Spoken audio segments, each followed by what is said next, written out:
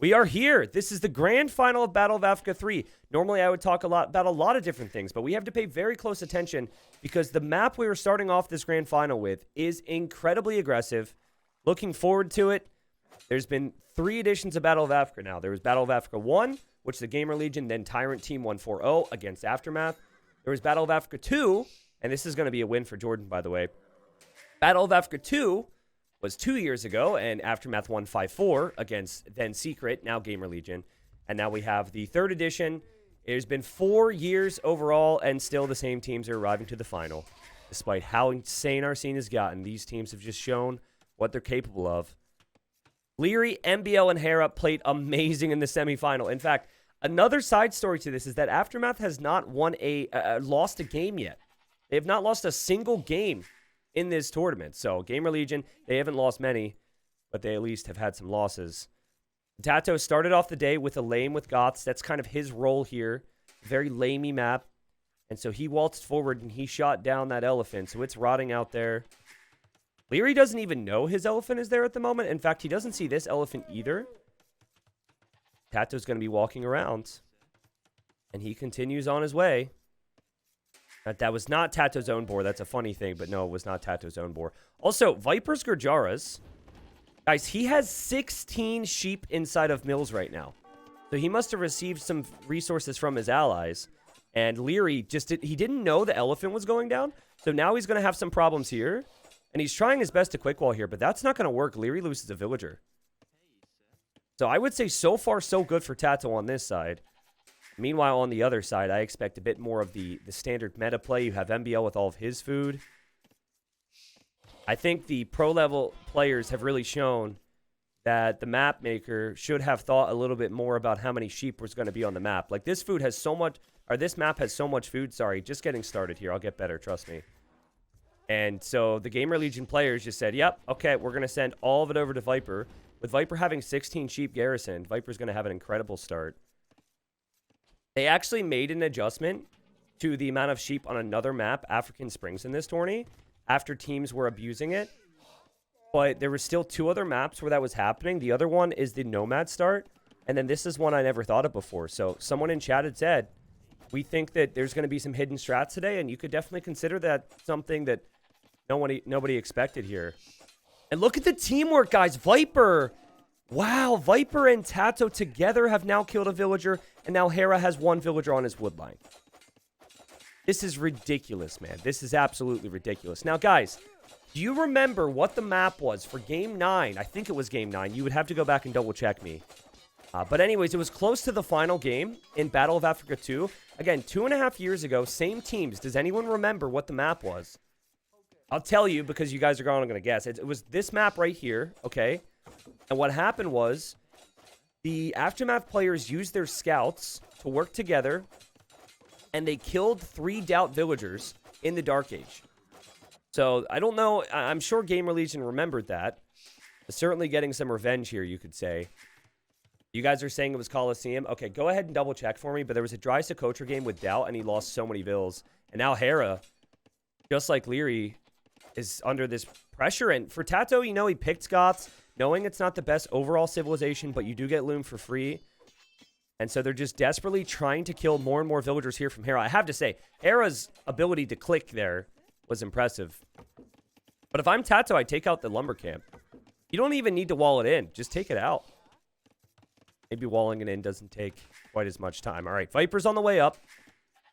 Viper's going to be going scouts. 17 goats inside there. His food eco should be insane. He's got 400 food with only 4 on food. Just Gurjara things. Again, Gurjara is a new civilization. A civilization that was banned out a lot in drafts. People were just too scared to play against it, but we did not see that ban in this particular game. And obviously, Gamer Legion would love a strong start here. They've heard all the hype about Aftermath. They respect the hype as well, I'm sure. Look at MBL. MBL Burmese. I think Burmese are an underrated civilization on this map because everything's really close quarter, and you're going to get that wood upgrade for free, the extra attack on your infantry, and I think playing into Man-at-Arms, especially if Jordan were to come forward or something, could be quite strong. Tato is the one standout. Tato is the player who has not clicked up yet, but he's certainly going to be doing something back here. And for Hera, he actually had to place a lumber camp here, which I get. And Tato's going to make a barracks back here. And Hera sees this. So Hera's probably telling his team, hey, I might need some help here. MBL's not going to send that help. But Jordan didn't know about the militia. This could be really bad for Jordan, but MBL hasn't clicked the man-at-arm upgrade, and Jordan walls. I'm not sure what's up with MBL here. He doesn't have the gold, guys. He didn't go out to gold in time. This is a big mistake from MBL. He could really be... He really could have attacked there, and he could have even been continuing to attack the Palisade walls if he had man-at-arms. But first game of the day here. Obviously not the end of the world, but that gives Jordan some time. Speaking of time, Tato, he needs some time here. He still hasn't even clicked up yet, so I still don't exactly know what Tato's plan is. We have seen the Goths as Tato walls in his own scouts. We've seen the Goths do some crazy things, but normally it's to set up the pocket player. We've got Leary. What he did yesterday was he went a lot of spearmen and archers towards the pocket player. That was the max. But in this case, I think Viper's going to have so much food that he's going to have more scouts. He's also playing safer than Max was with the walls. And Viper could even get some early upgrades. MBL still has militia and spearmen here. I mean, Viper's going to have to respect that. But again, it's still not man-at-arms. It feels like militia, spearmen, just not enough. But I guess, you know, there's also a scout there for MBL, and he is definitely a good player when it comes to getting value from things like this. Tato's scout is still walled in, and... Tato's so funny, man. And now Hera's scout is super weak. Hera, by the way, didn't open with a building yet unless I'm missing it. He's just got the barracks out. Finally kills Tato's scout, and now Tato's on the way up. Okay, now man-at-arms for MBL. Jordan has some spearmen and skirms here to help. Both of which are not going to be super helpful against this, but the skirmishers can help against the spearmen and the archer. Viper with a couple quick walls. Obviously, Viper's got tons of scouts. Normally, I'd say it's very good for Aftermath because they're not getting hit by Viper scouts right now, but Hera's also not making anything. So I think Hera, I'm going to turn this on. Hera's probably going to be buying and selling a lot of things with this market because that's a Saracen thing, and finally the attack for MBL comes in. And this is what I mean about Burmese man-at-arms. It's pretty insane. On the bright side for Viper, though, it's like his eco is pretty well protected here, so he doesn't really have to give this a ton of respect, and he takes the fight because he knows the TC is going to hit some of this. And ultimately, Viper will clear it up, and MBL's out of there. Meanwhile, we have the Spearmen, and we have the Archers for Leary. Again, yesterday he was able to find value against the Max. That is not going to happen here. And MBL is just going to macro. And I expect MBL to macro pretty well here, but he has no follow-up, guys. Speaking of follow-up and army, Tato just knows how annoying Hera is going to be to their cause if Hera's able to use the market. And Tato's pretty well walled here. And he'll probably just ask Jordan for a little bit of help. Tato hoping to complete this market, but ultimately he just wants to focus on Hera. He's going to make spearmen and archers. And he's probably wondering where Hera is right now. He doesn't have any vision on that. Overall, good work from Leary. Again, expecting the skirmishers to eventually make it over there. And then here's Viper, and now Viper's on Hera. So Gamer Legion has the economy lead. Keep in mind that we're not even factoring in the sheep inside of Viper's mills, right? So Viper's in the dream scenario. He's actually going to take out the Palisade wall here as well, and Hera's in big trouble. One spearman shouldn't be enough. Viper didn't really actually engage this too well. I think the spearman's still getting hits in there. Bad fight for Viper. Normally you take the spearman first. Hera maybe realized that Viper didn't see it. Now Hera's going to get the tower up. If Tato was only here a little bit faster, but still tower goes up, which means Hera can protect that area. Over here, though, is a massive problem for Leary, because what's Leary supposed to do? He's not making scouts. His teammates aren't making scouts. How are you supposed to stop these skirmishers? Something that I had to applaud Hera for yesterday, though, was how good he was able to play under pressure and how few villagers he lost. Now, he did lose a lot earlier, and he is still on the back foot, but that was such a big thing for him. I expected him to lose everything yesterday. And he somehow used the Saracen market to get up to the Castle Age and make knights. So you see, everyone knows they're so close. They have to rush all their upgrades. And so what they're doing now is they're using the market, buying and selling things. For Tato, I think he might actually dive this tower here. I think there's a chance and Hera might need to place some walls around there. I haven't... The thing I haven't liked here and haven't been impressed with is how Jordan isn't coordinated with his team. There's a couple times where he's a minute or two later than he needs to be to a spot. Like right now, the skirmishers could be here. This time is crucial. Tato's making a tower. Leary's able to come over here. Jordan doesn't know where to go right now, guys. And keep in mind that NBL has no military. So I do have to question Jordan's ability to work with his team so far. Right? Keep in mind he didn't play in the semifinal. Tato does end up completing his tower, though. And in the end, he's just hoping to disrupt things, just like he did earlier. He's not actually hoping to kill anybody. He's just hoping to delay. In the end, though, Jordan does still have a ranged army. He's going to send over this way. And NBL, he's adding scouts here. But we'll see if NBL is going to have the resources to make many knights. It's definitely a very NBL thing to make a lot of scouts before arriving to Castle Age. But it's not a very NBL thing and not a very good thing if he doesn't have any upgrades if he moves out with those scouts. And Tato just says, I'll put my archers inside this tower and I'll repair this for as long as possible. Anything I can do to delay Hera works for me. NBL is going to be the fastest to Castle Age. You can see the uptimes for Hera and Leary are also on the way, but I think Viper can carry from here. Gurjara Camels do 50% additional bonus damage. Viper's economy is looking tasty. Look at those resources. Yeah, there's been very little damage in on him. And if I were Jordan, I would maybe contribute with a few spearmen now as well. You are Byzantine's cheap trash. And here we go. Yep. Spearmen for NBL. Jordan will work on focusing down. Hera, not here yet in the fight. I think Hera might switch into archers. I'm not too sure. Probably still stable units because he's just getting fletching for the tower. And ultimately, I mean, NBL pushes this back. But Viper still has plenty of time. First thing Viper clicks is +2 armor. Again, this year has been a little weird for Age of Empires 2, right? I mean, we've had some amazing things, right? But when Age of Empires 4 came out, there's a lot of uncertainty. How much support is going to be given to tournaments? Yada, yada, yada. We all felt it, right? Myself included. We didn't know. And then some players left. Some players said the game was bad. Those players are now back. You know, it's just a weird year. And in that weird year, you had the yellow player here. You had the Viper, who didn't play Pocket much yesterday. He was playing Age of Empires 4 and actually doing insanely well in Age of Empires 4. So there were questions. Can he come back? Can he be in tip-top shape? How easy is it going to be for him to return? And how good is he going to be? And the answer's right in front of you here, guys. The answer is right in front of you. And look at Tato, man. Tato, he knew exactly what he needed to do. So annoying. And Hera's having a tough time, and I can't blame him. Viper was able to get underneath this tower here. Viper's now able to show up over here. Meanwhile, NBL is kind of on his own. He actually hasn't been able to have any progress against Jordan. Viper opened up, though, with Sravamsha Riders. So this is a unit that many people are talking about behind the scenes right now. I do think it will see some type of a nerf at some stage. It is the fastest unit in Castle Age. In fact, I think it might just be the fastest unit throughout the whole game. I think it's even faster than Kings. You guys would have to fact check me on that. Anyways, very strong unit against archers and very cheap. So Viper is already booming on 2 TCs, you'll notice. So his economy is going to grow. And he's focusing on a unit that counters crossbows.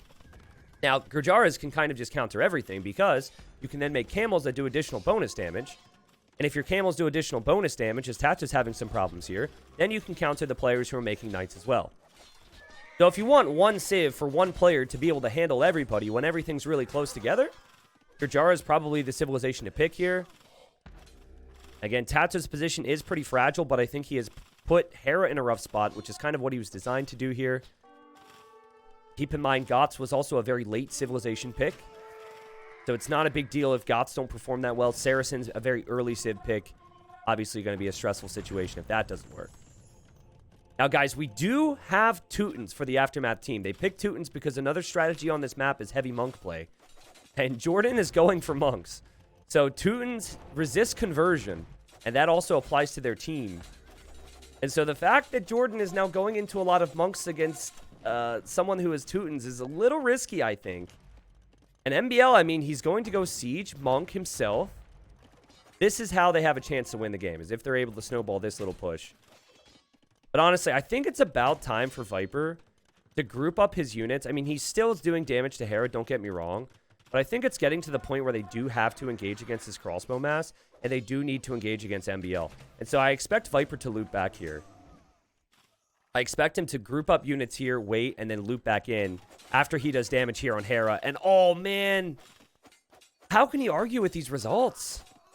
He still can just continue to raid Hera. But again, at this point, Hera's out of the game, right? Hera's out of the game. So continuing to kill him could be a risk if all this army remains unaddressed. Aftermath has 62 army. MBL, I think, is probably the best monk player remaining in the tournament. And he's got Burmese, and he's got Teuton Resistance on his side. And they have Saracen Shred Building bonus at play here as those crossbows go through. Will Viper regret sending so much towards Hera? I think Hera will actually be kind of okay with this. He's like, yeah, just go kill them. But they have no clue what Jordan is up to, and Jordan is imping.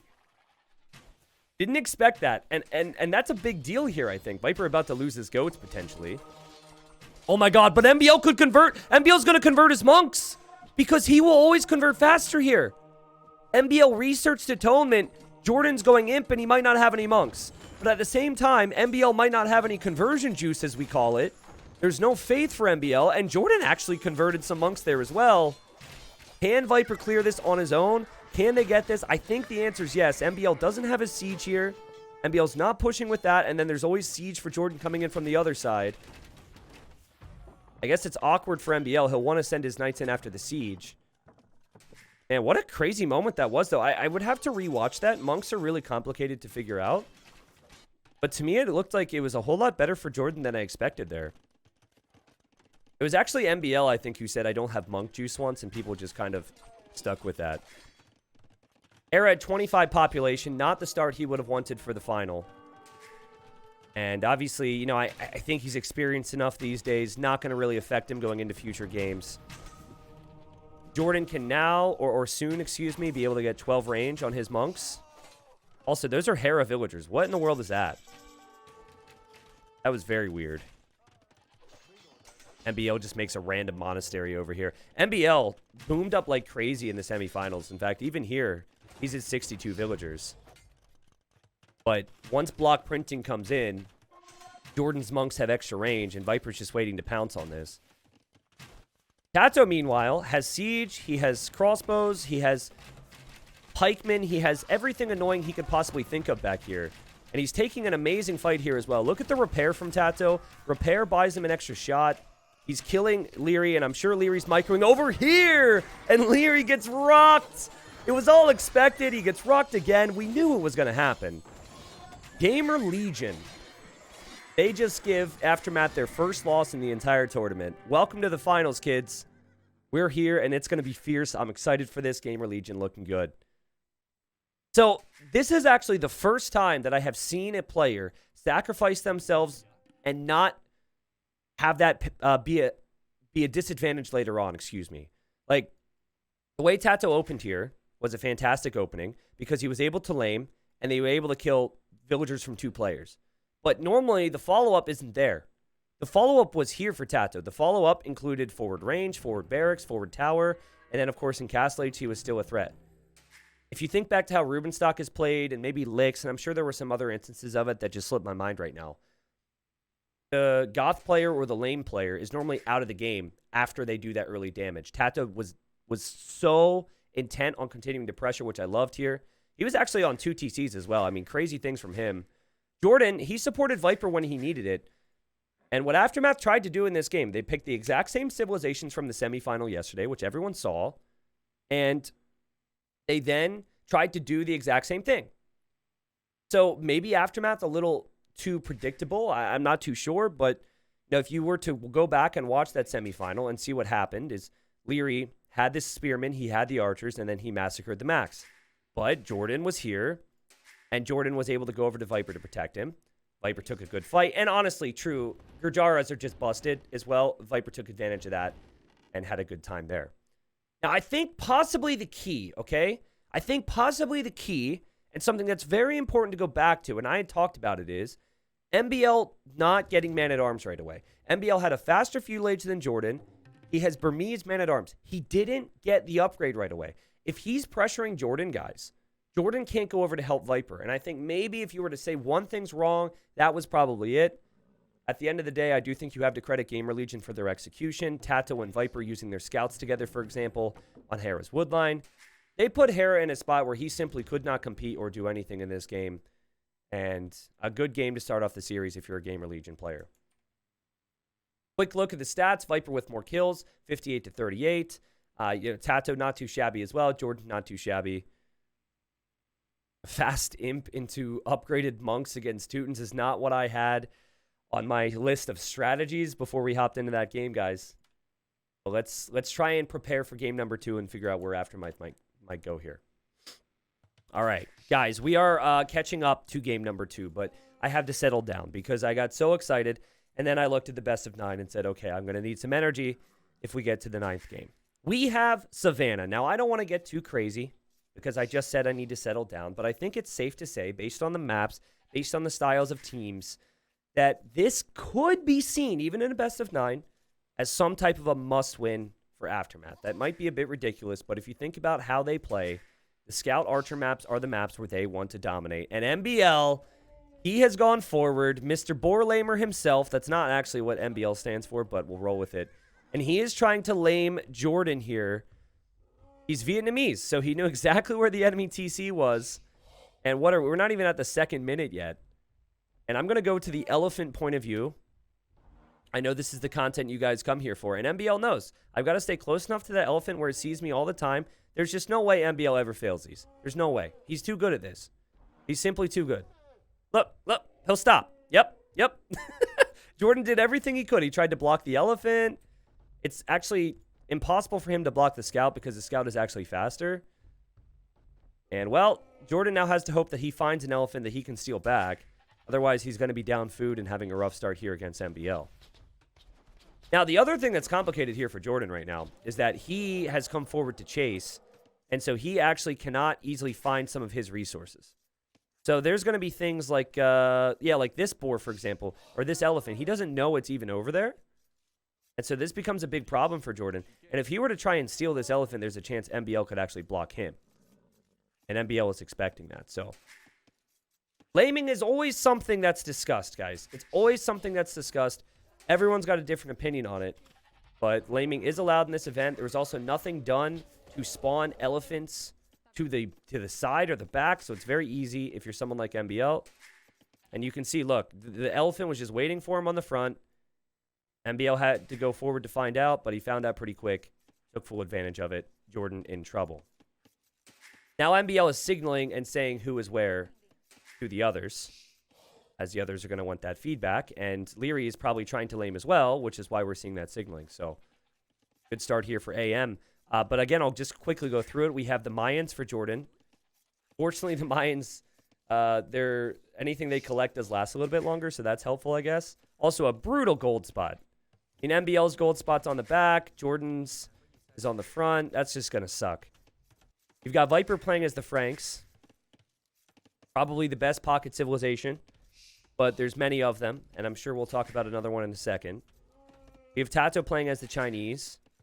So they did end up going for their first 3 picks here for Savannah. Chinese, Mayans, and Franks were the first 3 picks on the draft. This would be massive for either team. If you get the victory on essentially Arabia against Aftermath, you're going to be feeling great if you're Gamer Legion, and it's worth it that you picked your best 3 civs. But, man, imagine an Aftermath breaking them here. And then those top 3 civilizations aren't available for the next couple games. Leary playing as the Vikings on this side. A civ that no longer has Thumb Ring, but has fantastic eco. That is definitely Leary's reputation. Eco Archers and faster Imperial Age. Era's Burgundians. I think Burgundians and Franks are the top 2 pocket civs in the game right now. Lots to talk about there. And, of course, we said MBL is Vietnamese. So, yeah, we'll find out. But I'm more curious on Jordan right now. He's had to come home now to push in this. I actually think it was a really good idea to not try and steal that elephant. MBL most likely would have killed this eagle, and then he might be dead. So this allows him to recover a little bit. We might see Jordan opt to wall a little bit more than he would normally do at this stage. But again, with the gold spot being so forward, this is brutal, man. Forward elephant. getting lamed and then also having a forward gold is really tough as the Archer player. Oh, did he, Robo? Interesting. Yeah, I noticed Leary he had the food to click up, but then he didn't click up. So Robo pointing out that there was no second building here. That's happening a lot because everyone's taking as much food as possible and they're trying to rush feudal, but it's not in their brains because these are new build orders. We do this for a couple more years and it's going to be fine, but skipping the mill is kind of new meta.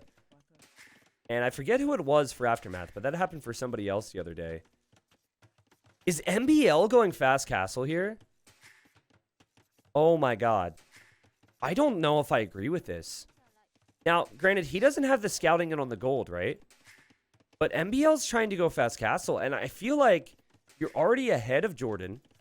Why not just go for the kill? MBL is going to delay, wall up, and maybe it's not fast castle, by the way. He still hasn't clicked up, but to me, it looks like a fast castle play for MBL, which means we're going to have feudal play from all 3 Gamer Legion players, and we are only going to have feudal play from 2 players on the other side. Tato's Chinese. I didn't really have the time to talk about how good Chinese are. Chinese are busted as well. Very strong. It's very important, I think, that Leary gets off to a strong start around him. Everyone hitting feudal age within a 10-second span. And Leary building archer ranges in the weirdest spot ever. I would have preferred over here, but it will maybe give him an easier time if he wants to head over towards Viper. Here's Viper making scouts. We're going to have the same for Hera. My chat's bugging out on screen. Sorry about that. MBL going fast castle on the flank is certainly the biggest talking point. I personally do not agree with this. I think Vietnamese are fantastic archer civ already. You're giving the archer player on this side an opportunity to not only hit you if you're MBL, but also hit Hera. But also, this is a team decision. MBL, it's not like he's just like, I'm going FC, have fun. It's a team decision. And so I'm sure if Leary and Hera didn't agree with that, they would have said something. By the way, very much feels like there's a hole here. Sometimes players will forget this because of the hill. This, to me, feels like there's a hole. I can't check as a caster. I'm sure Tata will check, but Tata did a really good job. There were actually 2 scouts here, Leary scout and Hera scout. And both of those scouts were on full HP, and Tata didn't take any losses. But yeah, the coordination is certainly there. Tato's scout is actually over here right now, so he's not really able to help at the moment. Viper's scouts do have more HP right now, so feudal age should be a little bit better for Viper. But Hera has 2 scouts together, Viper has 2 scouts together, and yeah, Viper's going to need to get his walls down.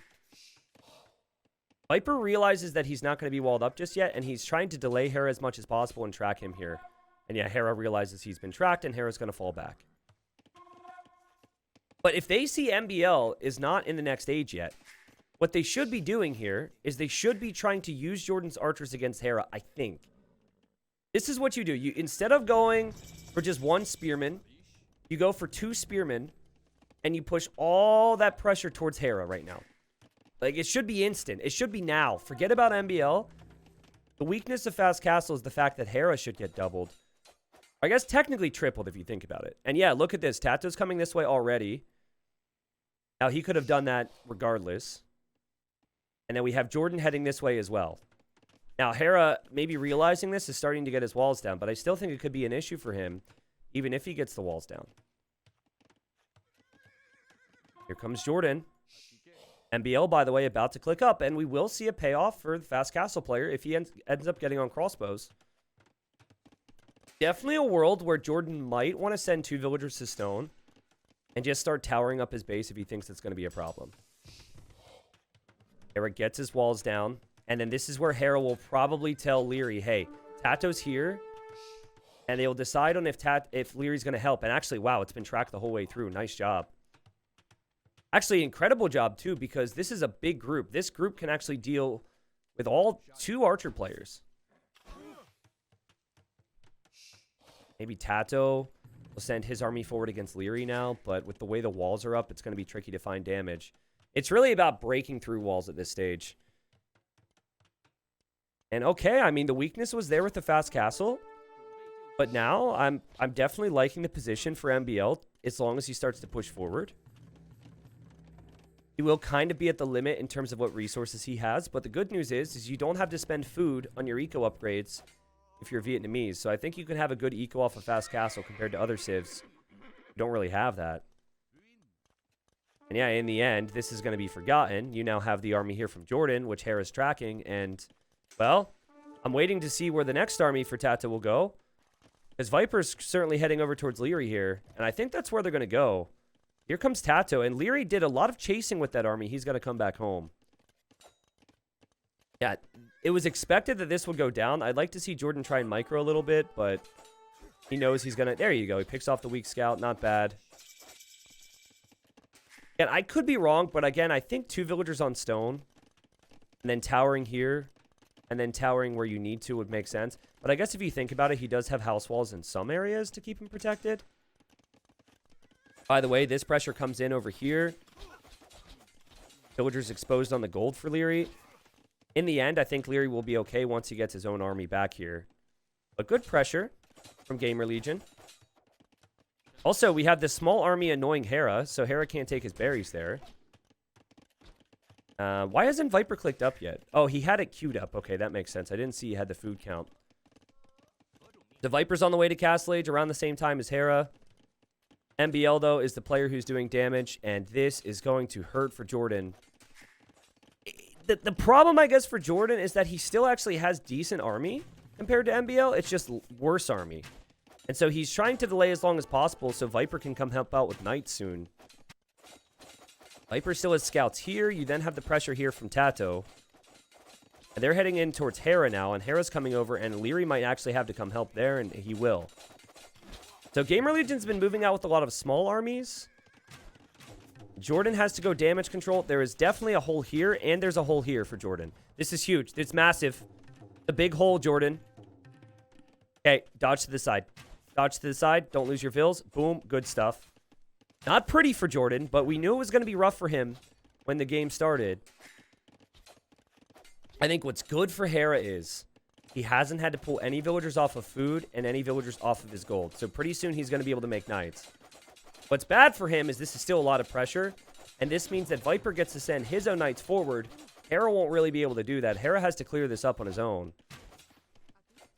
And a lot of this pressure did stem from the fact that MBL wasn't able to help his team in Feudal Age. Gamer Legion was able to take initiative. Viper's scouts also have good upgrades. Like, this is going to be no joke if they get through. And Hera knows it. Hera just places another market foundation, Age of Markets. Obviously, he's not going to complete it. What he'll want to do here is he'll want to just delete this and save as much wood as possible. And okay, Leary's going to go forward.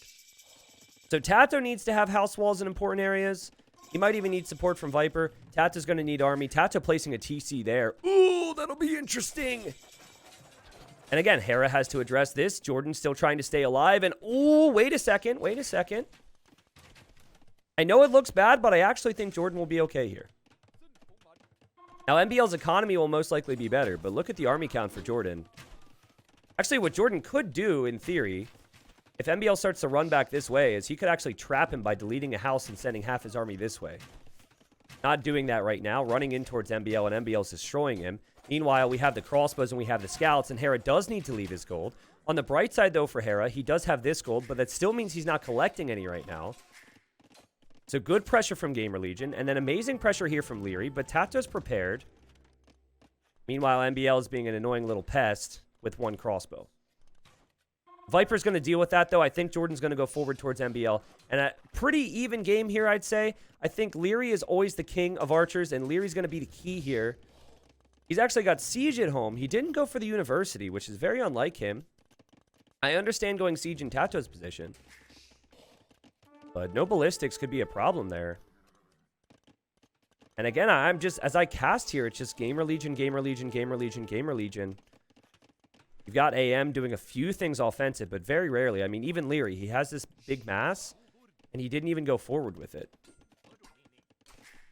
Hera's economy's looking good. His knight number's not, though. He actually doesn't have any in queue. Viper does. Viper also has the light cab out here. MBL looking for another little sneak. Does Jordan have Town Watch? This is very unlike him. He loves the Town Watch upgrade. He talks about it a lot. Losing villagers in this woodline, I think, would be a big, big mistake for him. But MBL could get distracted here because I don't think he's expecting to get hit on this side as well. He's being hit on the backside right now. Hera's here to defend. Burgundians getting a bit stronger, obviously, because Burgundians can research Cavalier in Castle Age. And Viper and Tato know that this is all probably going to disappear soon, so Viper's just going to separate himself. Again, MBL under pressure, but Jordan not realizing this woodline is getting hit is definitely a bit of a mistake from him. Super manageable, though. He will complete that TC. He will have army to defend himself. And we all know what Leary's doing, right? Leary's just going to go fast imp into Arbalest. The weakness, though, is that you no longer get Thumb Ring. So last Battle of Africa, Vikings got Thumb Ring. Battle of Africa before that, Vikings got Thumb Ring. So now it's Arbalest Bracer, but not having Thumb Ring definitely means that you're kind of capped out in the long term with Vikings. Which is maybe an argument for the Fast Imperial Age, by the way, because then you kill before that's really a factor. But he's full on 1 TC. Like, if Leary's were to delete his army right now, the game's over. Dumbest statement I've ever made in my life. But the point is there's no recovering if his army doesn't do a lot of damage. Probably could have used different words to make my point. Obviously, if someone deletes their army, the game could be over. But I think you guys kind of get what I mean. And Leary's coming over to help right now. MBL has lost his ranges, guys. So he's had to remake ranges for more army. And I don't think this is a good fight for Hera to be taking. Now, Leary will have very little protection for his own base. So I'll be curious to see what Tato can do as Tato researches Thumb Ring right now. And here comes Leary. And yeah, okay, in the end, Jordan's going to need some defense. And they'll at least notice this. I actually think it's a positive for Jordan to notice that Leary's over here. And look at Tato. Let's see what Tato's micro is like. I think that Tato should go for the most YOLO micro ever. I know there's siege in here, but I think that he should dive as deep as humanly possible and try and micro down the siege if there's a situation for it as well. Because if you were to just take him off of gold, it's GG.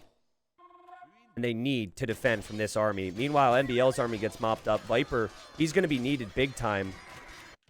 And we have Hera losing more villagers here. Tato decides to run away. And if my grandma had wheels, she would be a bike, right? Okay, so Viper's been amazing so far, right? As expected, he's been amazing. He was amazing game 1. They gave him Franks game 2. He's looked good here as well. Key here for him is a cheap castle with Franks. He needs to get that up. And I think Tato knows, especially now that he sees him. So he knows exactly what Leary's going to do. And it's unlikely that Leary ever goes towards him. So he says, fine. You want to go towards my teammates? I'll go towards Hera. Let's see how Hera's doing over here. Very important moment of the game here. And then very important moment of the game here. And Viper knows it. Viper knows it. Jordan hasn't seen anything yet. And Jordan will be happy that he still has good economy and that he still hasn't taken many losses. And again, MBL just hasn't really been a huge factor in this game ever since the Fast Castle came in. Viper also wanting to go up to the Imperial Age, I'm sure.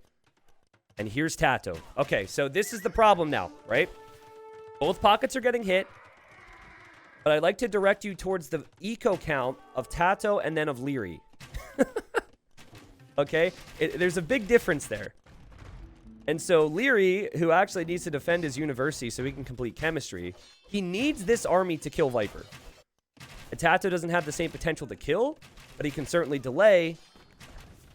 And Viper not clicking up to the Imperial Age there. That's actually Handcar. He needs another castle and another TC. All of his villagers aren't building this, but he will lose eco. He knows it. He just wants to keep as much as he can alive. Fast imp into Arbalest is something that Leary is so known for. But a great job from Viper. I've been very impressed with how he's done this. It's not easy. He's made it look easy. But he still can't really engage against this. It's 3 armies from the enemy trying to kill Viper right now. And Jordan is now on the way to the Imperial Age to try and come help the Snake. Love how annoying Tato's been with this army. Leary has had to send some support this way. That's actually a positive for him. That's a positive for Viper too and anybody else. Because the Arbalest won't actually be heading towards their bases. They're back here to defend. Just as Leary thinks that, you know, this has been dealt with, now Hera's going to take losses, and Hera won't be able to complete this TC. So this is amazing from Tato to be behind enemy lines. Tato now also on the way to the Imperial Age. You have MBL, who's also on the way to the Imperial Age. This game is freaking insane, man. And Leary has to be careful because there's a world where Tato actually dives on this. Leary's microing on the other side. And yes, you've out-teched him here, Leary. But he has Thumb Ring. He's got a much larger force. And yeah, in the end, Leary is going to lose this force, leaving Hera still with some problems here. I still think Hera has massive problems. But Viper still has massive problems. The players who actually don't have problems would be Tato and Jordan. Jordan yet to be hit over the last 10 to 15 minutes. Tato hasn't really been hit the entire game. In the end, I think this is still much better for Gamer Legion. Even though Aftermath has the higher army count, I think it's much better. Tato, though, will realize now that maybe he's going to lose his force. Also has to micro here. Oh, I spoke too soon. So yeah, Tato loses his force. Good job from MBL and Hera to finally coordinate. And now Hera can breathe. But guys, you know what's crazy to me is Viper's Vil count. I don't understand how Viper has been able to get more military and also more economy than Hera when he's had Arbalest and crossbows and Cavalier at his base. It's incredible what he's been able to do, but it also shows you how effective Tato was on Hera, too. I think Tato deserves a lot of compliments because he was up against Cavalier and Arbalest and still was able to get that damage in. Now, I think Viper's farm count is going to potentially hurt a little bit more, but look at him. Working with Jordan now. Arbalest on the way for him. And I actually think they should direct their attention right back over here towards Hera. We'll see if Viper will ever make it to Imp as he makes a castle right where his town center was. And we'll see what Tato can do against Leary now. Leary 42 Arbalest. Tato is going to have about 25, but Tato's economy is still so much greater here. And MBL falling apart. Going into the final, Aftermath had not lost a single game. And the semifinal was the shortest team game best of 7 I think I've ever seen. It was a stomp against an amazing team in Suomi. The storyline was already written before the tournament, though. You knew it was probably going to be Gamer Legion and Aftermath. If you're experienced across our scene, you know how good these teams are.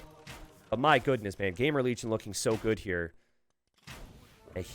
Again, another series where Tato falls back to tower defense. That is a very Tato thing to do. I love that choice. I think the final power spike, which Aftermath can take advantage of, is going to be coming in here shortly. And that is the fact that Paladin is 50% off for Burgundians.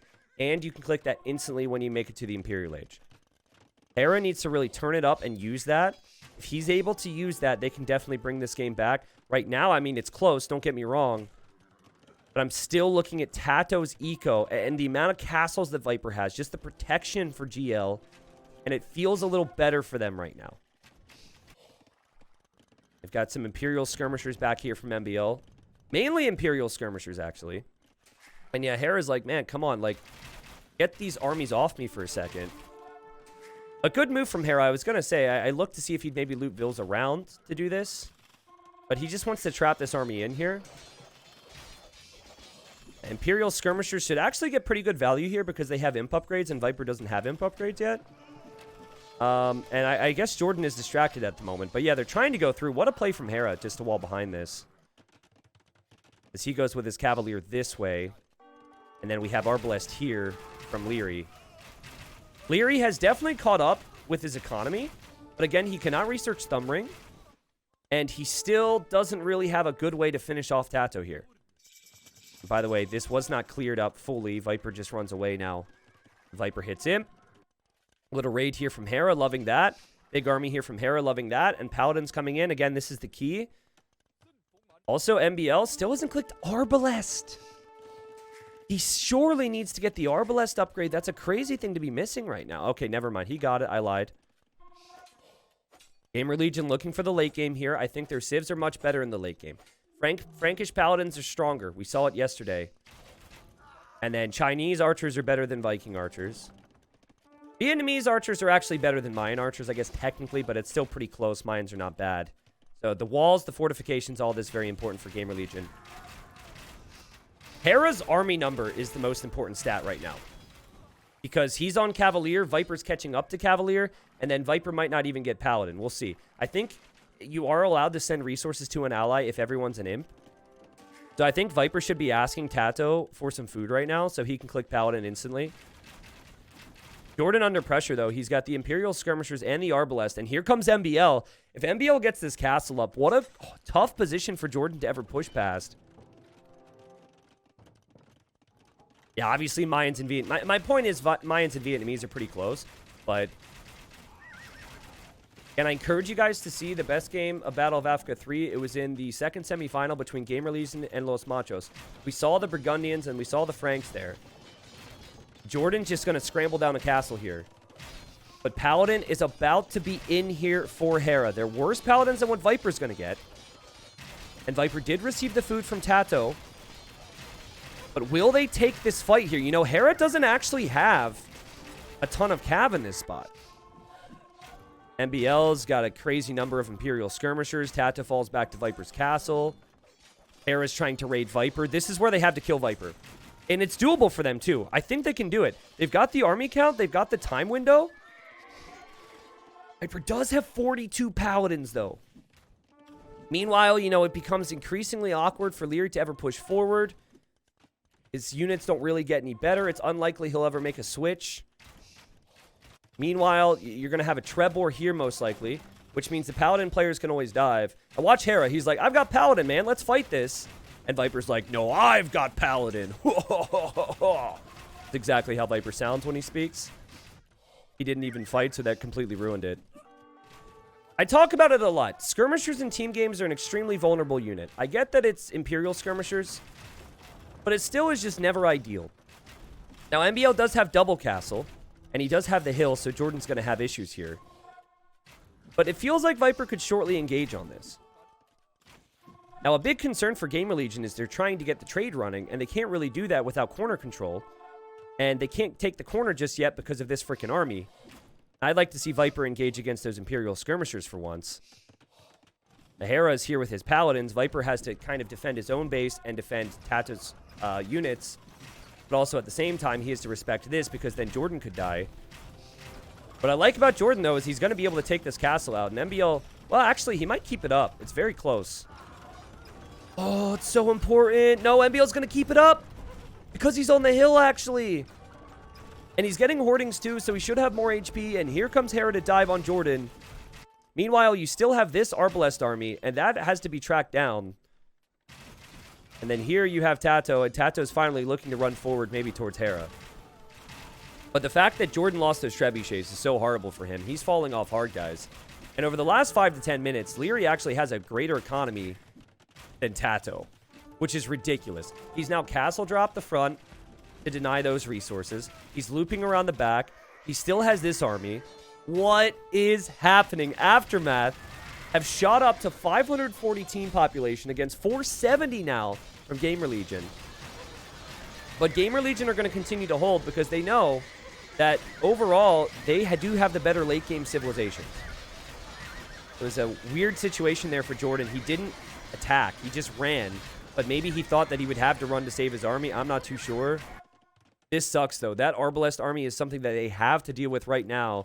And Tato can't receive any help. And now Leary's got Imperial Skirmishers in the mix because it's a team bonus. The trade is running for Aftermath. The Paladins are running into Jordan's base. If they can continue this, they will win this game. And MBL, I would love to see the Rats and Archers from him. The Rats and Archers are better against Paladins. Rats and Archers are just better against everything, actually. And he's certainly got the castle numbers. You don't want to make that switch, of course, if that means you're going to drop off an army.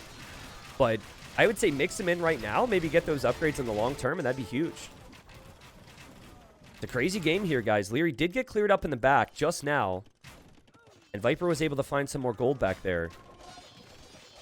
Viper is the key here because he is the one who has the Paladins.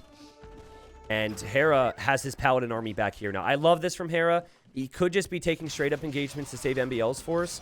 But these are Bombard Towers from MBL. Bombard Towers are a pain to deal with. Jordan doesn't really have the siege. They're going to stay there, right? And those towers will do some damage. This is yet another thing that Viper has to chase down and deal with. And they just need to continue this cycle. The Treb push continues from Leary on this side. And poor Tato, man, it's kind of looked useless on the offensive front because he can't receive Paladins with him. Imperial Skirmisher play is neutralizing the Arbalest. He's even over here sitting on the gold right now. There's Hera. Viper sees him. They're lacking the siege. Tato loses his castle here.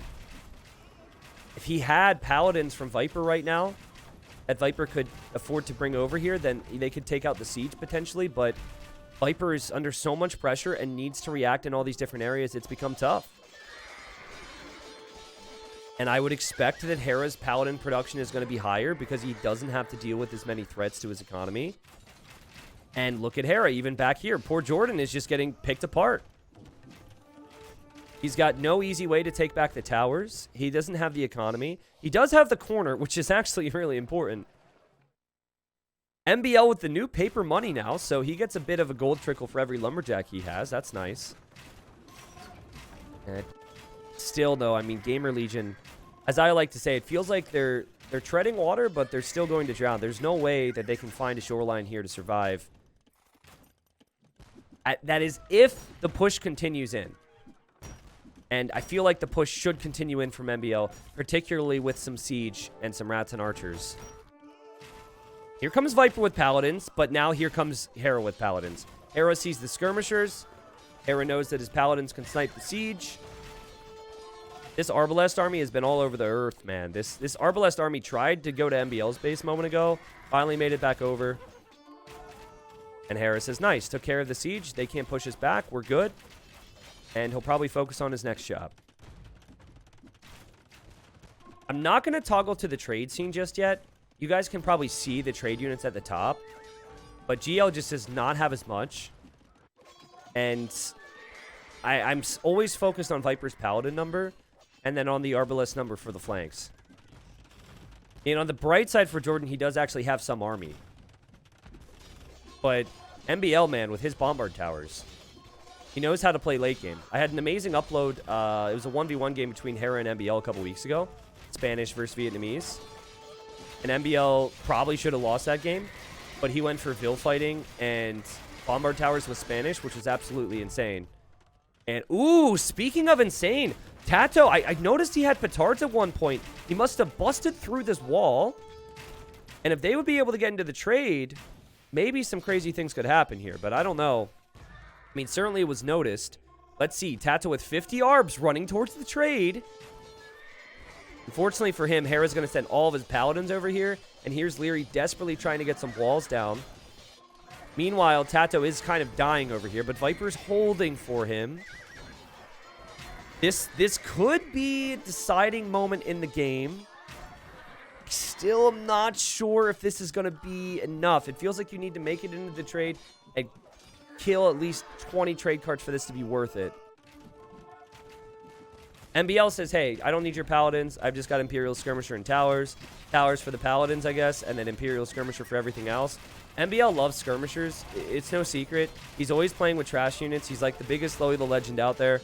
And then he busts through this wall. You could see the weakness of the Skirms, right? Because they're dying so fast to the Paladins, but he'll just make more. And the Arbalest army, I mean, it didn't do much here at all. Meanwhile, though, Viper's been able to get a bit of a push back here. And if there's a positive, it would be that Viper has 14 trade cards. And Tato has 18. But the trade is all right here, guys. And MBL is continuing to make towers here. He's like, why spend gold on Arbalest when I can just spend the gold on the towers?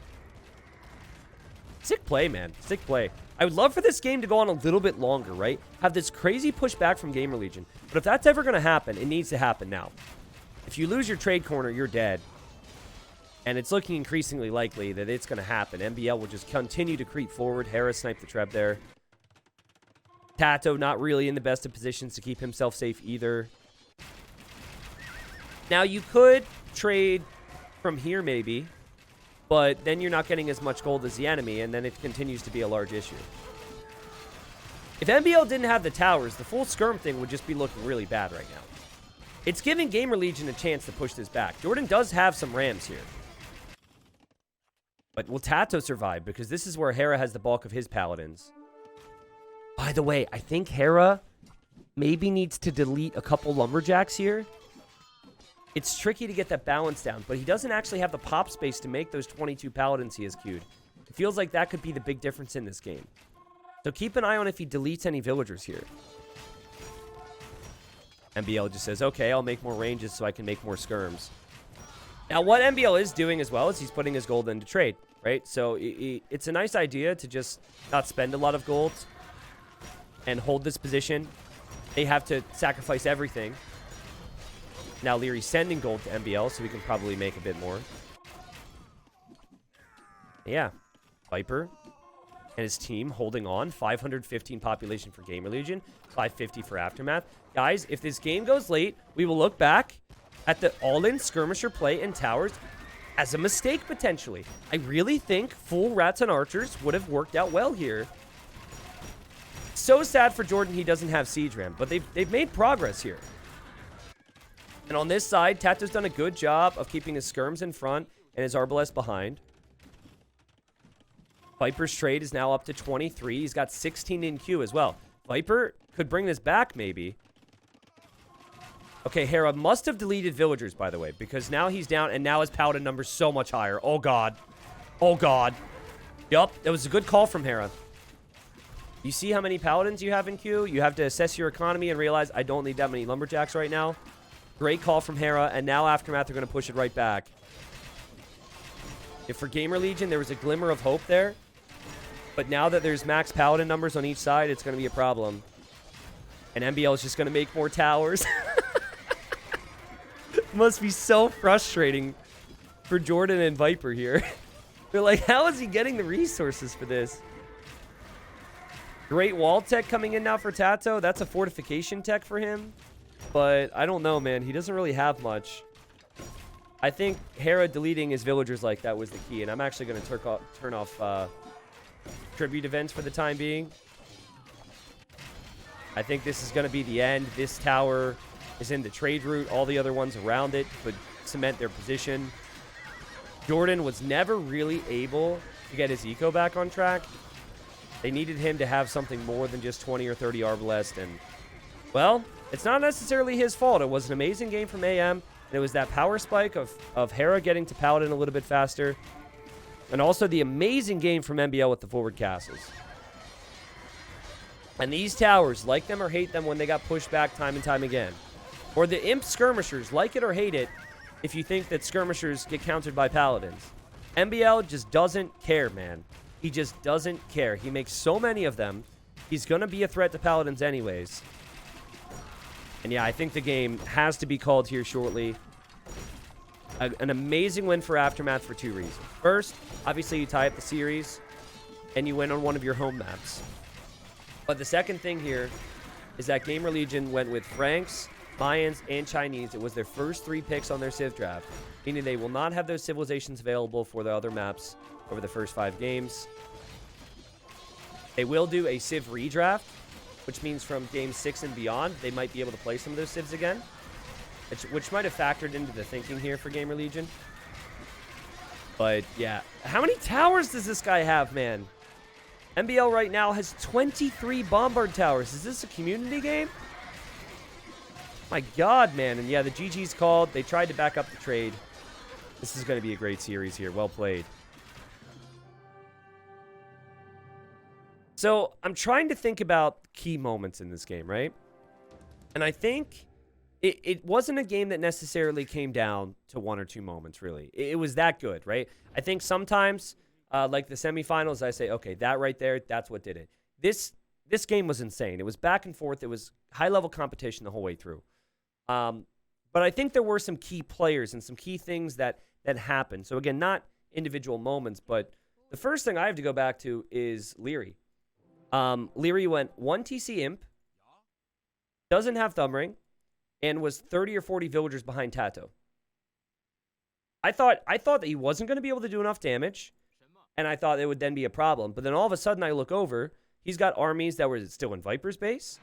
He was pushing Tato in some key areas. Remember, he did have to defend Hera, and then he also had to defend MBL at one point. And then he got up to 110 vills. So Leary, I even underestimated him myself because I just thought, oh, he's not going to have the eco. It's going to be a problem. No, he got his economy up and rolling, no problem here. So that was very impressive because he was fighting with worse tech. I think going fast imp obviously looks very good now that there was always some risk to it. MBL, you know, the whole fast castle thing made this game very interesting. I'm glad he did it from an entertainment standpoint. But he had the right call to go forward here. If MBL would have fallen back with his castles and tried to play safe and place castles on hills, like you so often see players do, kind of like Viper did, and maybe if he did what I wanted, and he tried to go for rats and archers and whatnot, then I think Gamer Legion is able to take initiative because MBL's sitting back and saying, okay, you know, we're ready for you. MBL didn't do that. The 2 castles on the front, and then, you know, the continuous push with Trebs, eventual skirms, and then the towers, it kind of killed Jordan. And it didn't kill Jordan on his own. Obviously, Hera had to come in and support. But Hera was able to have such a good time because Leary was all over the place. And Gamer Legion, needed to react. And then MBL was all over the place and pushing here. And then Gamer Legion needed to react. And obviously, Hera was the icing on the cake because Hera could switch paladins to any side he needed to. And I did not see Hera lose any villagers there over the last couple minutes. Now, it was also some good plays. You had Leary stonewalling. This is something that did become a talking point for one small moment. But, you know, in longer games, you need to have the protection. That's sick. This shows that Aftermath are taking their preparation to the next level. And, yeah, that's pretty much it. But, yeah, I do think the civilizations were actually better for Gamer Legion. Slightly. And every time I see the Burgundians, though, man, it seems really hard to stop them with the faster Paladin. And yeah, I mean, Viper had Paladin a minute later, but think of all the damage Viper took to the Paladin and to the pressure. So that might have been different if Leary wasn't in the Imperial Age that quick. There's the KD for you. Viper, obviously, 8 units this game. 577 kills, 388 units lost. Jordan, though, did not look good for him. And Fato had a pretty even game compared to Leary, but yeah, Jordan's side was the one that crumbled. Great economies here. Hera did have the most in terms of economy, but a lot of that comes back to the trade profit. You were obviously able to trade just like Leary did as well if you have full control over the game, and they use that nicely there. We are going to move into a game number 3, which will be on a home map for Gamer Legion. And we have to cross off 3 civilizations from Gamer Legion. And we're here for game number 3. And okay, so I was a bit all over the place with my guesses because I wasn't sure what civilizations would be played here, but I was correct. The Doubt will be playing Spanish for Gamer Legion. He has consistently played Spanish on this map. This map is Maghreb, which I think people have told me stands for Morocco, or is maybe located in Morocco, or something like that. Doubt played very well with Spanish throughout this tournament. He's gone Spanish here, and he is behind the Viper, which is the game plan that I expected. I was curious about the Huns because the Huns actually start with minus 100 wood in Nomad starts. I don't know if they were adjusted at all here, but I guess because you're not going to dock like maybe a normal Nomad game, it ends up being fine for Viper. I haven't seen him dock at all in any of the games. He used 2 villagers for the lumber camp here. He will place his TC on all the food, i.e. the box turtles. And then Doubt's going to do the same. Tata's going to do the same here. However, his TC is on the right, and he is Incas. So Tato is the Incas, and I've seen him play Aztecs before. It's always interesting because I don't think he necessarily plays it like Mesocivs are normally played. He plays for water control. Plays into some spearmen and archers. It's not like Arabia meta for all the civs that he selects, but Incas are sadly kind of seen as worse than Aztecs and Mayans in team games. They are more flexible. They can do more things, but in team games, it's normally what thing can you do really, really well and do that. That's typically what happens. And you've got MBL over here as the Aztecs. Now, we've seen this before from Aftermath, and I've yet to see anybody stop it. MBL just goes fast castle, and then he booms. And then when the Conquistadors come out from Doubt, he tends to go into some monks to defend from that. And he did an amazing job yesterday against Suomi in the semifinal. I would expect the same here. Okay, so here's a thought, guys. If you expect MBL to boom and go into monks, can you not go for the castle? And can you just go fast castle and go like Cav Siege or something? Is that too crazy? I think it's probably too crazy. I think Conquistadors are still really, really good. And you're still going to have Viper to be able to make scouts, in theory, to kill any monks. So you probably shouldn't just forget your strat. But I don't know. It was just an idea I had as Hera loses his camel there. The Viper's TC, so he knows where that is. In Maghreb, the Islamic term for all of Western Africa, but usually means more Algeria and Morocco or where the Berbers lived. Gotcha. And we don't have Berbers here, which is sad because I thought Berbers would actually be really good. But over here we have the Hindustanis for Hera. Again, I expect him to go scouts. And then over here, we have Leary, and I would assume that he does something similar to Tato and focuses on the water. However, Leary did go for this YOLO archer play the other day. And he is definitely not going to dock. He's already placing a mining camp. I think he was Koreans in that game. And he said, screw your fishing ships. I'm just going to go archers. And they tried to focus on the wood lines here. So Viper's wood line's pretty exposed. Dow ended up placing his lumber camp near Tato's TC, so I guess it's more protected there. Let me look and see what Hera's scouting was. Obviously not great. What about MBL? Oh, wait, they have Portuguese in their team, so I don't need to even toggle. Yeah, MBL's just walling right now. He's just walling. Feels interesting that they haven't tried to get a camel down here to see if Doubt's on stone and where Doubt's on stone. Certainly doesn't feel like they're designing any of their strategies around denying the stone and gold, which is on this side. Because again, Hera's going to be going scouts, and Palisade walls can always wall out the scouts. And I expect MBL to go fast castle. So it's going to be a lot of aggression from Leary, and probably a lot of aggression from Hera. Let me double check something here. Eco KD. Okay, there's something about the rhinos. Sometimes I'll see their blood, and I always think it's villager blood. Okay, I don't think Hera lost to Vil. He's going to click up here to the next age. There he goes. Viper's already on the way. Tato's already on the way. And Doubt's already on the way. Whoa.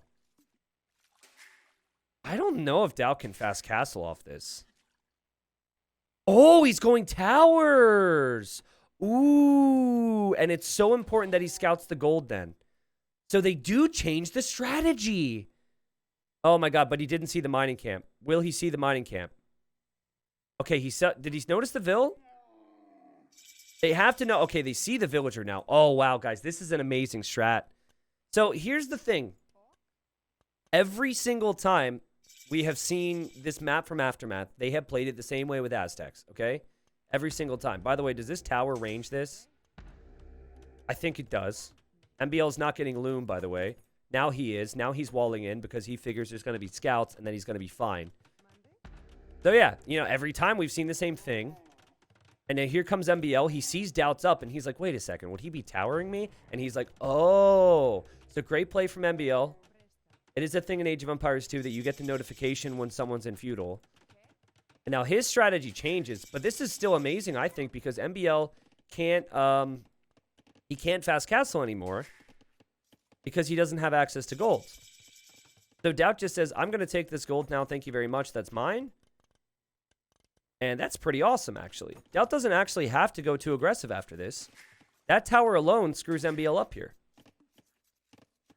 So Doubt is also walled in his tower. His teammates were probably screaming at him to do it. And then if he just fully walls this in, that way he doesn't lose any villagers. Yeah, I mean, he's on gold. He actually has decent food count. He could still try and get up pretty quickly here. Meanwhile, Viper going double scouts. Double stable scouts for the Viper.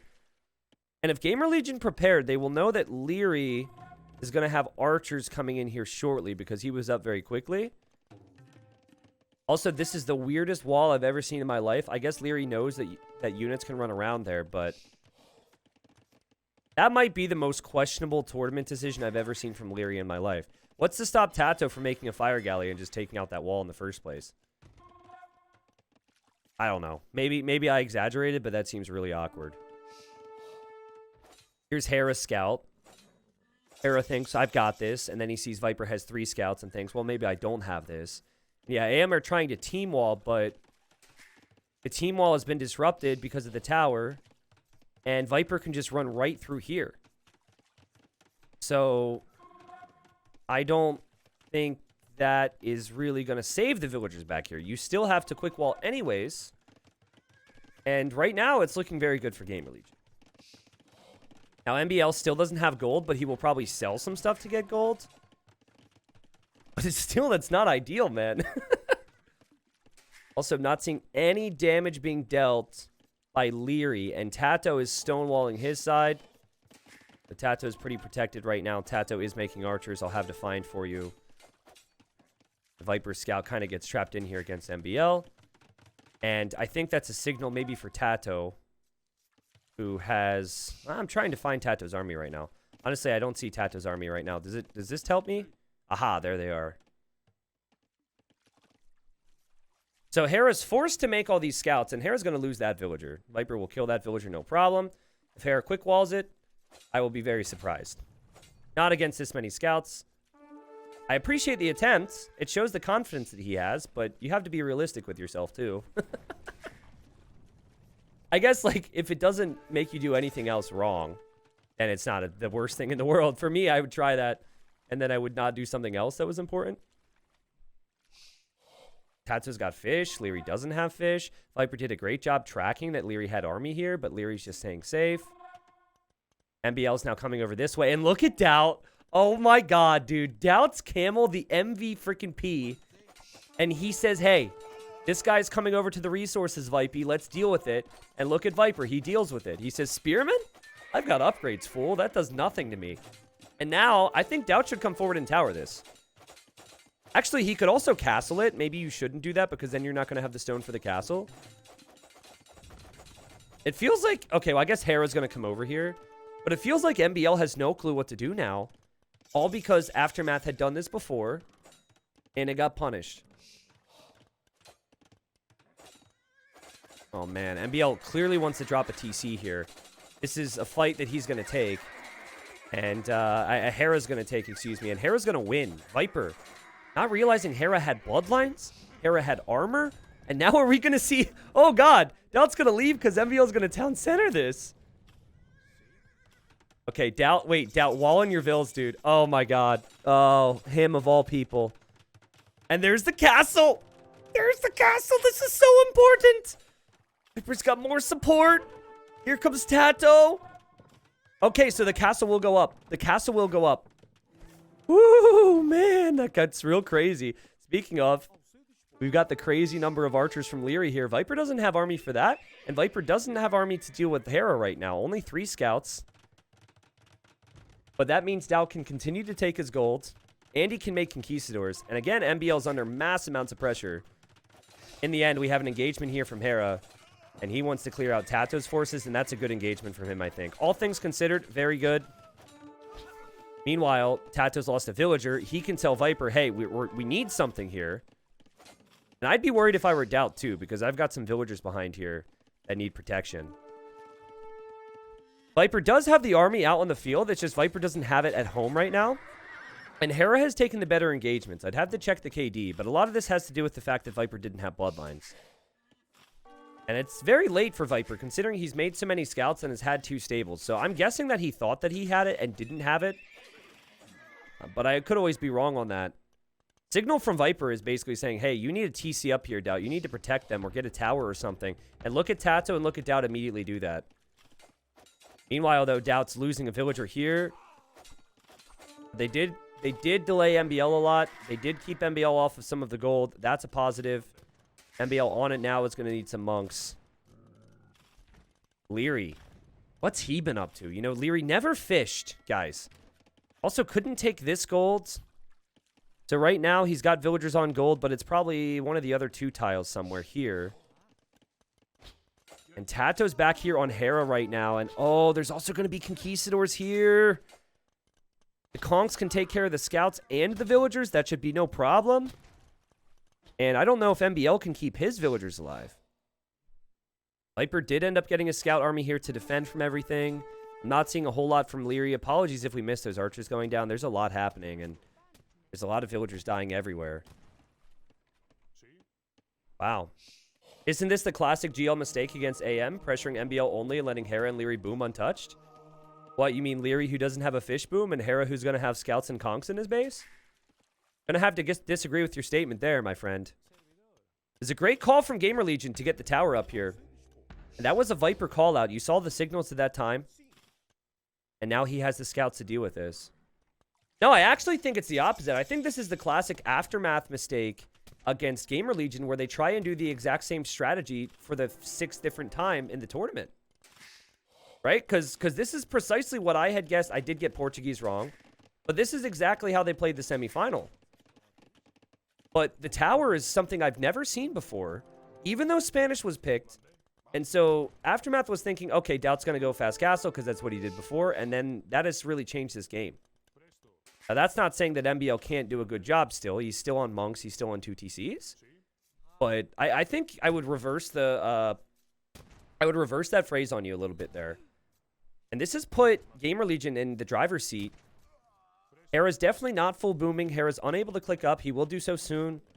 Tato's already up. And look how Tato has protected his teammates too. Really like how Tato's played this. Also, when you have water control, if I could call it control, he could just get the relics as well. But the concern I have right now is just Doubt's economy needs to get a little bit better for Gamer Legion. MBL's Monk Micro is so good. Someone just said nauseating. Anytime there's a Conquistador, he's just going to get a Monk on it, man. And they're Aztec Monks, so they have tons of HP, so they will survive the shots. And last time I saw MBL do this was in the semifinal, and he ended up having 7 Conquistadors at one point. And he was raiding somebody else's eco with it. Okay, important moment here. We have crossbows from Leary, and then we have scouts from Hera. Now, Hera is now on the way up. Viper's had to abandon a lot of his food eco right now. Oh, and Leary's coming in on the other side, Viper! Where's Tato right now, by the way? Why is Tato not supporting at all? Tato doesn't have any army. Oh, Viper, what are you doing? Oh my god. This is so bad for GL. Tato's got no support. I mean, the thing is, you also have to question leaving your base. I understand Viper's like, I don't want idle villagers right now, and I have nothing for them to do.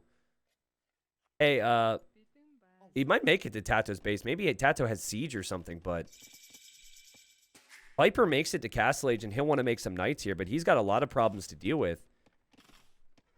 My expectation was that Tato was not going to boom, and that Tato was going to make a lot of army and support. But for now, it just comes down to Viper surviving. Viper will take a back seat on the score lead.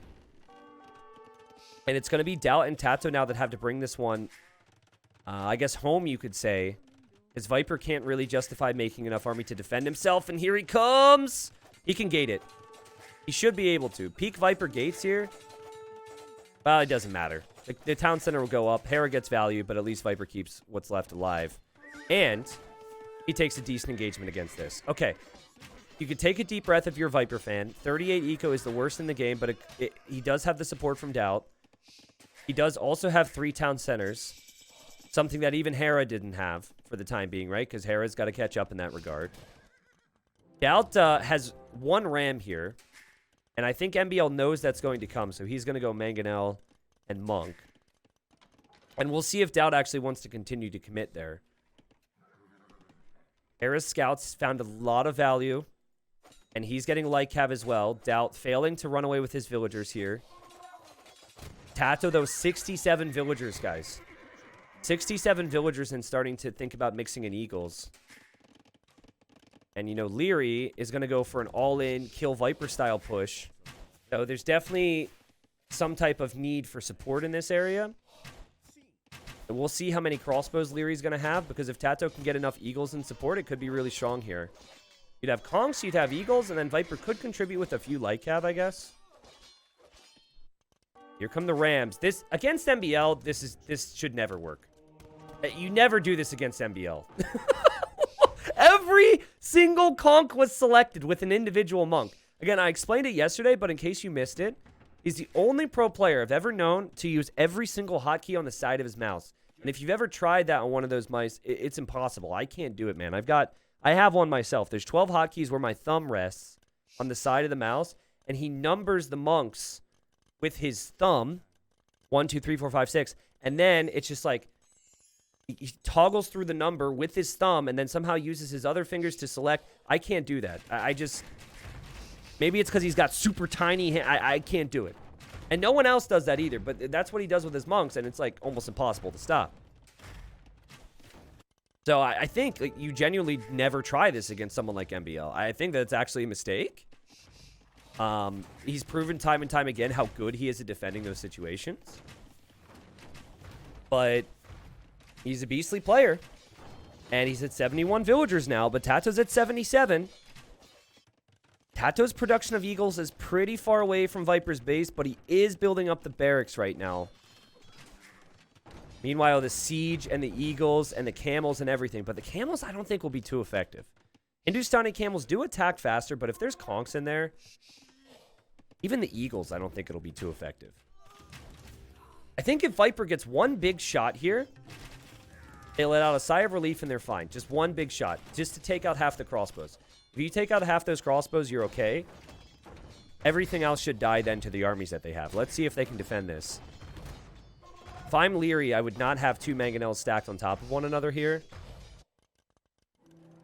And if I'm Doubt, I would consider only moving towards this if you know MBL's leaving with his monks right now. You have to be careful here if you're Viper, because you do not want to. You don't want to take a loss here. There you go. And Hera, yeah, that's what I mean. The conks weren't there for Doubt, and Hera just snipes it. Viper still being at 60 vills after everything that's happened here is very impressive. But do they really want to give this up? Viper's probably telling Doubt to stay with his siege when it pops out here. Oh, man. This is intense. And if I'm Hera, I just dive against this. Granted, he's got camels now. Oh, big shot! Good micro there from Leary.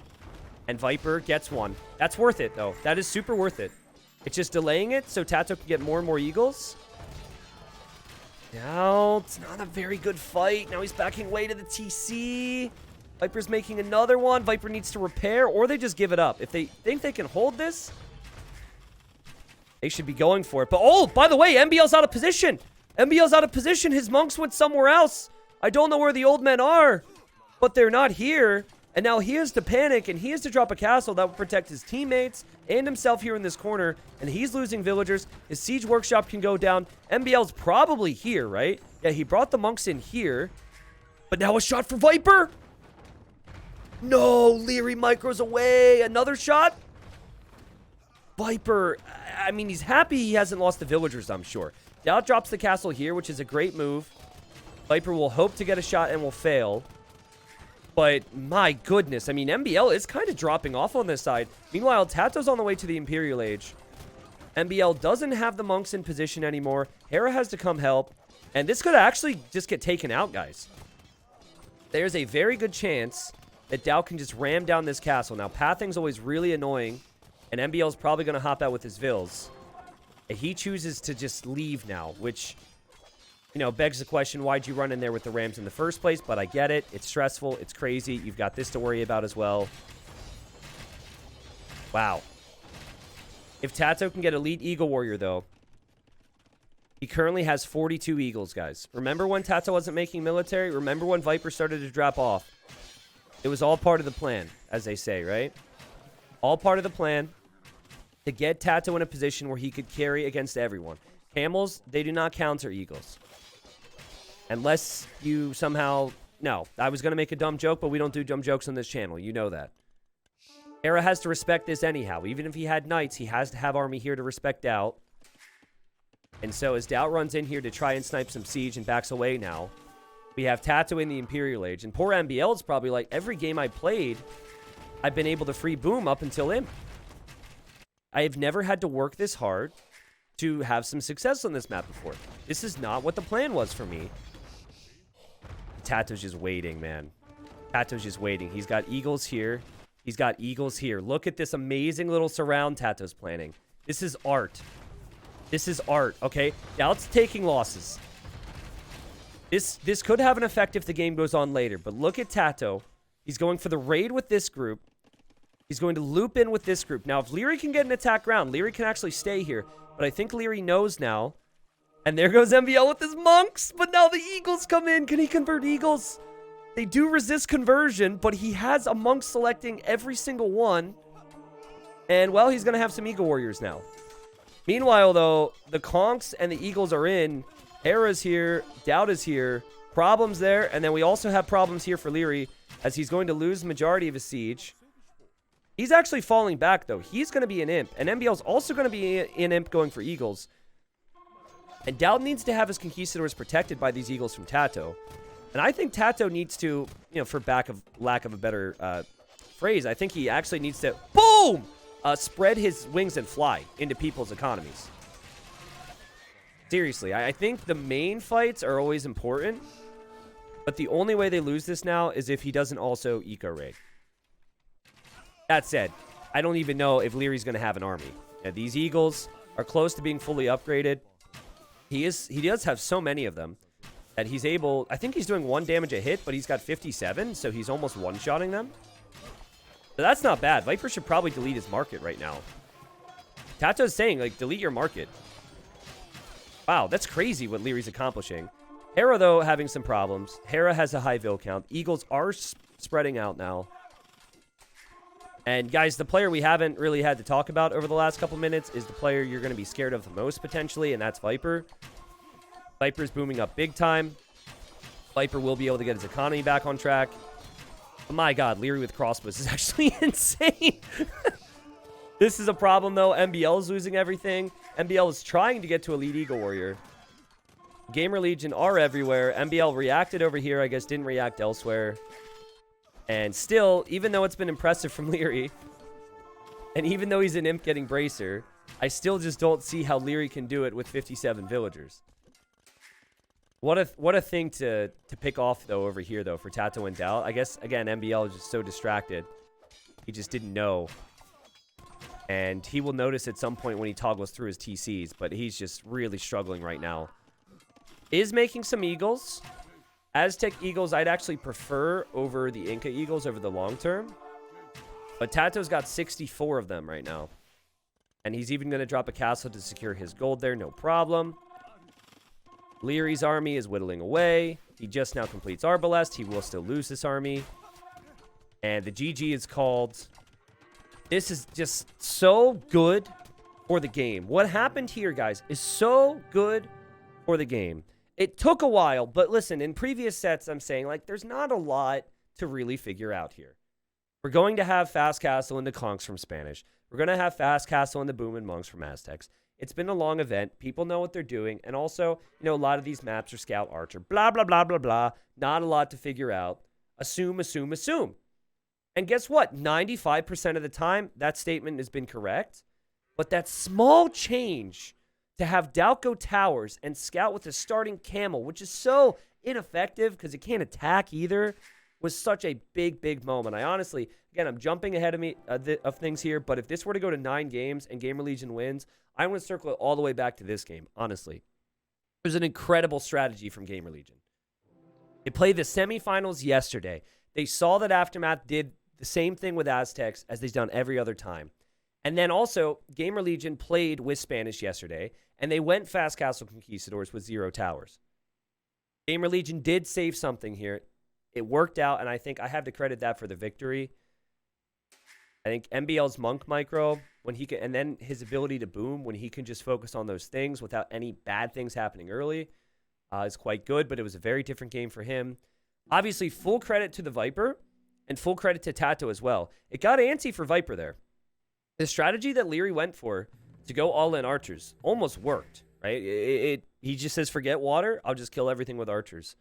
But the reason Viper was dying was because Tato didn't have any military support in Castle Age, and the reason we didn't see any military support from Tato in Castle Age was because he was booming like a madman. Small side note, he actually had 6 relics inside of his monastery, so he had to boom and do everything else, and then also he had to get the relics on these islands. So he's actually bringing back 2 monks with 2 more relics here because they're on all the islands. So I just find that to be kind of funny. The fact that he does that as well as does everything else is impressive. Viper doesn't care about the score, man. He knows how important he was for his team. He had a lot of kills early. And had this game gone on later, because of how strong Doubt and Tato were playing, he would have been able to come back and maybe been on Paladin or Cav Archer or something. Didn't actually have a ton of kills or deaths in this game here, Viper, but MBL got completely massacred. Just screwed over, man. 25 kills, 120 deaths. You just don't see that normally. This is not possible if Doubt does not go for the tower rush.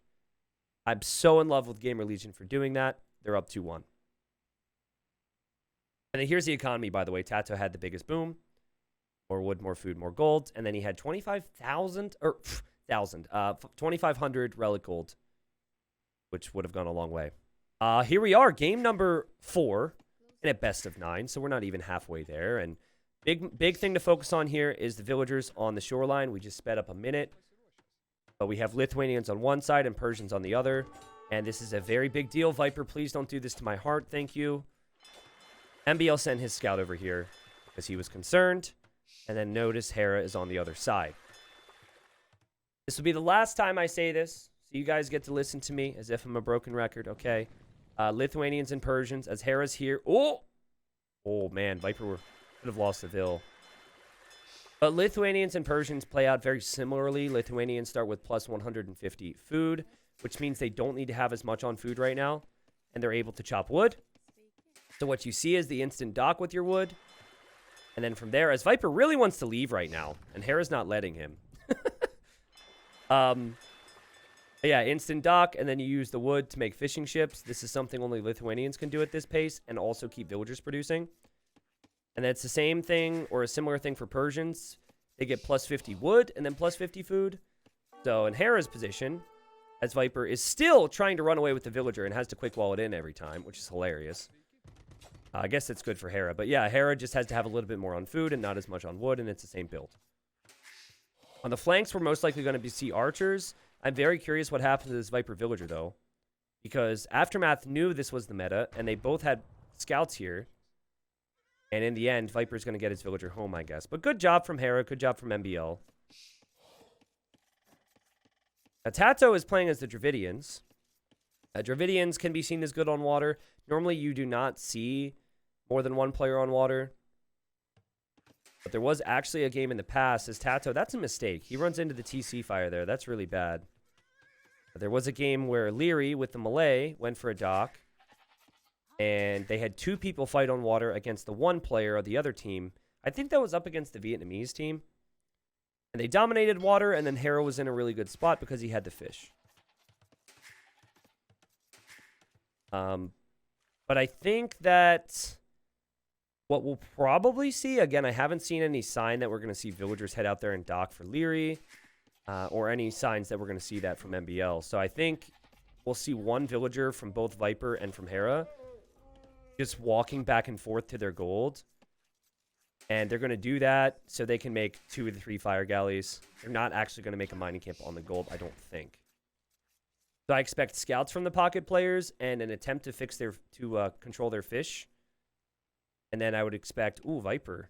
This might be important. Having this gold back here later might be a really big deal. But the flanks are most likely going to go archers. In fact, we already have Leary. He made his mining camp, not actually using it right now. And there's his lumber camp, and yeah, he's going to go archers. That game versus Vietnam was an adjustment, though, because Hera lost his Dockville. I think I'm thinking of a different game then. Because I think, maybe you're right. Maybe the reason we had Leary go to water in that game was because Hera thought he couldn't compete on water. I didn't think about that at the time. Yeah, that would make sense, maybe. I mean, I can tell you guys, 2 years ago, this map existed, right? So, in the previous Battle of Africa, it was kind of meta to have one of the archer players also go for water. But it's just not happening as much these days. Everything is so much more streamlined these days. You give a player a role, and you just do not switch out of it. The only players who are really going to do multiple roles would be the central players here. Viper's clicked up already. And he's going to have 3 fish max. And then it'll probably be the same for Hera, and Hera now clicks up. But he is later. Here come militia from Tato. Tato might go tower rush, and MBL saw the militia, but I don't think he saw the villagers here, guys. And MBL, you might think he's clicked up late, but he does advance quickly with the Malay. Seeing the militia, he knows he needs to wall. But it will be interesting, because if you go man-at-arm tower, you could, in theory, get a tower on their gold before they can have any archers out. So there's nothing they can really do except counter tower. And that kind of takes the archers out of the equation for a little while from the flank player. This is a theory that I've had even in 1v1s. I really think Man-at-Arm Tower would be back if you can get up fast, and it would counter straight archers. A lot of players are going straight archers these days. Now, I don't think you should necessarily do it all the time, particularly against Leary maybe, because Leary's already pre-towering, but sign from Leary that he wants to go after Jordan here, and he knows that he's going to be all in with army anyways, so he says, why not tower? But again, like, what does MBL do now, right? He doesn't have his barracks completed yet. He is in feudal and he has to counter tower. But counter towering means that he's still not going to be able to make archers. So in theory, now Tato's whole build order is designed around the towers, but in theory, Tato could still make archers. I think you have to be really careful when you're up against MBL with towers, though, because MBL does such a good job at saving his villagers, and he will just dive your tower. So if he notices the man-at-arms aren't here, he might just, yeah, you see how he's pulling back the weak ones? He might just rush this down.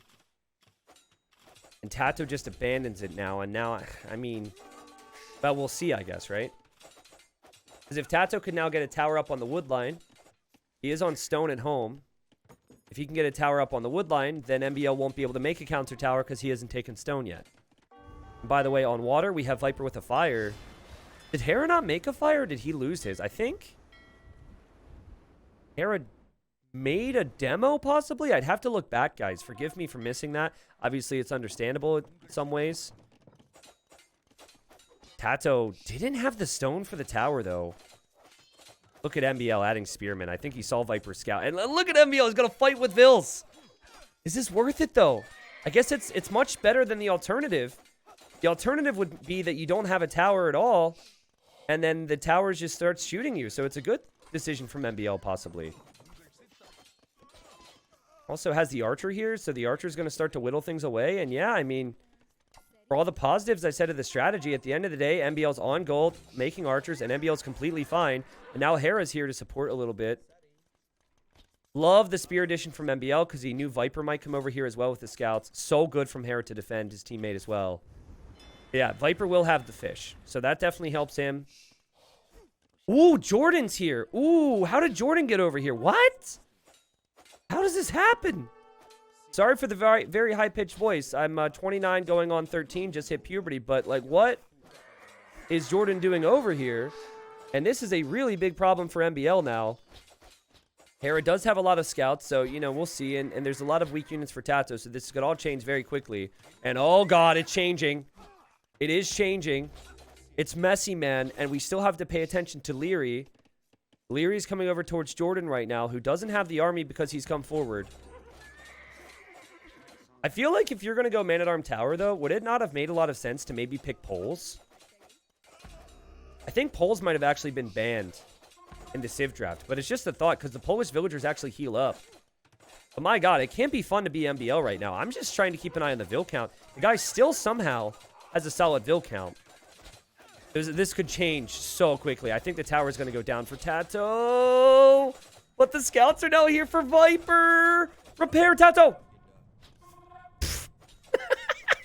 Tower goes up and immediately goes down. That's funny. Don't see that every day. Shoddy workmanship there.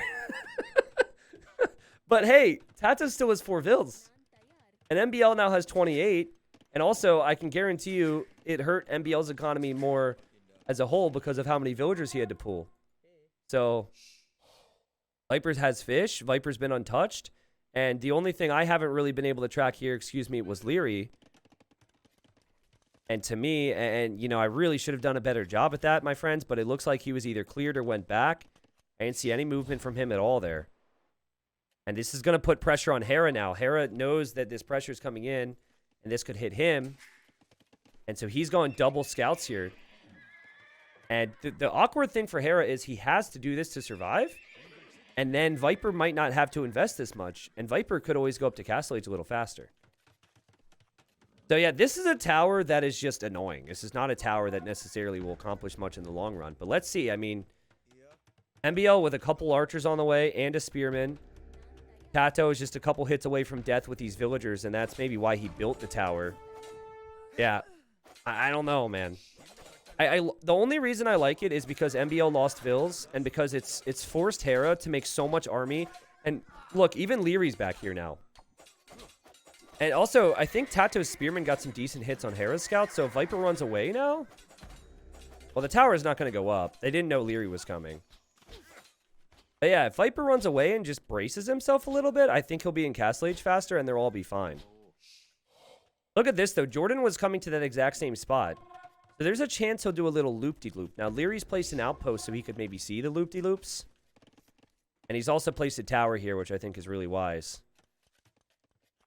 But yeah, obviously losing the villagers sucks for Tato, but he's not behind MBL. And he's going to come forward again. So no army from Tato. Now that fact is crazy. I thought he would eventually switch into archers. Alvis says this is going so bad for GL. Nothing like the last map. I guess we'll see. I don't know if I could necessarily agree with that statement just yet. But, you know, maybe after this fight, I will agree with the statement. I think Viper having Fish and being Lithuanians in a position to carry is always a good thing for GL. But on the flip side, like you said, maybe it's awful to have Tato in a position where he's not making army and playing defensive with towers and spearmen. No, he does get the walls down, expecting the scouts to come in, and he doesn't take the losses there, which is good. Jordan's army count, though, is 8, and it's 13 for Leary. Yeah, that's going to be the dangerous thing. I'm a big fan of sending a few villagers over to stone and making multiple towers in these positions. Tato's going for offensive towers, obviously. That's a bit different, but... I don't know. If he can get this up... He's placing one tower so he can then get the next, man. It's going to take so long. We'll see. Love the outpost from Jordan, by the way. I think this is a huge move. It tells him if Army ever heads towards Viper. There was a game for Gamer Legion yesterday where an Army went over to a teammate because they didn't have outposts and they were trying to use the starting scout. They actually won that game anyways, but I like the decision. Also really like how Hera has adapted here. Hera's economy is really strong considering he doesn't have the fish. Also love the 2-on stone move, like we said, to place towers. Viper does not done that. Even though Viper has the stone. Like, Viper has 300 stone. I would have loved to have seen a tower. But I guess in his mind, if he pulls away from gold for a couple seconds, it's not the biggest deal because he has gold banked up to make knights. And he should be able to deal with this on his own. MBL, he has to deal with this right now. And so MBL and Tato have been fighting their own little 1v1. And we'll see if I like this or not. I mean, it does look like Tato's going to click up way faster. And since he has this other tower, MBL has to run away. Wow. Here's the TC for Viper. MBL will see it and try and deny it, I'm sure. But Viper's right back on his gold. He'll get the TC up. He can kill these archers. Now I need to pay attention to Leary. Leary is much later than Jordan to the next stage. Dang. What a nasty little position for Tato to have found over here, huh? If he could just click up to the next stage right now, he's missing his blacksmith. That would be huge. Good work from Hera. Snipes a villager from Viper. Leftover scouts, always going to be dangerous when he's playing. But MBL's archers have been far from dangerous this game. They have not killed a lot. Again, a game where MBL went into this thinking, I'm going to do this one thing. And it hasn't been quite as straightforward for him. Let's see. Jordan moving out. Now, this is an interesting moment. So if Leary and Jordan were to play a 1v1, Jordan would get smashed. But if Jordan's able to get a couple pickoffs before the upgrades, it's obviously very good. On the flip side, though, you do have Hera making Persian Knights. Persian Knights +2 attack versus archers. So if Hera comes over here and supports, you might look at Jordan and say, okay, why were you here? But then there's always the conversation of shouldn't you attack if you're faster? So it's just so complicated and messy and not easy to figure out. Things are not so simple, not so straightforward. And I think Jordan realizes, yeah, maybe I need to back out of here now. MBL will be up, and it sounds weird, but I actually think the best play for him would be to send his army over to Tato's base or to Viper's base, because he's just not going to be... If he waits for Tato, I think Tato will actually prefer that. Certainly, Tato's teammates would prefer that. And I'll be keeping an eye on Viper, and if he adds a monastery, which he has now done... He can get +1 attack on his knights per relic, which is a really big thing. Also, Jordan able to get away, I think was important. The only thing for Jordan is where your towers, right? I still really like the idea of placing towers in some spots because this is going to be so nasty. He's got one, right? Would love to see towers here and towers here as well. I think it's an underrated move. And MBL doesn't see the siege workshop, but I'm sure he's looking to see what Tato's doing over here. And Tato's just gonna kind of go siege forward. And then I guess just boom. Leary's saying, I'm here and I killed a Vil. Harris scouts. That's a problem for Viper because there's going to be monks out for him. Like right now, he's going to get that relic, but I think Hera's got so many jobs to do right now, it might be tough for him. And ooh, Viper! Oh, he just missed the monk. He just missed the monk. Oh, he sees it now. Hera shouldn't have started the conversion, actually. So no conversion for Hera. Now Knight's looping into his gold. He could miss out on another conversion if he's unlucky. And he will miss out on it. Viper instantly attacked. And Leary's got this massive army. How many times are we seeing this? Leary having massive crossbow army. Like every game. But it's something that Aftermath need to work out here for them. Hey, by the way, guys, now that we have all the viewers here, and because I'm a very honest boyfriend, quick little story time. No, not a story time. You're going to be like, what? I was just going to talk about the predictions from Lorena, because she's been on course so far with her predictions. Viper's running away. Basically, she said, don't tell viewers my predictions, because I want to be friends with the players. So, what she did not guess, by the way, okay, because I can't tell you. What she did not guess was a 5-3 win for Gamer Legion. She definitely didn't guess that, okay? Because remember, I can't tell you. And then she said she wanted, she didn't say that she wanted Aftermath to win by 5-4, but she said, don't tell anyone because I want to be friends with them still because Gamer Legion's really nice is what she said, all right? So far, so good. I figured since everybody's here and I just thought of it, I should probably bring up what she didn't say. But God, how good is Viper playing today, man? Viper's been out of this world. This guy's insane. He only has one relic, which is the only sad thing, but he's everywhere, all over Hera right now. And I think this is the crucial moment of the game. There was a game yesterday where Los Machos didn't support their pocket player. Jordan, I think he's going to support Viper right now. Viper's adding more stables. I think he's bracing himself for this attack. He doesn't see anything yet, but I think Jordan saw, because of the outposts, that the armies were running this way. Meanwhile, Tato and MBL are having a 1v1, but that's completely fine for Tato. I think he's going to be happy with that. Tato's going for guard tower. It's just an awkward position for MBL overall. Oh, man, though, Viper, this could be such a big problem for him. He does have Knights on Leary, though. He has Knights on Leary. Leary's tower will be denied. Now, does Viper react at the same time? He does. Crazy reaction, considering he's also microing that army there. And he does drop down quite a few villagers because of that raid. But now look at Leary compared to Jordan. Leary, much like that Arabia game earlier, wanted to go all-in 1 TC here. He wanted to go fast imp, but Leary's been massacred. But can they attack Leary? Can they fight these crossbows? This guy's insane with crossbows. I remember one of my favorite quotes about Leary, I think, was from Daniel. He goes, the guy shouldn't even research armor upgrades. Notice he never does. He's like, he doesn't even need armor upgrades because his units never get hit. It's obnoxious. And you could tell Viper taking a bad fight, I think, because he was distracted. I don't know what he was distracted by, but they're sending everything they can over to Viper, and that's not the best fight there for the Snake. Jordan, though, is here to support.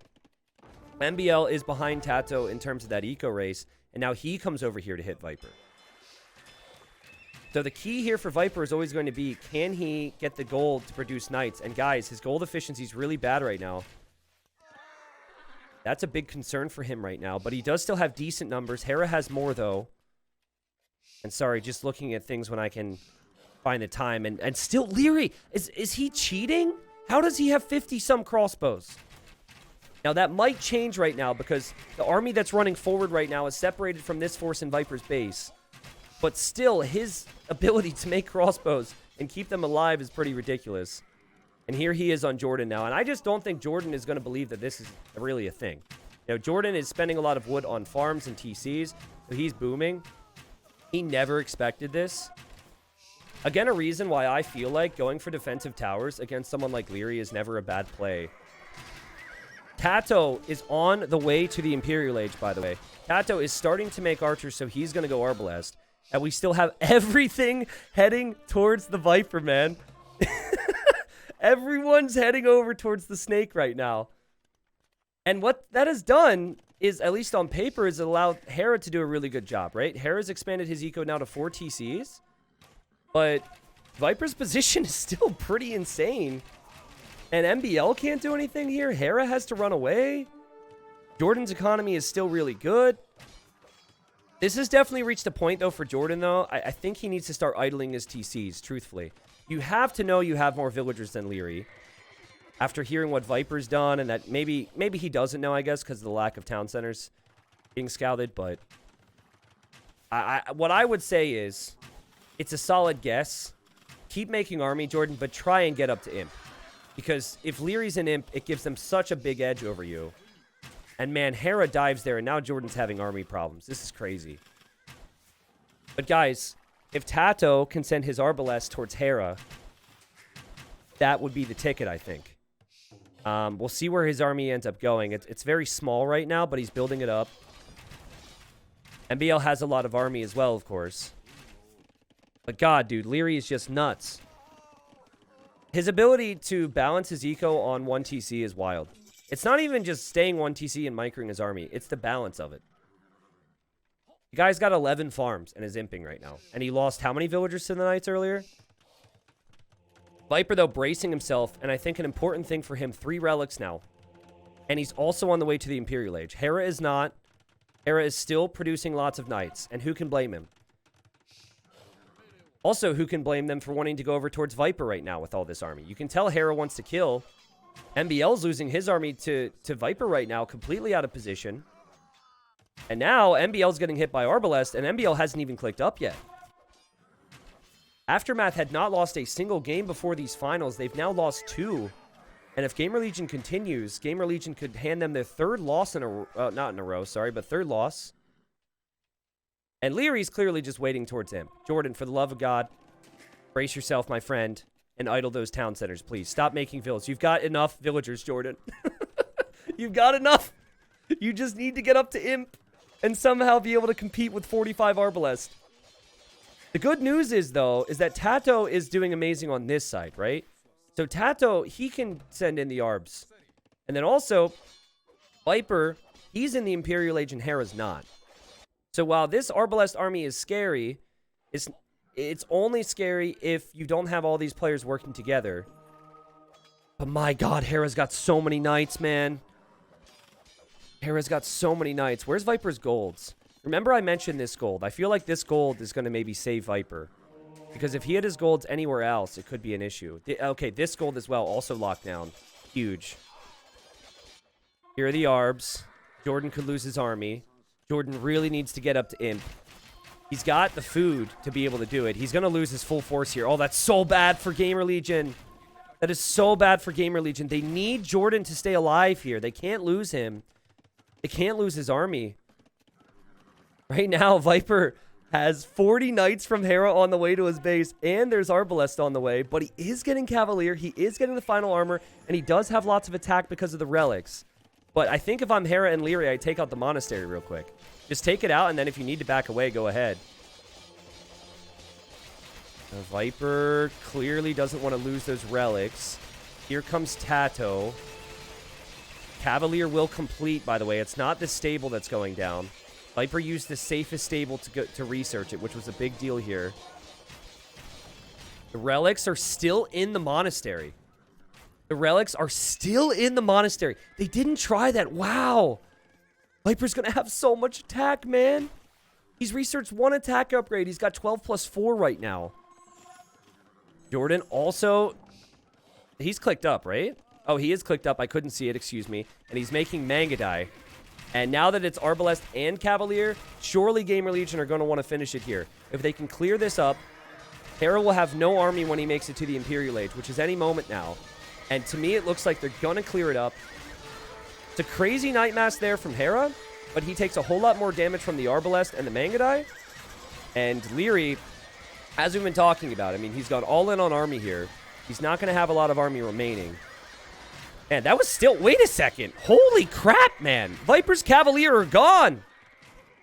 Tato's going to go for a siege push on MBL, though. MBL really has not had his day. Compared to the semifinal, they have had his number. But, I mean, maybe there's still a chance here. I still don't think so, though, and I'll tell you why. Again, Hera has to wait for Cavalier. Hera doesn't have the relics. Hera doesn't have the control. You then have Leary, who is weak economy. And Leary is going to be up against Mangadai now from Jordan. Oh, man. Important moment. This would be great for Hera to be able to deny some gold. Viper sees it. But, yeah, Viper's economy is just as good. He's going to have just as many Cav. It's going to be stronger Cav. And MBL is kind of dying over here. If you were to look at the value of that engagement, I'm sure that you could say, okay, Aftermath won that fight. But per the position of the game, they were not going to win after a fight like that. And wow, Gamer Legion up 3-1 right now. Again, what has the meta been? Okay, the meta on this map has been you have one person go water and then you have archers on the flanks. This is the second straight game where MBL has been tower rushed and he has not been able to just do his job.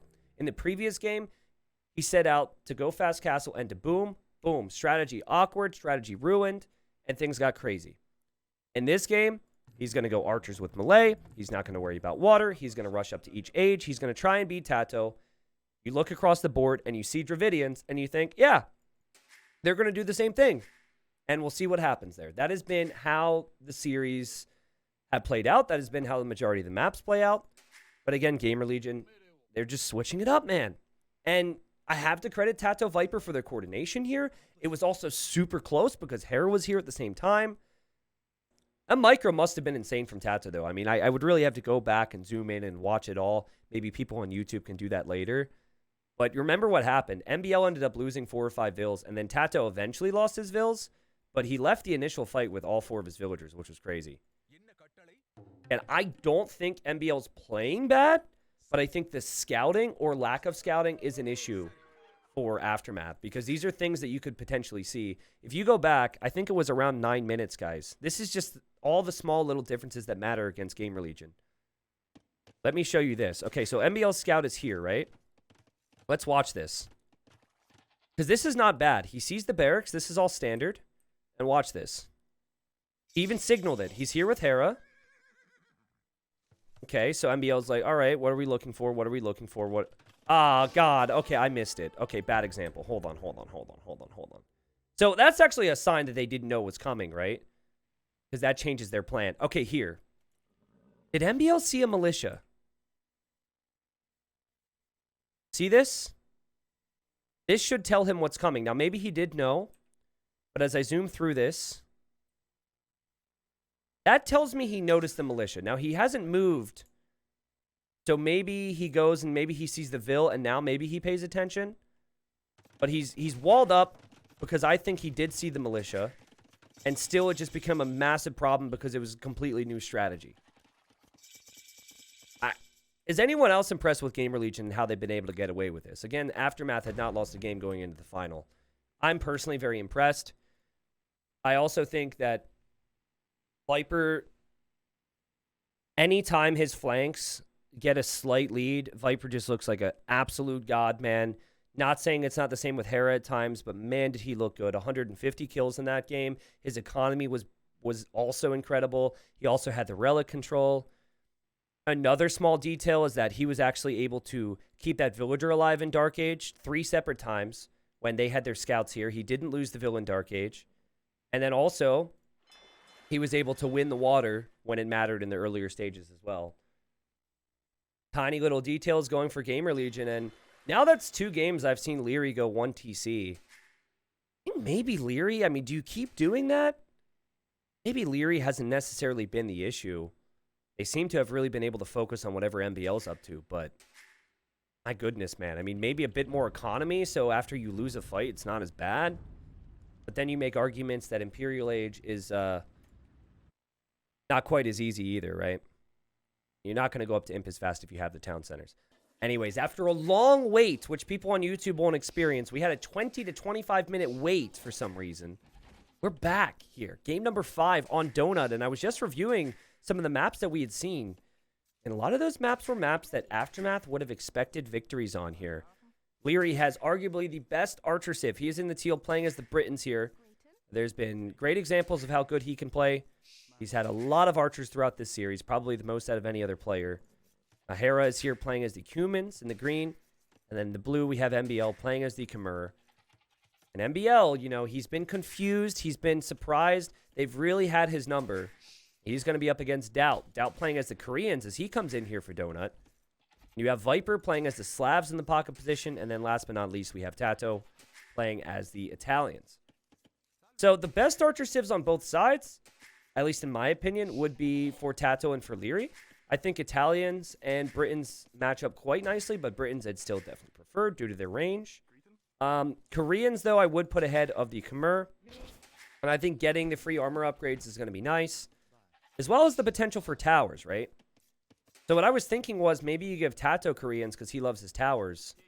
And if Tato is able to match up against Leary, and let's say he falls behind because of all of Leary's archers, you could place towers in a defensive position and maybe be okay. So yeah, we'll see. Now, as for the pocket players, Hera has a civ where you can make a second TC in feudal. I doubt we're going to see that, by the way. I think he will actually make scouts. I could be wrong. And then Viper has the fastest farming civ in the game. Cumans do get Paladin way later. Slavs don't, but Slavs do get Boyar and good Siege and good Halberdiers, so they have some things to switch into. Usually the meta is you have the flanks go archers, surprise, surprise, surprise, and then you have the pockets go scouts. But again, maybe Hera has something else planned. I'm looking at the 2 on wood right now, and this is normally something that's associated with the 2TC play. So he might tell his teammates to make a lot of army, and if he can boom up back here, he could be in a good spot possibly. It's good for GL that they can rest one player alternatively. Definitely helps them in long-running games. Well, I think it's not necessarily about resting. I think that Doubt is probably a better player when it comes to this particular map than Jordan.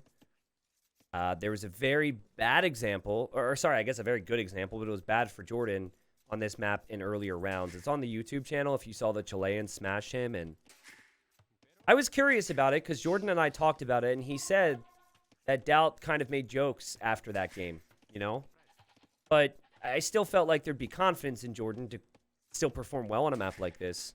But apparently not. You know, maybe they decided keep Doubt in here.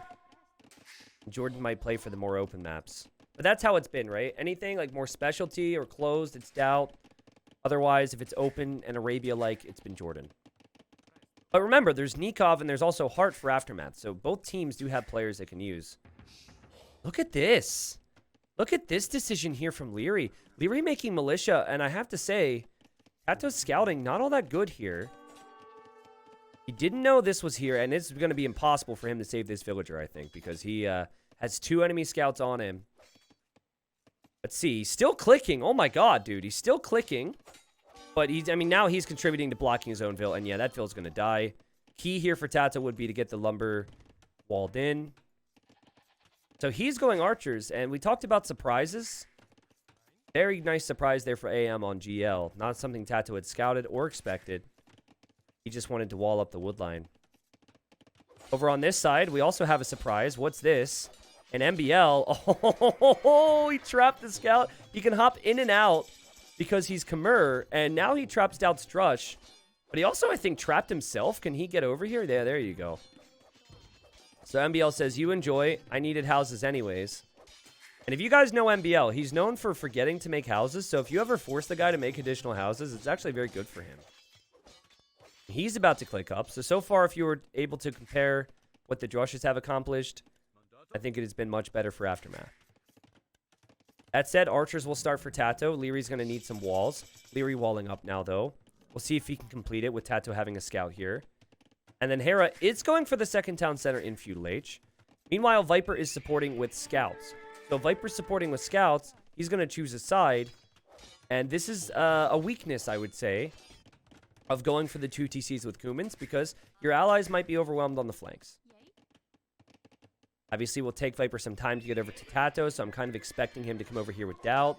And, ooh, wait a second. Okay, MBL's on this gold. Does Doubt know that? I'm not sure I like that tower, actually. Viper's going to be like, I thought you said you were towering. Doubt's like, I am towering. If you want to kill them... The houses, it's fine. Does this range everything? I don't know if I like the tower, but he will probably place more because he's still on stone. And it's the same thing that happened to MBL in the previous game. He's getting tower rushed again. But again, you know, it doesn't disrupt his berries right now, so I'm not a big fan of the initial tower. Over here, the militia get dealt with. Leary was able to get the walls down. Leary is also going to go for one range and into blacksmith. Tato doing the same thing, and Tato there with the faster numbers. Meanwhile, Hera is just going to boom. So Hera has to hope his teammates do a good job. He should have a higher Vil count soon, and then he has the ability to help out later on. And that's no joke, by the way. You almost have to do some damage to Leary and MBL, because I think whatever Hera sends out here, and it might be sooner than we think, excuse me, I think it's going to look really, really rough for Viper. See, having all this control is going to be great with Koreans in the long term. MBL, if he were to run out of this gold, would need this gold. Let's see if Dow continues to wall in his towers. But yeah, another game where the tower rush has come in. And a game that I think Aftermath needs to win here. Again, it's a best of 5. And Tato's micro is exceptional. And they're going to come towards Hera now. Oh, boy. Now, what I like about Hera is that he TC'd his wood instead of his gold. So now he can pretty much protect everything. Also, Hera using a scout here to be annoying at times is good. Love how Doubt added skirmishers. What I think MBL might consider rushing down these towers. It really bothers me that Doubt has not walled up these towers. MBL's going to rush him. I think. Maybe. Yep. Nope, no, he's not. Okay, Tato's here. Viper's here. Now you have the barracks from Hera. So Hera has 37 Vils. Lots of food economy. Stables for Kumans are cheaper, so you're able to get into this. He has to abandon his berries, though. He doesn't have enough farms. Well, we'll see. I'm sure he's going to make scouts, but it's always awkward to be able to produce out of 2 TCs and also a stable. That's a lot of food income that's needed. They're really making things frustrating here for Hera, and just delaying it as much as possible. Meanwhile, MBL. I feel like Tato and Doubt have just been getting payback against him for all the times that they've been tower rushed by MBL in ranked games over the last decade. Yeah, MBL has sent his support this way. And in the end, Viper Scouts just run away and Tato's Archers just run away, so that's fine. And MBL now trying to rush down the tower. But there's another tower back here from Doubt. Wow. Guys, it's very rare these days that you see tower rushes working. But recently they did add extra HP to the feudal age towers. And also, the old strategy used to be, if you're going to place an aggressive tower, you want a tower behind it first. And that's kind of what Doubt did here. Again, just not something you see all the time. And poor Doubt, he actually can't hit this because he doesn't have fletching right now. But at the end of the day, if you're looking at the army count, it's better for Aftermath. If you're looking at the eco count, it's better for Aftermath. But now things are going to fall off a little bit for Viper, as Viper's on the way to Castle Age, and Viper will be the fastest player tonight. So the key, I think, is going to be keeping MBL open and then shredding it with Knights. And Tato needs to defend himself. And right now, it looks like he's able to do that. There is 3 scouts. Scouts are here, excuse me. I can't speak. Still don't like the fact that some of these towers aren't walled in. Viper's going to see the scouts. Viper's going to push the scouts back. And Doubt is just going to chill here, man. He knows he just needs to hold this control.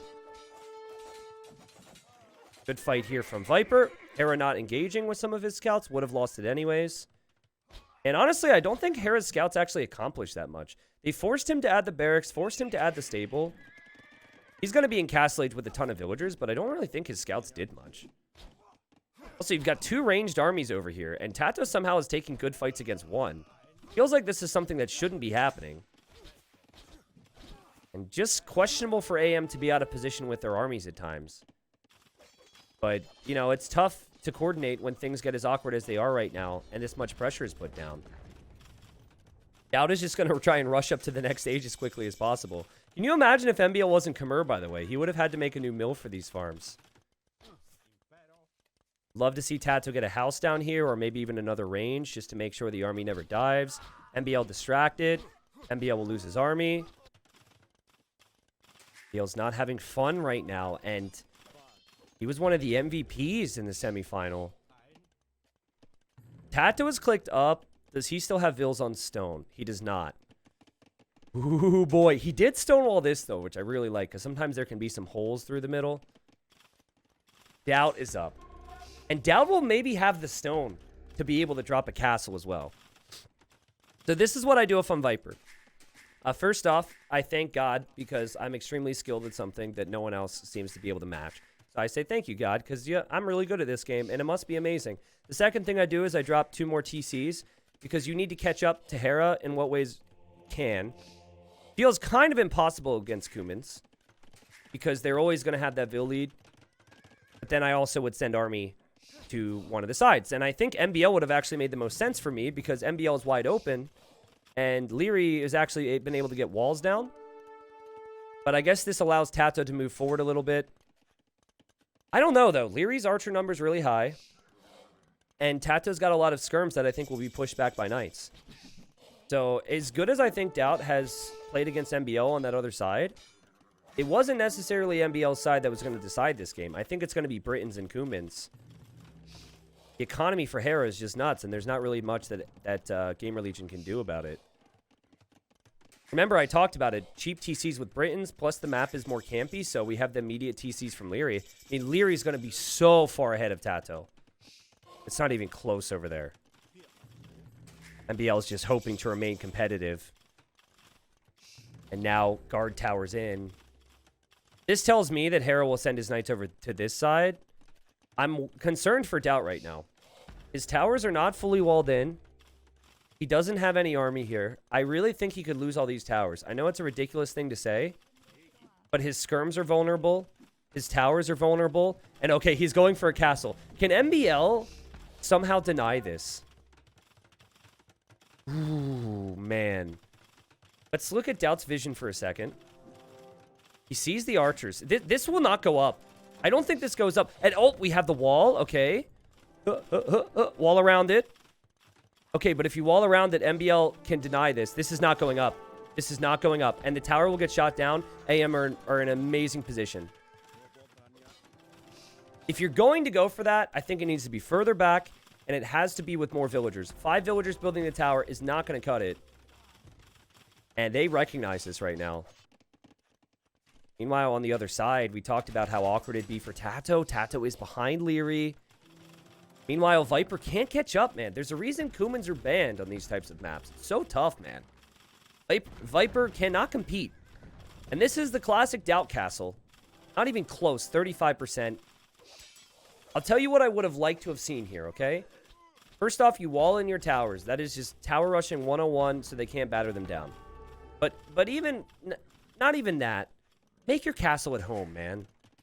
Make your castle at home. That way you have some army. I guess you could still do it. But I think that would have been the safer play. He's now behind in Vils, so he's going to add TCs. Get that castle up, Doubt. Make some more wagons. You're going to need some support there for Viper. MBL getting his Feudal Age eco upgrades right now, so he's really been shook. And he's going to send his army forward as well soon. So, which is, again, why I think you need a castle. Doubt is trying to get the town centers up first to protect these resources, though.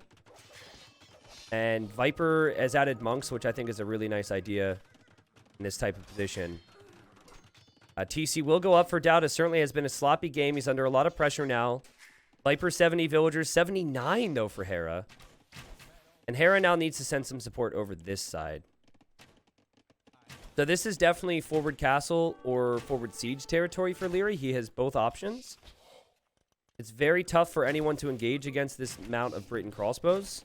And Tato goes for a panic coverage TC, man. Not a good sign. Doubt will soon have the stone to be able to drop a castle. Plus, the towers are still here. And I'd like to see the castle right about here, if I'm Doubt. Decides to go for University, which is an interesting choice. And Tato, that TC proves to actually be just enough to hold this off for now. Losing a lot of skirmishers, though. Also, Doubt tried to sneak villagers over here at one point. I think he lost them against MBL. Yeah, here comes MBL between the towers. Doubt's got skirms, just trying. The towers will help, but not all that much. And now he drops the castle. So the problem side for me is against the Britons. You have Leary with a greater economy than Tato. This is why I had said I think if you could try and match it, but you actually could with colors because of how the positions work. I would have said maybe you want to have Koreans against the Britons so the Britons could be tower rushed. Or at least defensive towers could help here. I don't know, though. We're not seeing a lot from Viper, and I think that's intentional. I think Viper's waiting until his farm count's insane so he can start to produce more knights. But look at Hera's resources, man. Hera's resources. He's going to click up to the Imperial Age soon. He has had an amazing game. And he could go in for the kill, but he also could just wait for the Imperial Age and go for the kill there, putting a lot more pressure on the Gamer Legion players to recover. Yeah, it's perfect. He's got army on the right, he's got army on the left, and he's imping. Like, Viper, he has a defensive castle, and I'd be excited to see maybe some Boyards later, but he can't compete with that Vil count and the army production. You can never do it with Kumans. I don't know if there's a single Civ that can do it. On a map where you can get away with the 2 TCs, I don't know.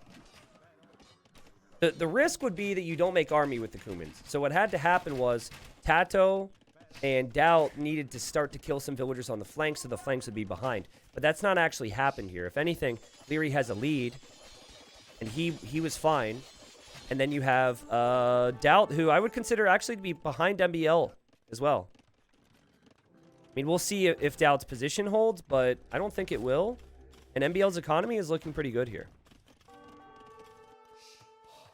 Now, this is interesting. So, I have never tried to pronounce this on stream. I always say I can't pronounce this. It's a new tech.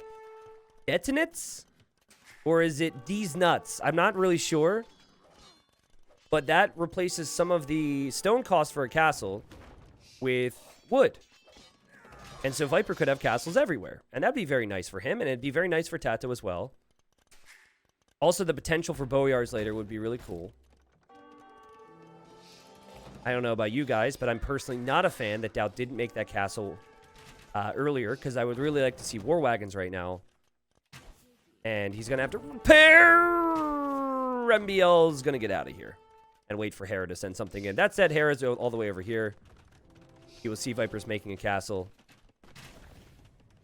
We've talked about Leary and his faster Imperial Ages a lot, guys. He's about to click up. He's also dropping a castle way back here. You give Leary extra range, man, and it's impossible. There's a reason Britons are ranked so highly amongst the pro players. And now they're going to see Hera's an Imp, and you have Armor and you have Cavalier. Viper's on the way to Imp. I mean, is there a world where Tato doesn't just die here? MBL's fine against Doubt. MBL's going to take up back his resources. I feel like, I mean, this is probably not the time to take the fight if you're Hera and Leary. You probably just need to back up for a second. But from what I'm seeing, this is just going to end here. Unless Viper can get castles freaking everywhere and they don't get Treb down. We'll say that at least getting some good shots in on Hera. He's trying to dodge what he can. And Viper even has a few monks here, and he's mixing in a few Boyars. Dang! Also mods, please. Thank you. Got a bot, man. Bots are not welcome here, okay? Unless you're talking about the AI. You can always play against the AI. We won't judge. Okay, so Boyars have additional melee armor, so they're very good. It's a nice addition here. If Viper can get to Elite Boyar, obviously that'd be huge. But guys, there's no way he's getting to Elite Boyar. He's going to lose all of his knights. Hera's got tons of cav. The castles will help, but it is also a big target for Leary to just be able to treb all this down. If I'm Hera, I just wait for Paladin here. I chill out a little bit with production. Wait for Paladin. And I would send this cav right into Viper's eco and to the Tata's woodline. And I don't see how they can realistically recover. It's going to be one heck of a comeback here for Gamer Legion. I don't think Viper's made a lot of mistakes here, right? I think the alternative choice would be you don't have Viper make any army and you have Viper go fast castle, and then maybe you can compete with Kumans. And then it's a true 1v1 on both sides. Still, at the end of the day, Tato's out of the game. 65 villagers, 20 army. Army he can't upgrade because he's stuck in Castle Age. And there's another castle for Hera. Actually, I think it's his first castle, so technically not another castle. But yep, Paladin on the way for him.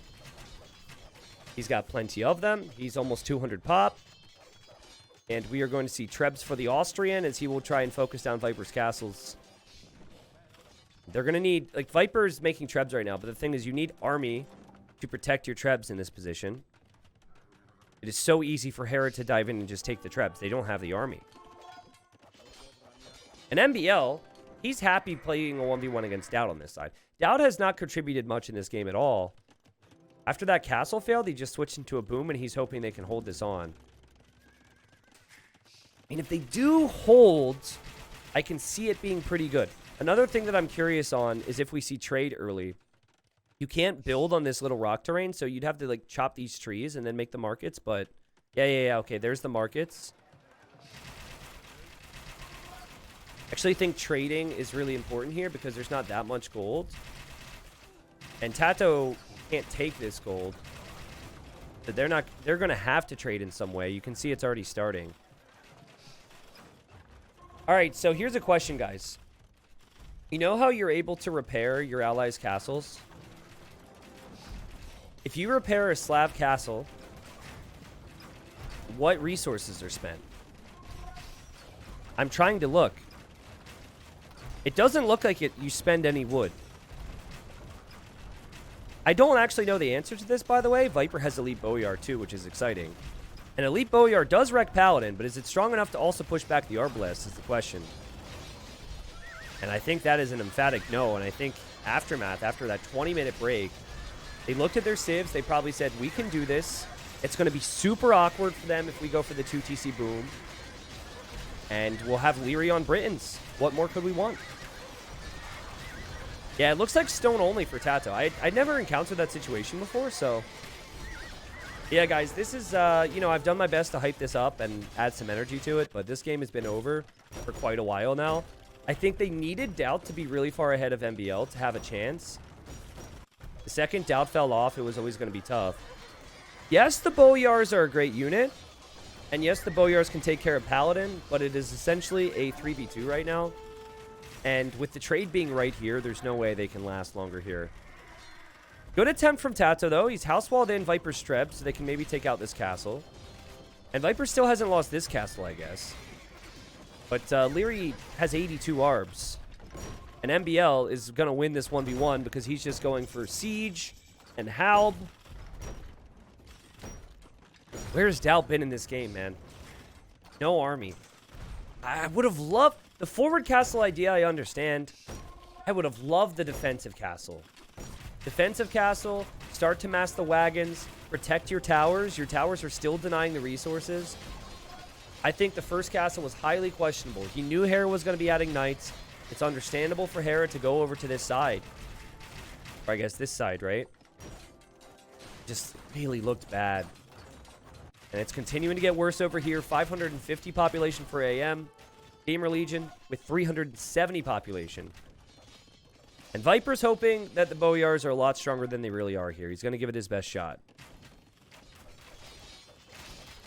But you had Cumans, you had Britons, and then the other side held. MBL, good recovery from him after a couple rough instances. And yeah, even Hera's over here with Paladins. Doubt's got nothing, man. Doubt's got nothing. We'll have to go back and look, actually. I'm really curious. I mean, I still think it doesn't fully address how strong Hera and Leary are going to be if Doubt places that castle over here. But then he could have had a lead over MBL, and then Hera might have been needed on this side because MBL would need support, and then Viper could support this side, and it could be a little bit of a 2v1 against Leary, possibly. And Viper really trying to get that mass of 54 Bowyars. Oh, Bowyars do have the same Pierce armor as Paladin. I guess they lack HP compared to Paladin. Yeah, I confused them with the latest, I guess. And here we go. Here we go. This is it. They have to clear this, man. But there's just not enough, right? Look at Tato try and help. He's like, I got you, bro. I got your back. 90 Britain Arbalest for Leary. He doesn't even need the range right now. He has so many. Yeah, Viper's castles are falling, so he can't make more Boyars. MBL's placing get out of my game castles over here.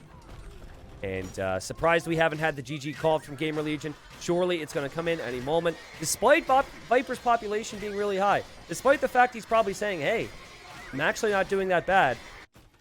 Doubt over here now needs some help. And again, he's just been outplayed by MBL. Look at the Vil count now, 136 for MBL. Again, I think AM, they're going to be like, well, hold on. You guys might be watching with your kids. So they're going to be like, yeah, after that game. Yeah, let's go, boys. Like, that's going to be a big one for them. I think their motivation is going to go up. And I think that is a huge, huge victory for their mental and for their chances of winning the final. There will be a bit of a delay because there's going to be a Civ redraft. So if you watch the first 5 games, you are then going to see some of the civilizations we saw in the earlier games coming up for game 6, 7, 8, and 9.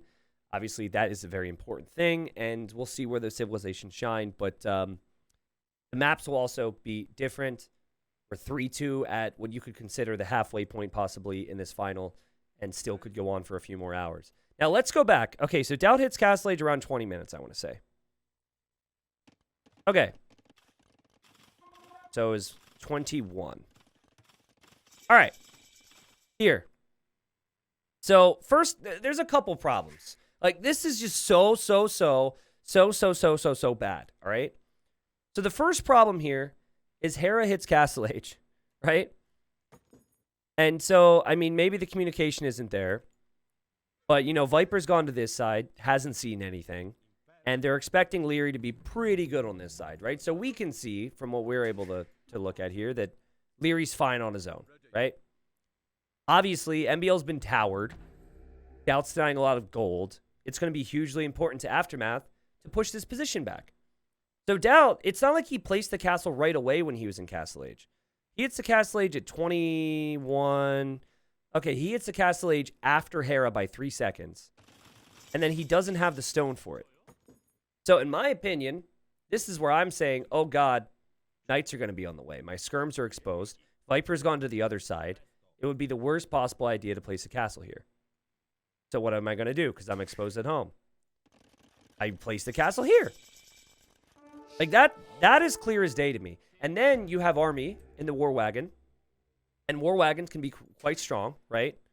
Mass War Wagon can help against Knights. Mass War Wagon can help against any siege push that comes before the towers. You're already controlling the area. Protect yourself and contribute with military and make the castle here. That is obvious now. That should have been obvious then, I think. And then maybe it's a different game, because then if MBL can't take his resources, Hera has to be over here. Maybe Viper can focus with Tato on this side because Tato was struggling.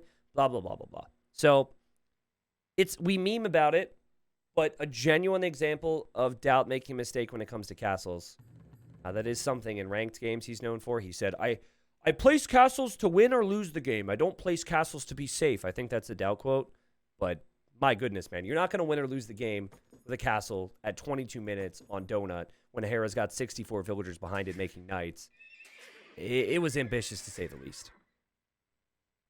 Alrighty, folks. And apologies for speeding up here, but I just stated I think this one is the most important one. I understand there's 4 more potential games. I understand that this is as close as it could be after 5. But I really think this map, whoever wins on this map, will win the full best of 9. I could look like an idiot, but the reason I said that was because of the civilizations picked. And we've got some amazing civilizations. And I think a defined game plan here for Gamer Legion. In the pink, we have Doubt. Doubt is playing as the Bulgarians. This Civ gets Man-at-Arms for free. And guys, is a Civ that does not get crossbows. So I think Doubt is going to go Man-at-Arms and Towers here. That's my prediction. Something I've never seen before on this map. Over here, we've got Tato playing Japanese. Traditionally, you're seeing Man-at-Arms. You're also seeing archers mixed into that as well and playing a bit more standard. Had some laming here from MBL and the Camels, stealing some goats. Obviously, well played there for AM. The key, as always, is the Viper. He's Pocket. He is a civilization that has cheap scouts and also gets forging for free in Feudal Age. If Viper can get an edge here, which is what his teammates are going to hope to do for him, and by getting them ahead on each side, I think Viper can dominate, and that's the plan. Their civilization picks had Magyars and Japanese as their first 2 picks. They want to win this map. If they do not win this map, I really do think Aftermath are going to be feeling confident because their picks were for some of the other maps. Obviously, it does depend on that too, and I just had a whole spiel about balance and maps, etc. But it's been very hard to stop Magyars in that position. It's been very hard to stop Viper. If you think back to game 1, it was very similar, where you had Tato and not really Jordan, but mainly Tato doing crazy things, and then Viper was just mopping up the mess. Okay, now Leary has Dravidians. Dravidians, I feel, are fantastic to defend from what's coming. They have cheaper blacksmith upgrades. They have great archers. So if Leary sees Bulgarians, he might expect what's coming. And maybe he'll try and fight it back. We'll see. It's kind of difficult to do that. Instant man-at-arms normally beats having to wait for the upgrade, regardless of how cheap it is. But yeah, I think Tato plays standard here. MBL will obviously have to respect the man-at-arms, but I would kind of like to see Tato go for man-at-arms anyways. And yeah, we've got to pause now. Now, another thing to factor into the equation here is that we had a 30-minute delay between the conclusion of the previous game and this game. And let me tell you, I played in defense. I've had delays, and it doesn't make me feel very good. Now, for the players, maybe they needed the rest, but somehow I doubt that because I'm a caster. And most of these players, at least AM, they're all younger than me and more energetic than me and have more stamina than me. So it could have ruined their flow a little bit. If you see any slight misplays here or there, we could maybe contribute it or attribute it to that. Hera choosing Lithuanians was an interesting choice. Maybe he wants to get some fast spearmen out against Viper. Obviously, starting with plus 150 food is not a bad thing, and probably led to him being able to take a bit more in the way of shorefish. Yeah, players are always focusing on the shorefish. You do have other ways to get food, but villagers on shorefish is the most plentiful food source in this map. And it's also the most efficient. And apologies for the delays. There's no restarts. So yeah, there's the 14s, and here we go. All right. So everyone has their camel. Everyone out scouting. You can see here's Hera right now scouting out what's going on over here at Tato's base. Finding those wood lines, finding the mills and everything, all very important here. And Tato hoping to wall up a little bit, it seems like. But yeah, if I were Leary, I would expect Man-at-Arm Tower. It's a very YOLO move. So I would rush up to the next stage as quickly as possible.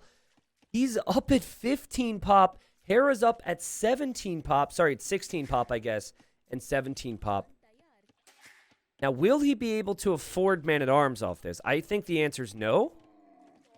And will this be too early, where Hera also can't afford to make his barracks and also his stable? Because I'm looking at things. He does have 9 on wood, but the barracks is 175 wood. He's 100 away from that. Then the stable is 175 wood, and he's way off from that. So these uptimes are exciting until you think about what you need. And, like, Leary can't even make a mining camp. So I'm not really sure I like this right now. Watch Doubt just mind game and not go for Man-at-Arms. No, there's no way, dude. He has to. He has to do it.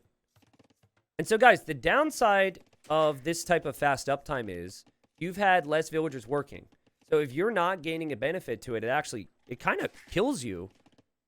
And I'm not a big fan of this. I think this is way too fast. Look, the barracks is coming up. He'll be in Feudal Age in 20 seconds. The barracks is coming up. Hera still can't make the stable after the barracks is complete. So just compare the stable times and compare the archer times to the players who have gone up slower. I think AM are trying to rush a little too quickly here. I mean, I respect it. Don't get me wrong. I guess in the case of Leary, he did get plus 200 wood, so he can now get the range. But here comes Doubt. Here comes Doubt. He knows that there's normally going to be villagers here. However, Leary is backed off, and he's bracing himself for this pressure. Okay, stable from Hera, and stable from Viper. Okay, so it is still faster. That's good. Doubt wants to tower. Man-at-Arms is in. The first archer is going to be out. Doubt, you need to tower the gold, man. Take him off of archers. There we go. It's only 2 Man-at-Arms. Oh, man, that's so painful. Okay, here comes the third for Doubt. And actually, there's a fourth as well. He's going crazy here. Wants to stop Leary from massing those archers. I love the houses. Only one villager can hit this tower now. Doubt needs to continue to build the houses, which he's doing. The pressure's on. This is so intense. In the previous game, Doubt didn't have the best of times with the tower rush. Let's see how this works. Now, Leary is off of gold right now, and the tower goes up, but Doubt needs to focus something other than the camel. That camel was a great distraction, and so far, the strategy is working wonders for Doubt. He has Leary off of gold. Leary can't make archers. Meanwhile, over here, I'm sure Tato knows that Hera's exposed. He's looking with his camel. His man-at-arms probably went to MBL's base, forced MBL away. So far, so good for Gamer Legion, I'd say. This is all before we see Hera. This is all before we possibly see Viper. And Viper's with those Magyar scouts. And Viper just signaled as if to say the wood line's here for him. And I think that's where Tato's going to end up going, because they've towered, and that's kind of helping against the man-at-arms. Yeah, Leary has gone to stone to probably sell stone right now to make archers. Now, here's Leary's problem. He also doesn't have that much on food. And I think he's going to struggle with Vil production. And on top of that, in a 1v1, when someone tower rushes you, you go to their base. But if you go to Doubt's base, Viper will clear that up on his own.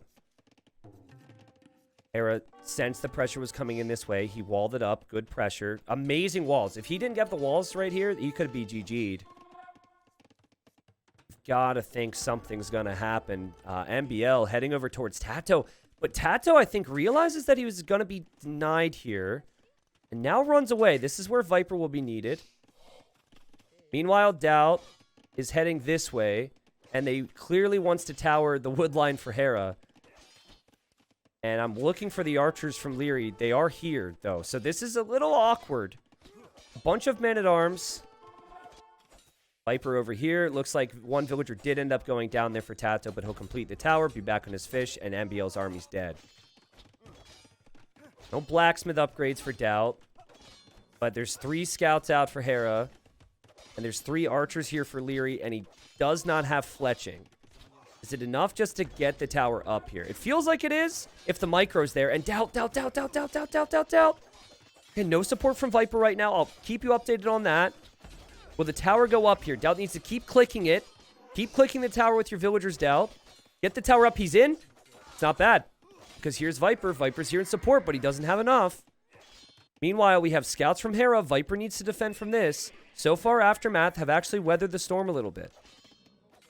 That said, you know, Hera's villagers are slowly going to die over here. There's a lot of pressure on him, and it's important for him right now that he gets pressure on Viper. But you can see the distraction is caught up with the Canadian. And there's so much army here around his base. Who can blame him? Loses a scout, almost loses another one. Viper will be so happy to get those hits. And man, I mean, the fact that Leary has not been able to hit Doubt is so good for Doubt's economy right now. Oh, man. And it's not good for Leary's economy either, because he can't really fully saturate on the shorefish. The Viper's scout number pretty high. He's got 13 scouts out right now, guys. 13. Has the attack upgrade, has armor, and is now getting bloodlines. Hera's first upgrade is coming in right now, and that's bloodlines. And when I saw the civilizations, I thought, okay, this is Gamer Legion going for the kill on African Springs. If they don't get the kill on African Springs, this is amazing for AM. And now MBL gets hit on the woodline from Tato. I have to say, MBL, we haven't talked a lot about him in this game. It's been all the other players. Obviously, we have talked about the other players a lot because they've been pressured the most too. But I'd like to see MBL make something happen with his archers. It's just tricky. Here he is. It's like you try and move out and do something, and then Viper's position is so strong now that he can just help out and clean you up. And maybe that's why he wasn't moving out, decided to move out anyways. And now Viper again, he's in 2 different spots. He's in the middle, clearing up the archers. He's now on the wood line for Hera, and Hera has to get out of here. Hera's having a nightmare game. Hera will drop down in villagers. Viper didn't really micro there, I guess, because he was microing here.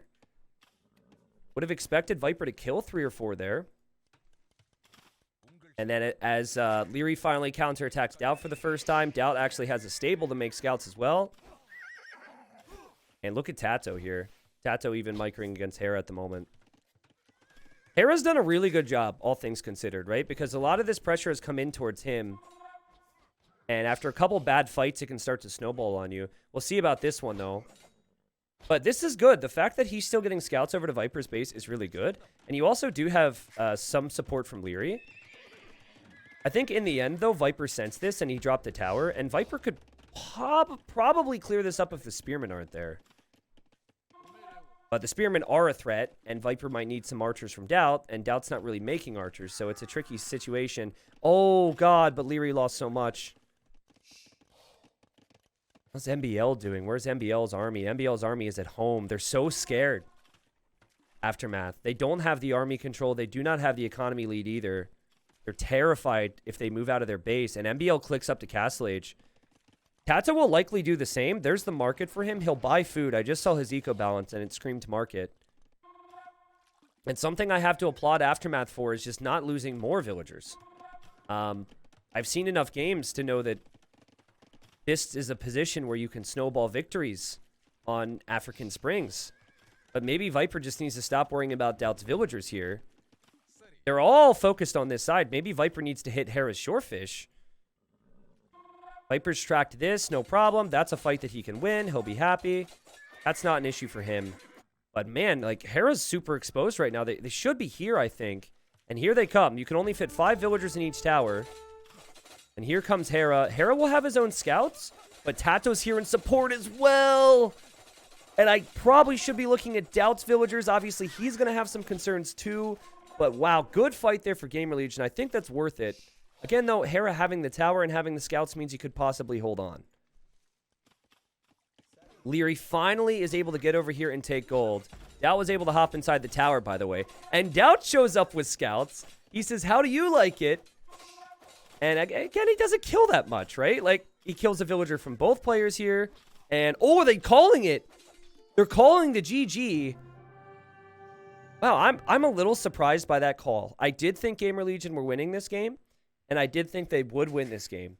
But with MBL being up, where's his army right now? Oh, I guess he's come over here to help out. I would have liked to have seen what MBL could have accomplished with the Castle Age. When you have a player 20 seconds away from Castle Age and no players on the enemy team are up, I'd like to see the fight there. But ultimately, guys, I mean, Hera's eco is way worse than Viper's. And Viper has the extra attack upgrades, and if he gets to Castle Age, would dominate. You have Leary in a position where he hasn't really been able to make archers in the way that he would normally want to.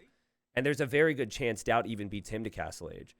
And then, you know, Tato is actually fairly even with MBL, you know, if you think about it. And so, again, maybe a slightly early GG call, but definitely feels like one that Aftermath we're going to lose.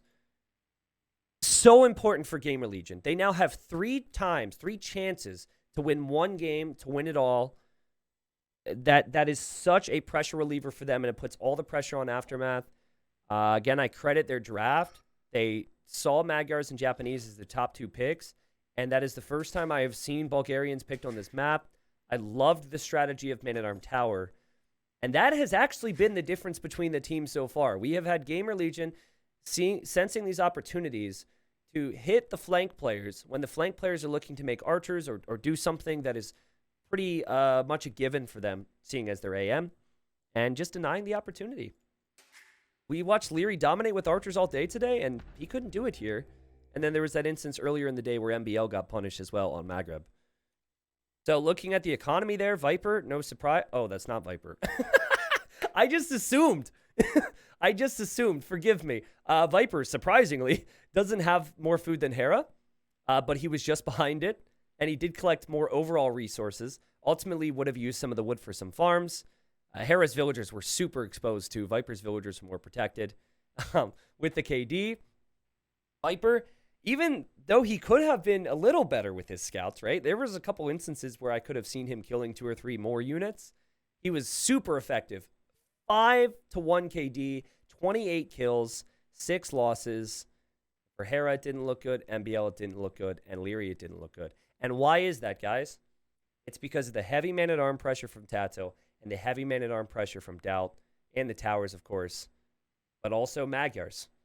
So I don't know when Hardy's going to cut this off because we edit this stuff together for YouTube, but just look at the draft. They got the first picks there. Well, actually, they did not get the first pick. The way it worked was Hera picked Kumans first. That's first pick, and then it goes 2 picks to Gamer Legion after that. and they picked Japanese and Magyars, which is why I said whoever wins this game is in a great shot for the series, because had it gone the other way, Gamer Legion's top 2 picks would have been canceled out, and then I know Kumans are probably going to be strong on a future map. Oh, man, this is crazy, because I was wondering what Viper would pick. It is the Hindustanis. Ladies and gents, welcome back. This is game number 7. And I did do some shout-outs when we're out of game. We'll do a couple in-game shout-outs again. Shout out to everybody involved in this, man. The players who have played so well, the fans out there who have been cheering on their players, but obviously Microsoft for putting up the prize pool for Battle of Africa 3, and then MemTV for all his hard work, Krazini, everyone. Probably missing some names, as I always do, but I just want to say congrats and thank you. I hope everyone has been pleased with everything so far. I have been pleased so far. I've been able to cast some amazing games, and I am a big strategy guy. I will compliment players on their amazing skill with microing archers and scouts and all the things that go in with that. But my concern going into this final was it was going to be comparing teams doing the same thing and who's going to out-execute. And while there's a beauty in that, I also feel as though Gamer Legion have shown that there's a beauty in strategy. And so they're here 4-2 now. We'll see what strategy they have in store for us. They have 3 opportunities now to win 1 game and win it all. So for Gamer Legion, we have Tato. Now Tato, I think, is sending Vils. He's Berbers, Speedy Vils and all that. So there goes Tato. He's going to be annoying against MBL. The pocket is Viper, who's Hindustanis. Plenty of time to talk about that. Then on the other side, we have Jordan, who's the Italians. Jordan also has been annoying and has been able to steal some food here from Leary. Leary's over there. And Leary is playing as the Vikings on that side, but we have to pay attention to this side because MBL is playing as the Koreans right now. And MBL might not realize what's coming his way. He sees that Tato Scout is here, but he's going to try and push in as much food as possible to his TC. That is probably where Tato is going to go. Now, I don't expect the pockets to do much for a while. Earlier in this series, we had Kumans for Hera, and it just looked impossible to stop, right? So Kumans can build the second TC in Feudal Age. I expect the exact same thing from Hera. I think he's going to 2 TC boom. And then later on, he's going to support with Knights. Potentially Scouts, but most likely just Knights. Viper is most likely to compete with that, going to go Fast Castle into a boom. So I would, again, apart from their Scouts, I do not expect those players to contribute much. And Tato, oh my god, he's actually going after the elephant too? What? There's no way he brings it back home. He's going to try and wall in the Vil, I think. Look, they're all shooting the elephant. All Tato actually wants is for the elephant to die. That's all he wants, and then he can run away with the faster Vils. Oh, and Tato killed it with the Scout, guys.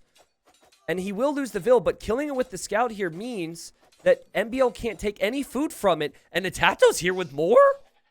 They're like, hey, we heard there was a feast. Isn't there supposed to be an elephant here? And the Scout's like, no, sorry. I accidentally hit it. I didn't mean to do that. I mean, he did mean to do that, but that's kind of funny to think about. These villagers just wanted to Vil fight, I guess. And Berber villagers should always lead to Vil victories because you do have the faster Vils. And just like that, Tato runs away. So, I mean, MBL's known as the Lamer. MBL, actually, his initials. A lot of people, though, think that his name is Master Boar Lamer. It's funny how that fits, right? He chose this name however many years ago, and it just fits his personality so nicely. But, yeah, I mean, that sets MBL back in terms of food. The guy's got goats and all, but probably ruins and slows down any of his plans. And now he's got to be paranoid because he lost his Scout, and Tato still has his. Tato is going to send this villager home, and he's sending more villagers forward. What? Well, Hera might actually add Scouts then. I don't know if that's good or bad. It would make sense to maybe make some military now. By the way, on this side, Jordan's going for 2 militia. I believe this will be some type of fast castle for Jordan. He's just trying to get pressure in against Leary. Who patrolled? Who didn't? Who patrolled? Who didn't? Leary didn't patrol! There's no patrol in Dota! Doesn't matter, though. He's got 3 militia. He could still be fine. Sorry, guys. Pretty crazy game. Tato lost his Scout. Viper and Hera are just chilling at their base. They're hearing about all this. And MBL quick walling. Tato trying to block. Tato fighting with a lot of villagers right now. But yeah, seeing as Leary has 3 militia. Jordan's going to make another one. He also, I think, lost a militia unnecessarily. Something's not adding up here. So this is actually good for Leary. Jordan trying to get the walls down. We'll get the walls down. Again, something went down there where I think he mismicroed. I guess the problem would be if Hera switches his whole strat into making scouts, Viper's going to get a big lead, right? But I think Hera... Okay, I was going to say Hera should at least send his starting scout. Viper's doing the same. And Tato saves his villager there with the quick wall. And Tato is really good at that. He is amazing at it. He's also really good at walling in the enemy villagers, which takes us to the next level. Now, I'm sure Tato is a little concerned that this could be a full-on scout play from Hera, so he has to keep an eye out for another scout. But for now, I mean, he's just assuming it's one. You know, his Viper's going to be here to help in a second. It's easier for MBL because MBL can send the villagers back to his TC, which is not far away. But it's easier for Tato because his villagers are faster. We did have the Drushes trade against each other here. Looks like Leary lost the fight. Who has the easier job from here, though, guys? Between Tato and MBL. So you've got 23 villagers for Tato. You've got 23 for MBL. I actually think it's an easier job for MBL. Tato has had so many villagers that aren't working. If he was still attacking MBL's berries, maybe I'd think differently. But I think investing into the farms is a really safe play. Tato is going to have to start to do that. But I think MBL is actually okay here. And I also don't see what these villagers necessarily accomplish against Hera either. Unless Hera adds a barracks and starts to invest, which is probably what they want so Viper can get ahead. Kuman scouts, by the way, slightly faster, so Viper should never chase here. I would say that Tato made a mistake running far away from MBL. I think he needed to continue. But yeah, MBL sees this. MBL sees a weak villager, and Tato runs away. Great job. But also like the patience from MBL. Also like the aggression from Tato. I just wanted to see this with Viper's scout. Viper, though, is going to actually check to see, you know, what's he got over here. And now we have walls for Tato. But he's still doesn't have villagers working a lot of the time. Which I think hurts him. But the idea is to set MBL as far back as possible, I guess.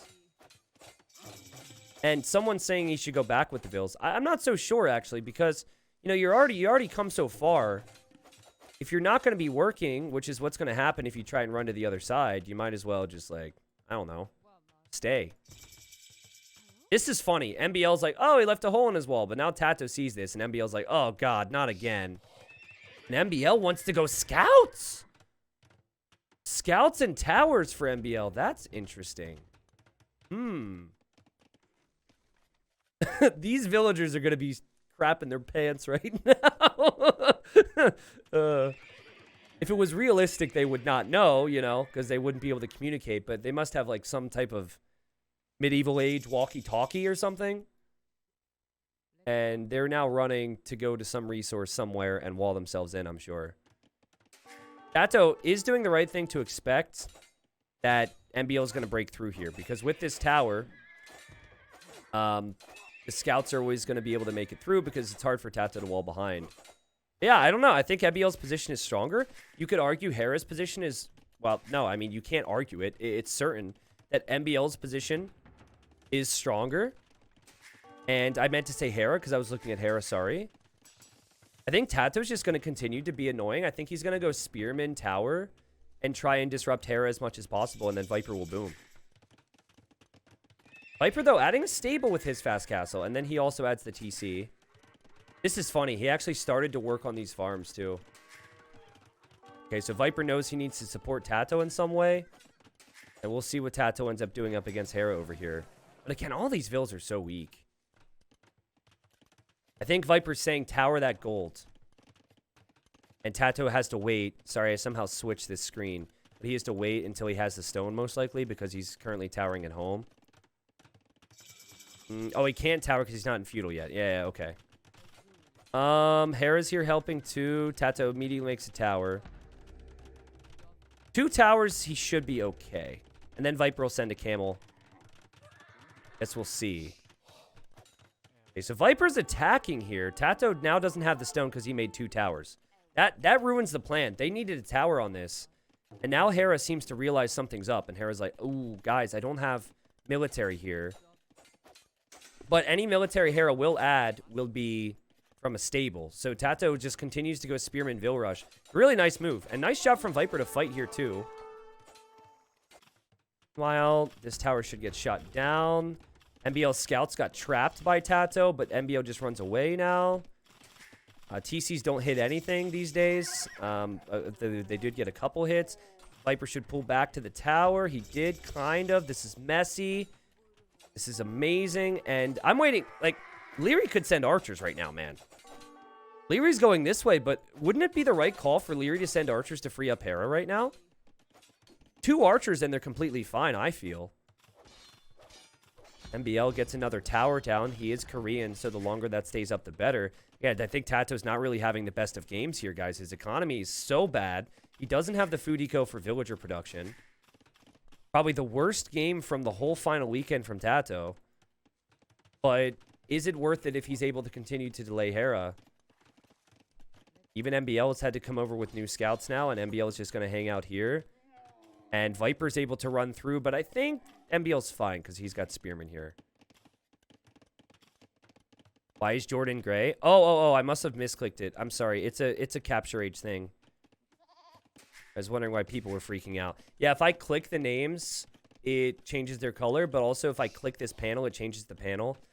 So you have to be very accurate with the mouse. This is funny though. I mean, Viper's just looping around with his camels. If he makes it there, Hera's not going to like it much. But here comes Hera. The floodgates have opened. He's chopped through. Big talking point on this map we haven't gotten to yet. And oh, can you imagine if Jordan had gone there? Oof. Hera's double checking here. We've seen games lost because of this. And yeah, no army there to deny the TC. Hera still looking good. But now 49 villagers versus 57. So things are pretty close if you compare Viper to Hera. But, you know, still the towers progress for Tato. My concern for Tato is simply the fact that his eco is disgusting. MBL will be in Castle Age probably 5 minutes before him right now. This is bad, man. This is really, really, really bad. And that's, guys, we look at the Vill count being 32 versus 40. Yes. He's also got villagers exposed in the front. MBL's got 500 food in the bank. Tato's got 80. And he can't take his berries? I mean, this is, again, disastrously bad for Tato. Which is, I think, why he continues to be as annoying as possible. Because he knows it's not going to be him that wins his team the game. He just has to delay so Viper can do stuff. Viper in the middle with TC number 4. Jordan. He had walled out any pressure that could have come in from Leary. Leary now just waiting on his wood line. And we've seen how Leary likes to play. He likes to go for the archers all in 1 TC, but he has changed that here. And another tower, and Hera, mildly inconvenience, is just going to leave now. But yeah, definitely need to focus more towards the middle right now. These players. Hera's looking for TCs at the moment. He's looking for armies. He's looking for anything, really. Okay, sees Viper has a TC there. Ooh, Jordan sees this. So this will probably be something that starts the fighting. I think Hera might turn around to deal with that. Tato still being a pain, but he did lose that villager. And I guess he's now going to make another tower. See, Hera doesn't want to have to engage against that stuff. What Hera will want to do, what a great game from him, by the way. I give him Kumans in a team game and watch him fly. He sniped a monk there from Viper. And that's just the starting scouts having some benefit. Or not starting scouts, sorry, he added that. Viper very low on army production. Probably, you know, doesn't need to micro the camel on this side anymore. Hera waiting for the next monk with the scouts is just such a lovely play. And Hera going to get a conversion there. And Viper, wow, he deleted the camel that was going to be converted. That's a really good call, because if you delete the wrong one, and then they also get a conversion, that could be a pain.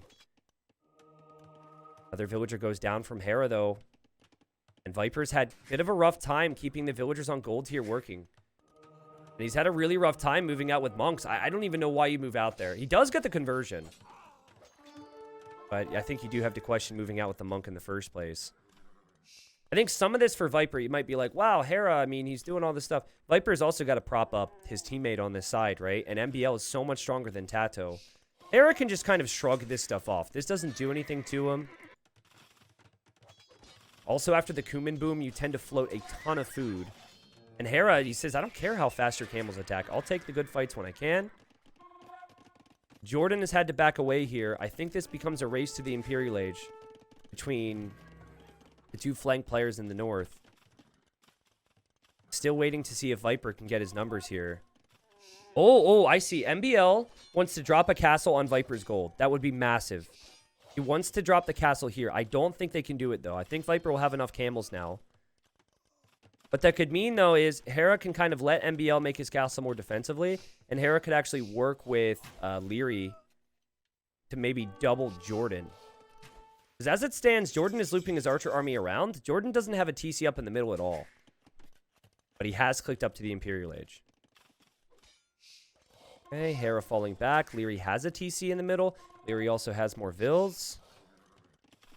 Update on Tato. Hera's just deleted like 20-some farms. That's actually pretty decent.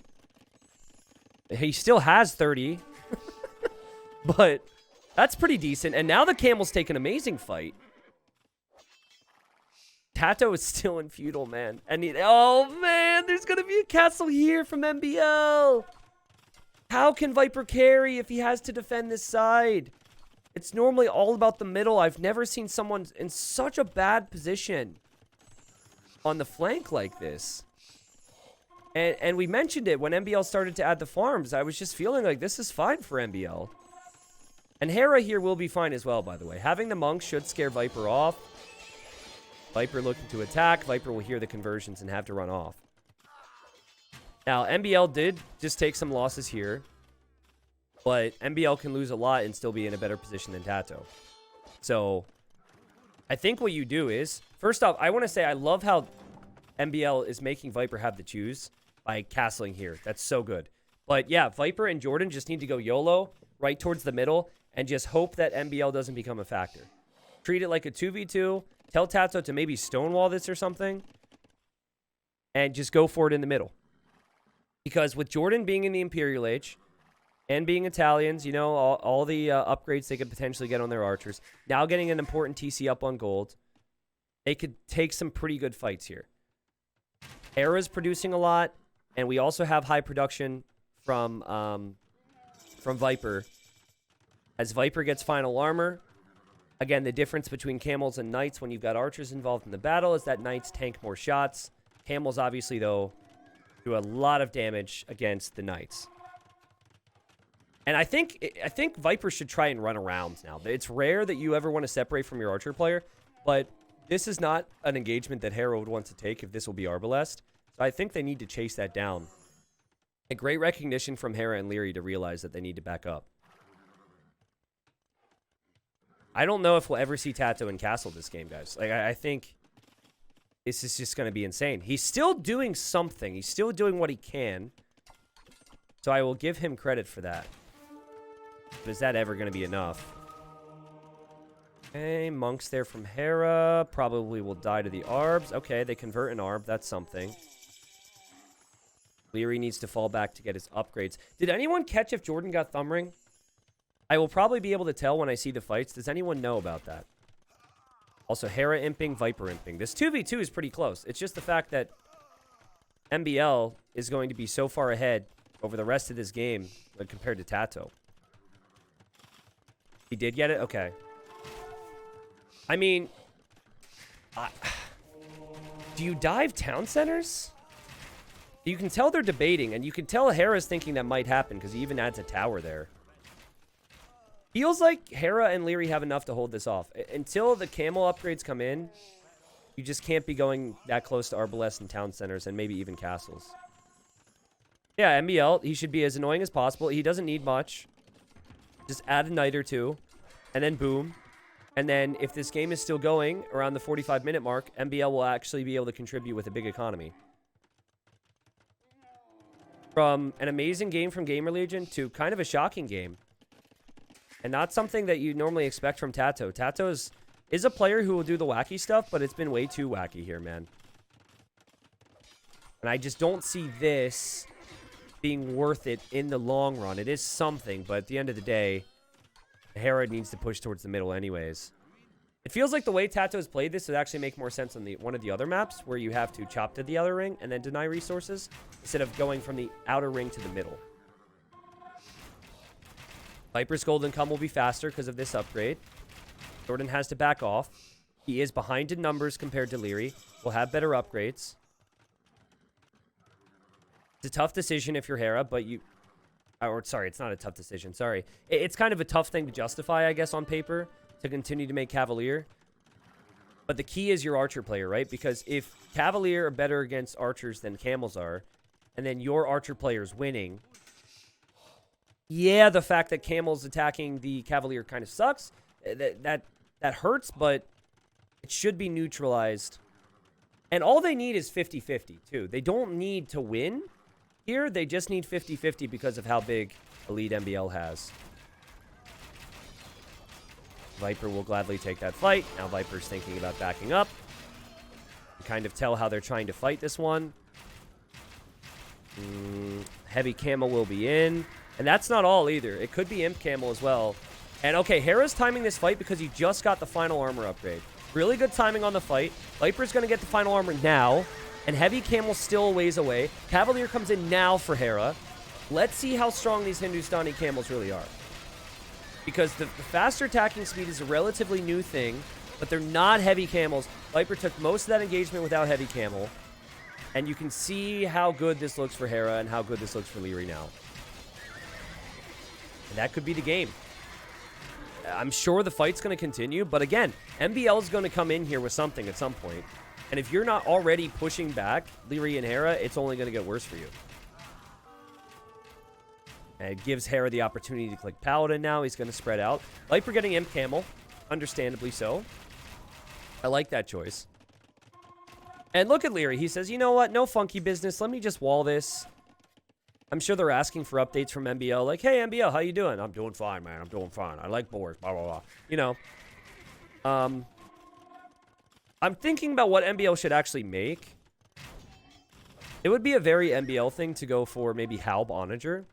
I could see him going Halb Onager Bombard Cannon and just pushing this area and keeping Viper off of the gold. Because again, you don't really need him in the main fight right now, so I would say do that. By the way, Tato's in castle now, and he's raiding with monks and camels and towers over here. Which is just so funny. Viper finally gets Imperial Age Camel, though. So maybe this is the time. And Viper moves over here. And he should deny this TC. Actually, no, he'll just take out the TC. The TC will go down to that many camels. But guys, now Viper isn't in position to defend his teammate Jordan. Jordan has to fall back to another gold. Viper does have a crazy eco. He does have crazy production. And I do think Hindustanis are better than Cumans here. Just will MBL play a role? And look at this, man. Hera is sending a lot of army over here. Tato takes a fight, gets a conversion. Could maybe get another conversion. Meanwhile, villagers have died on that gold. We'll see what Viper continues to do with the Imperial Camels. Suddenly, it's looking closer and closer. Leary still has a ton of Arbalest, which Viper can't necessarily engage against. And Jordan continues to sacrifice Bombard Cannons to this Bombard Cannon god. But suddenly, the Imp Camels are on Hera. And Hera has Paladin, but can you win a fight if it's just Paladin against Imp Camels? Again, what MBL needs right now, MBL needs to push Viper with Halb and Siege. Because Jordan's the only one who can help against that. And Jordan's on the other side. This is an amazing fight for Viper to try and give them a chance. What a crazy comeback it would be. Because Tato's so out of this game. It's unbelievable. And again, I credit him for at least being threatening enough to have Hera to deal with this. Hera has to send units over where he does not want to. We have a castle from Leary because he knows this is bad.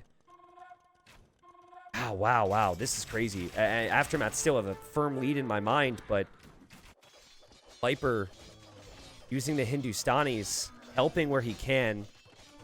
Still 40 camels. They're now pushing back in this area. They don't have the siege to push back the castles, though. That's the sad thing. And they do not have Tato to help. And Tato recognizes that he can never get back into this game. So he's pretty much his YOLO production over here with monks. Hera must love his life right now. Oh my god. I mean, it doesn't matter if you're an imp or if you're in Castle Age if you're making monks. But again, Viper, he's been able to ignore MBL for so long, guys. And now MBL is coming forward with a castle. He's going forward with Halbs. It's the perfect play. I think Jordan and Viper need to be pushing this back right now. If they're not able to push this back, Viper's going to start to lose ground, and this might be over. Yeah, I get that you can make Gulams on paper, but you really can't. You're maxed out with your tech right now. I don't think 5 to 10 Gulams makes a big difference, and he wouldn't... For every 5 to 10 Gulams he has on the field, that's 5 to 10 camels he doesn't have, and camels are just so much more important to the team composition. That's the way I see it anyways. Viper might as well fight, though, because this is already getting bad, so you just hope that this actually is a winnable fight for you. And maybe it is. Maybe it is. There's skirmishers there for Jordan. I mean, these camels are absolutely insane, man. They're not even fully upgraded yet. MBL, though, 30 army, full Halb, full siege. Viper having to repair. How does Viper deal with that? Also, Hera still dealing with Tato, who's raiding his economy periodically. He's got red dots everywhere over there. Viper's camels have disappeared pretty quickly. What a great job from MBL in this game. Up against Tato's lames. I think he's a pretty calm player under pressure. And he showed it there. For trying his best to take out the castle so he can dive maybe. Viper's still producing tons of camels. Jordan needs higher Arbalest count. He is also making Genoese crossbowmen, which is exciting. And Viper dives to take out the mangonels because MBL took out his one Treb with that. And yeah, this is the end for Viper. He's just not going to have it, guys. The Treb will go down, which means MBL's castle stands. The gold will be gone, and we will continue this series. The score right now is 4-3. Aftermath with a good fight back. Has to be said, though, a bit of a shocker there for Tato. I mean, there was a shocker for Dowd as well in that one Donut game, and those have been the two players that have been rotating in and out. I felt like in the Donut game, it was more understandable because of how strong the Kuman position was. There was no real strong counter on the other side to match it. In this particular game, the Hindustanis, I feel, could have matched it, maybe even outperformed it. But Tato got too excited, too aggressive with the villager rushing. And MBL said, who cares about Hunt? I'll just farm. I'll keep my villagers alive. I don't need to overreact to you. I don't need to engage in your Vill Whirl that much. What was it, like 10 villagers forward at one point from Tato? Then he gets the walls down. Then MBL gets through anyways. And Viper has the support. It was messy. I give him credit for what he did after it got bad. He accomplished a lot more than I expected from there. But in reality, this was just a 3v2 at this stage. Also have to say that I think Leary, and maybe it's a Civ thing because of Viking Eco, I thought Leary also slightly outperformed Jordan. Maybe the word slight is even understating it. So you had Leary outperforming Jordan. Viper maybe a little ahead of Hera, maybe pretty even. And then Tato MBL, we kind of knew how that was going to go for a while there. So well done Aftermath to respond after losing the previous game. Now there's two more potential games. So there's two more opportunities for Gamer Legion to get one win. Aftermath will need to win both of them, or they are firm second place. 222 kills from Leary, though. Again, a great game from him. I think Jordan really needs to outperform Leary there, and then it's doable for them to come back. You know, again, the eco is probably insane for the Hindustanis, as it always is. It was also very, very good for Hera there.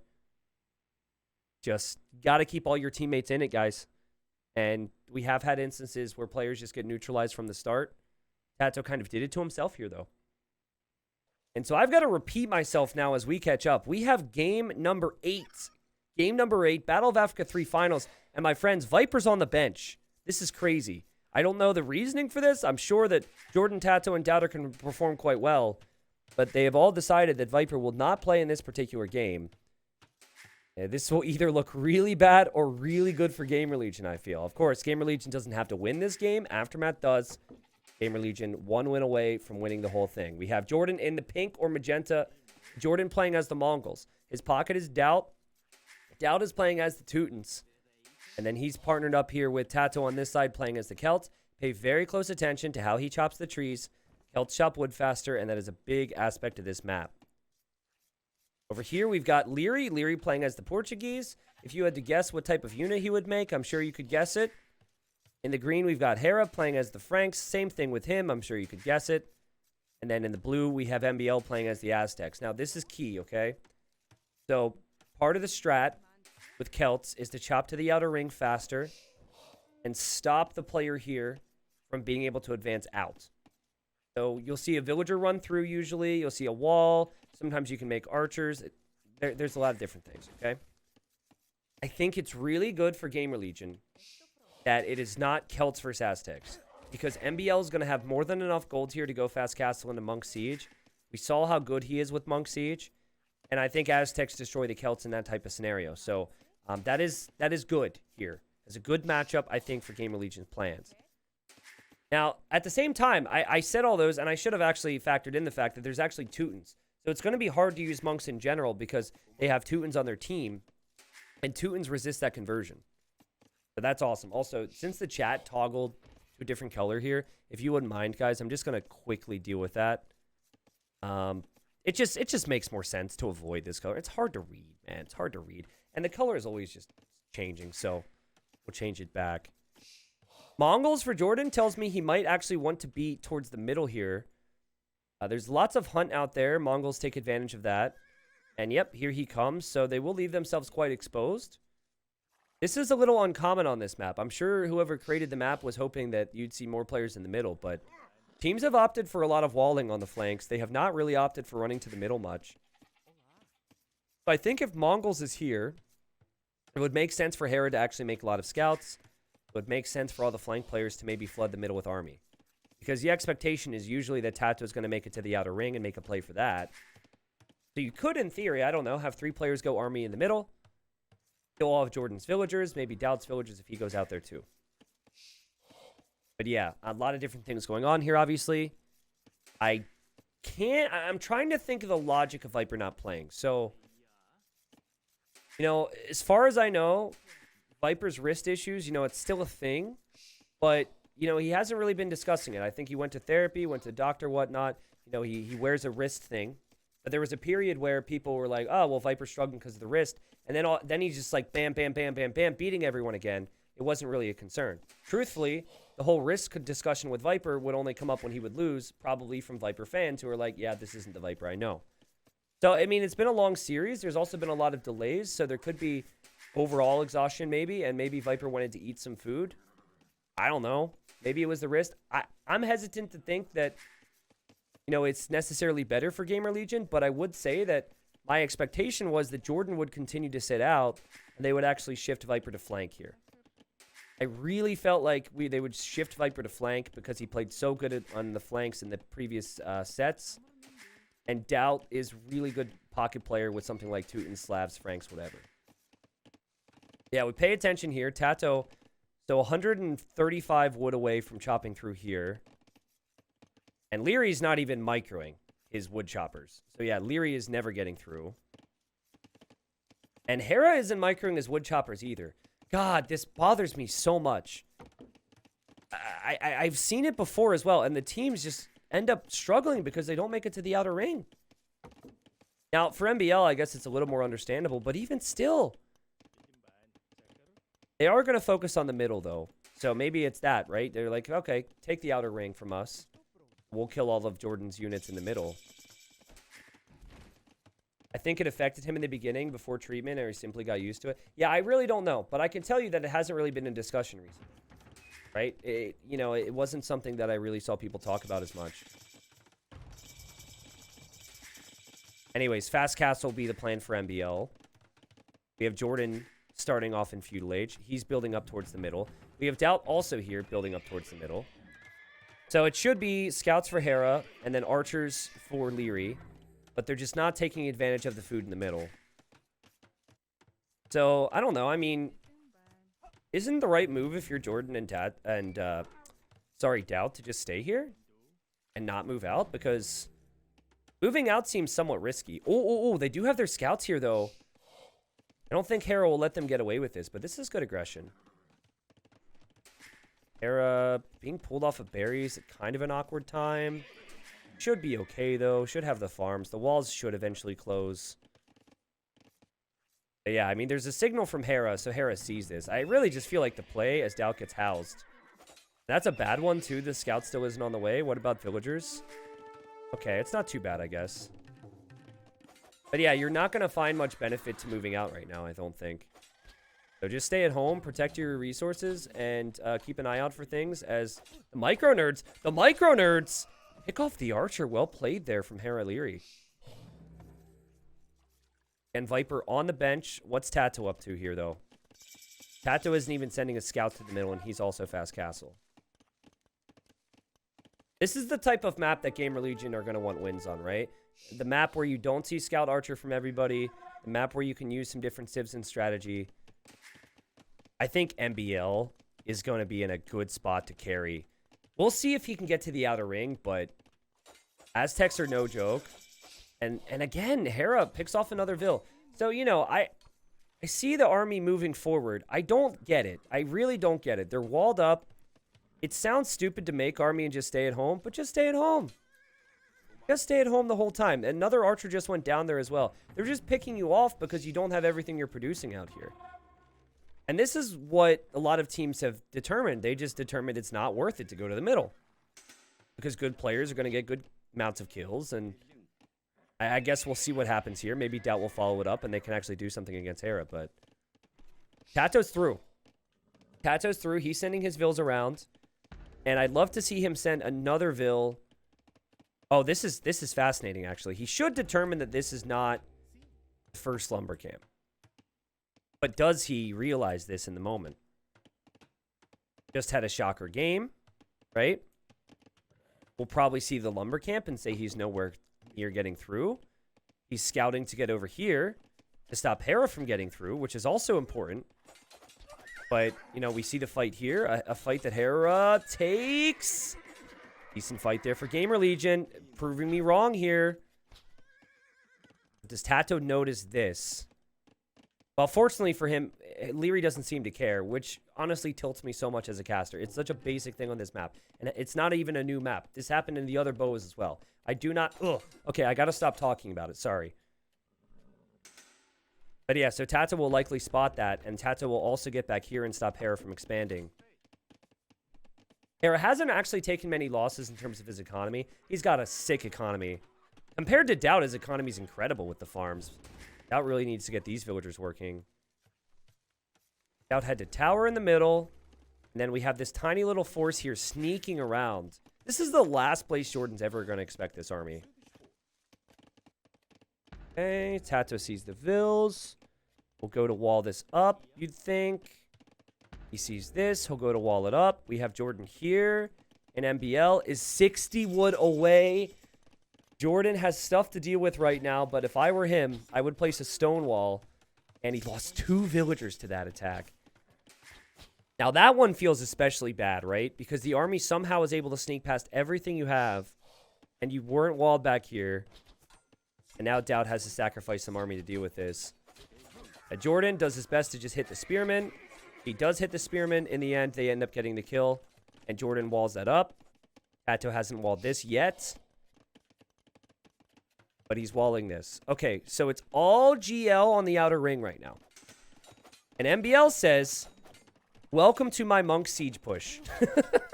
That's what he's going for. Monk Siege push for MBL. He has the gold. That's all he'll need. Let's see what he can make happen with this. Again, they benched Viper.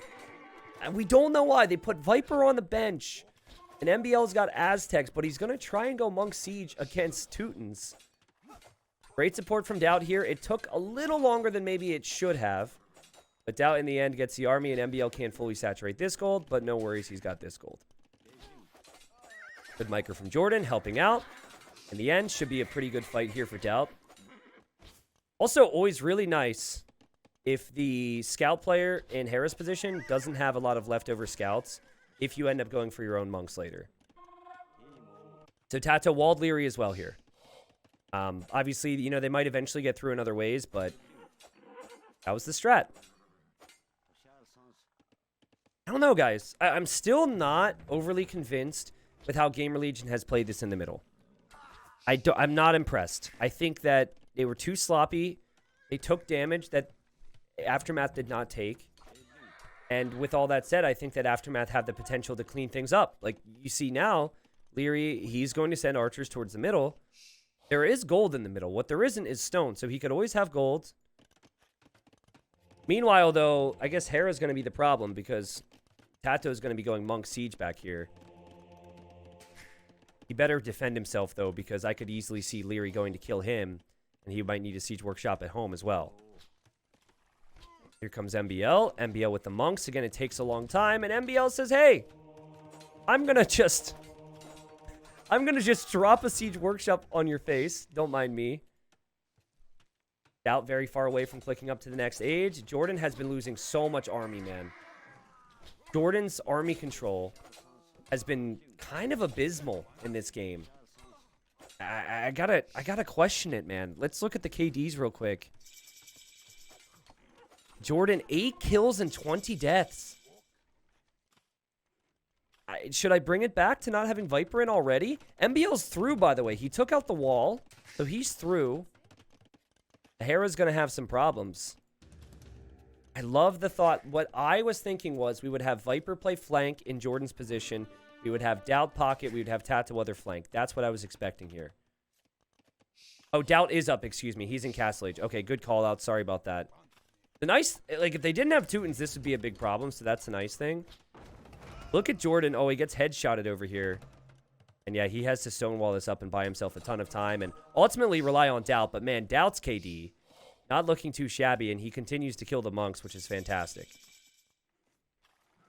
So here he comes with knights. MBL doesn't have any monks to get conversions. The siege for MBL might not look all that strong if suddenly all the melee units start to show up and he can't convert them.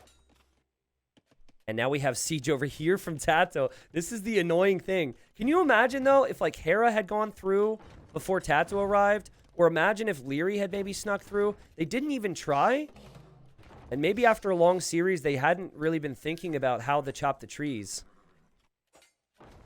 Villagers here for MBL, which is interesting. And Hera's actually sending scouts around, something Tato might not expect. But he could see that now. And I'm sure he just, yep, now he reacts a little late. Sad times for him, but keep the walls up and just do not move out. You don't want to lose your position there. Doubt has his units running this way. And he does have decent coverage in the middle as Hera's running this way. And Hera's having a tough time with wood right now. MBL maybe needs to decide on how he wants to push because he's surely thinking about the outer ring more than the middle ring right now. And what the... What? Someone want to explain that to me? I have to look back at that one. And we will have to do that later. But holy moly. Anyways, Jordan drops a castle here. That's actually amazing. To have Mongols on Mangudai is huge. And he also protected himself from that. But the ultimate just passing from MBL. And he actually had to bring the monks over here with Redemption to defend from the siege push. So, like I said, I think if MBL would have been against Celts, it would have been actually a whole lot better for him. But it's not how the cookie ended up crumbling here, as they say. TC will go up for Doubt. Good timing. But will he have the army to defend himself? He's taking a fight here, and he's owning this fight. Aftermath has so much military, but we're not really seeing those crossbows being put to good use from Leary.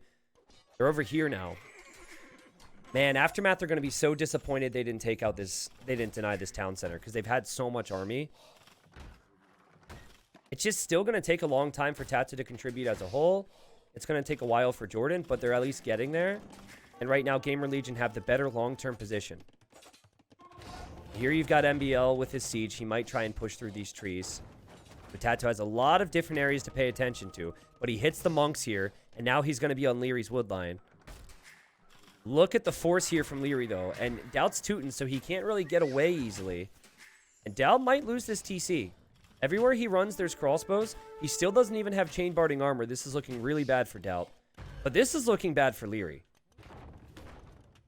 Remember, there's no stone in the middle. Hera also is going to maybe want to try and get some food and gold out here. He's still so exposed. Another siege workshop for Tato. We'll wait to see if Jordan can pop out and maybe snipe some stuff soon because, again, Doubt's TC is a problem. Would have loved to see this TC instead. I guess maybe he's just committing too much to the middle. I don't know what he's thinking. There's going to be 3 armies towards the middle. Surely you're not going to have the help. So, I don't know. Maybe easy for us to say. But this, to me, looks like he's going to lose 8 villagers here. And also, of course, the resources with the town center. Not saying they still can't survive, but I'm sure Doubt now is wishing he would have ran away and maybe committed more to the other areas. MBL could convert this, but it's Teutons, right? So it takes a long time, and Tato runs away. And then over here, you have Tato prepping walls just in case, attacking MBL's Monk. MBL's still trying to convert the siege. If they didn't have Teutons, MBL would have been able to push this all back. Run away, Tato! Run away! Oh, it's taking so long, man. That Monk still kind of has a charge going, though, so it could switch to something else and get a pretty quick conversion. Unless it stops. Yeah, like right here, I think it could. Anyways, Doubt's TC goes down. The Crossbows and the Knights are heading towards Doubt, and it's panic time for him. I like the Siege Edition, though. He knows all this stuff could run right underneath his TC. MBL still trying his best to get conversions. Tato still trying his best to be a pest, and boom. 86 villagers for Tato, who is going to go in after the monks here. And he loses 1, but he does kill 2 monks. So I think the key would be obviously just trading 1 for 1. Leary having the TC in the middle, Doubt attacking it, but I don't think Doubt actually knows he's doing this. I think Doubt knows he's dying at home. Doubt, if you don't wall your wood line, I'm going to scream, man. Oh my god. Guys, the decisions are dropping off here for Gamer Legion. Why place the TC in the middle? Why not get the stone walls down? And why not re-wall it? Doubt's falling apart. And Leary's on the way to the Imperial Age saying, haha, who needs the middle? I don't really care. Now, we should say that Jordan's position isn't bad. He's making Mangudai. He actually came over here to snipe some things. And then we should also say that Tato having 80-some villagers is no joke and should not be underestimated.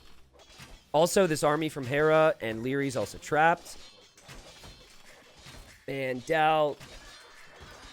Again, I think this game is theirs if they don't make the mistake of making the TC in the middle and they make their TCs on the outer ring. That's the whole point, man. That's the whole freaking point. But now they have their work cut out for them, don't they? Tato's going to have to carry back into this one. I can't help but remember the Maghreb game, which feels like it was 6 days ago. But it was actually in this series, and Tato came back with a lot of infantry play. Boom! Okay. Classic Doubt there. Completely misses his shot. Great micro from Leary, obviously. Doubt's going to lose 20 more vills. That's just... It's so bad, guys. It's so bad. I would be losing my mind right now if I was Viper because I'm just like, we have this game. We just have to not screw up. That the whole strategy plan was to focus on the outer ring and give up the middle. Not commit more to the middle. Doubt's out now. He's out of the game, and it's all on Tato to try and bring it back.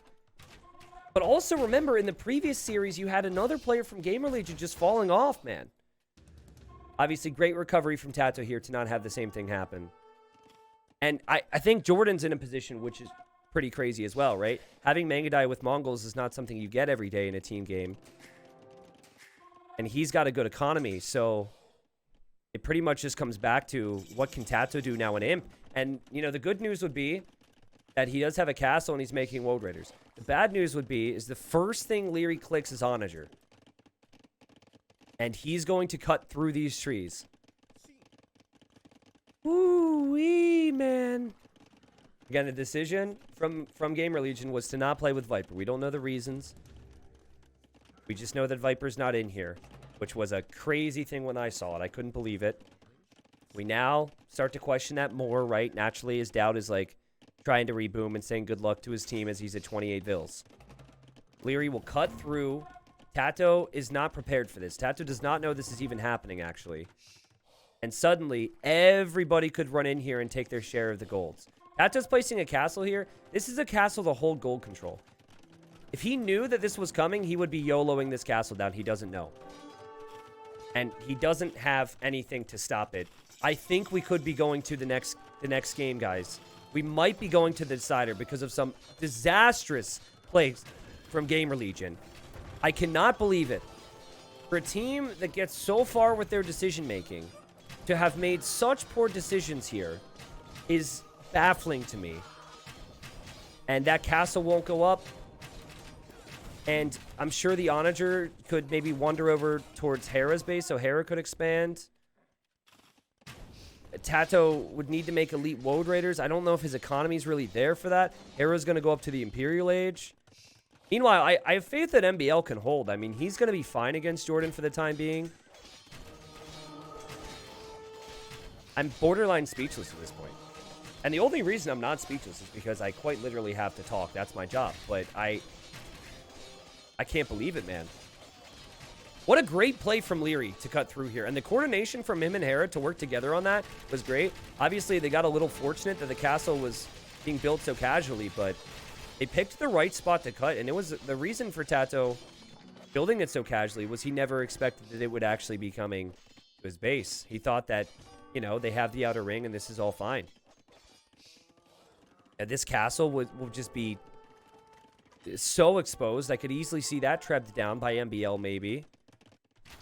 And we'll see if this castle ever completes here as the Arbalest army from Leary continues to shift around. The Knights now from Hera continue to shift around.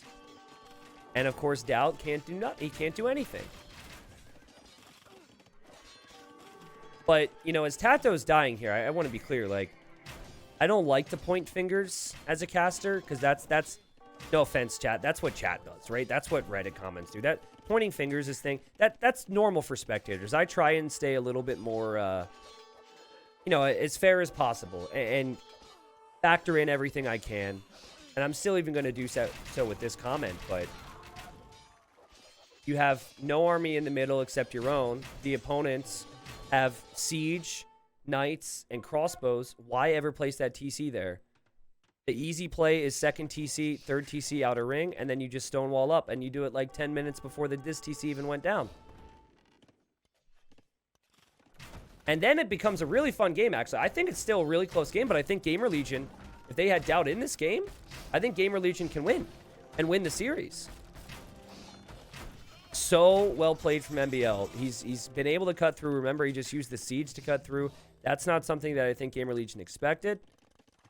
He's going into skirms right now. And it's so well played from Leary and from Hera as Tato's down to 73 villagers. This game feels very over right now. And, you know, I guess it's kind of been the best of both worlds for the series, right? Like, we've had incredible strategy and incredible fails for Gamer Legion. Strategy that has completely wowed me and had me shouting and screaming and excited for the game and how the series would play out. And then you have this. And their strategy here was actually good. It's just the lack of execution. Someone said, why no Viper? And someone responded with, didn't perform, got benched. And that person who maybe didn't see the previous games is like, wait, what?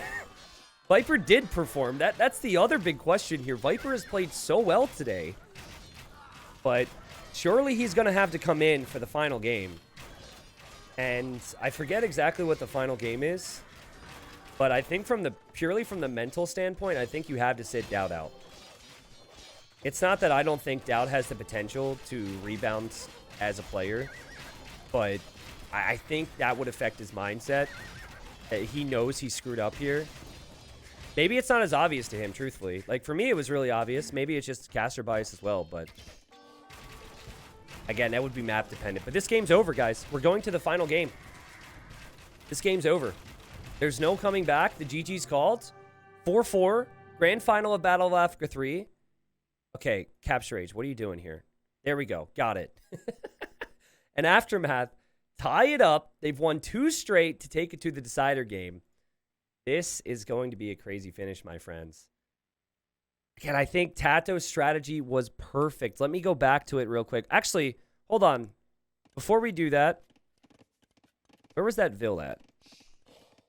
Wasn't there a blue villager around here? Why did I key this point? What? Oh, it was right there. Hold on. This is really important, okay? Here's the Vill. Follow the Vill. Go backwards. How did she get here?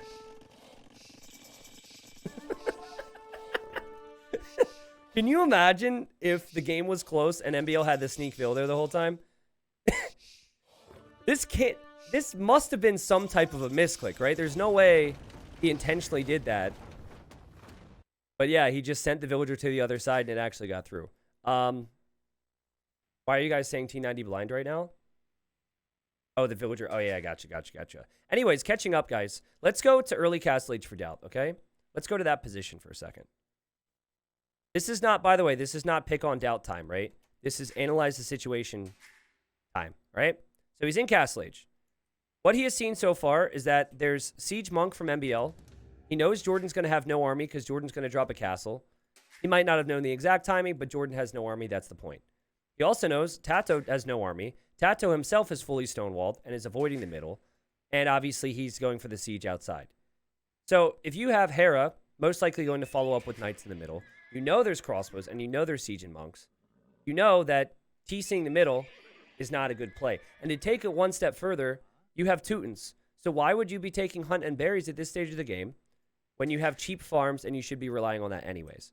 So, you know, we look at this. I think the TC actually came a lot later. And, you know, to give him the benefit of the doubt, I think maybe he just hadn't cut through yet. Maybe that's part of it. But, you know, again, you know, there's army out here he can't deal with. He confirms the army's out there. He knows Hera's out there. This town center, man, it would have been better off if he just placed it in here. I actually think what it was for him is the fact that he hadn't chopped through yet. And he felt, well, I have the eco for 2 TCs. But you never placed that town center. He lost 15 villagers there, and then to make matters worse, the army actually ended up getting in. And otherwise, I think they were winning the game. I think they would have won the game. I think it would have been fine. Doubt would actually be able to contribute. Tato wouldn't be as exposed. Tato would have had a massive boom. I'd be so upset if I were Tato. But yeah, you have to forget about it and move on to the next one. But yeah, it's just bad, man. Just bad. Didn't think we would have been here after, after game number 5, I guess. And we are here, guys. Battle of Africa 3 Grand Final. This is the conclusion of the $30,000 tournament, hosted by MemTV, sponsored by Microsoft, and of course, casted by yours truly, at least at the moment. I'm sure there's many others. Guys, it's been a crazy series, but for Aftermath, they have all the momentum here. They have won 2 straight, and I think for Gamer Legion, there might even be some mental hurdles to get over right now because of how things went down in the previous game. I think the previous game was winnable, but Doubt is back. Doubt is the pocket player here. He's playing as the Burgundians.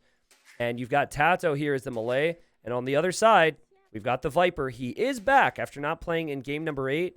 And he's playing as the Byzantines.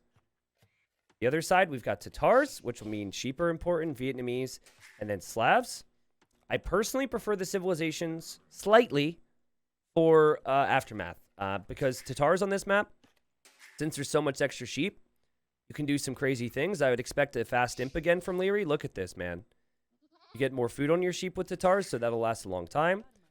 Since you start with farms on this map, Slavs, the fastest farming civ in the game, feels strong. And then, I guess, you know, the MBL is Vietnamese. And Vietnamese aren't bad. If you want them to go archers, make it messy. Also, Vietnamese is something that MBL had played earlier in the day.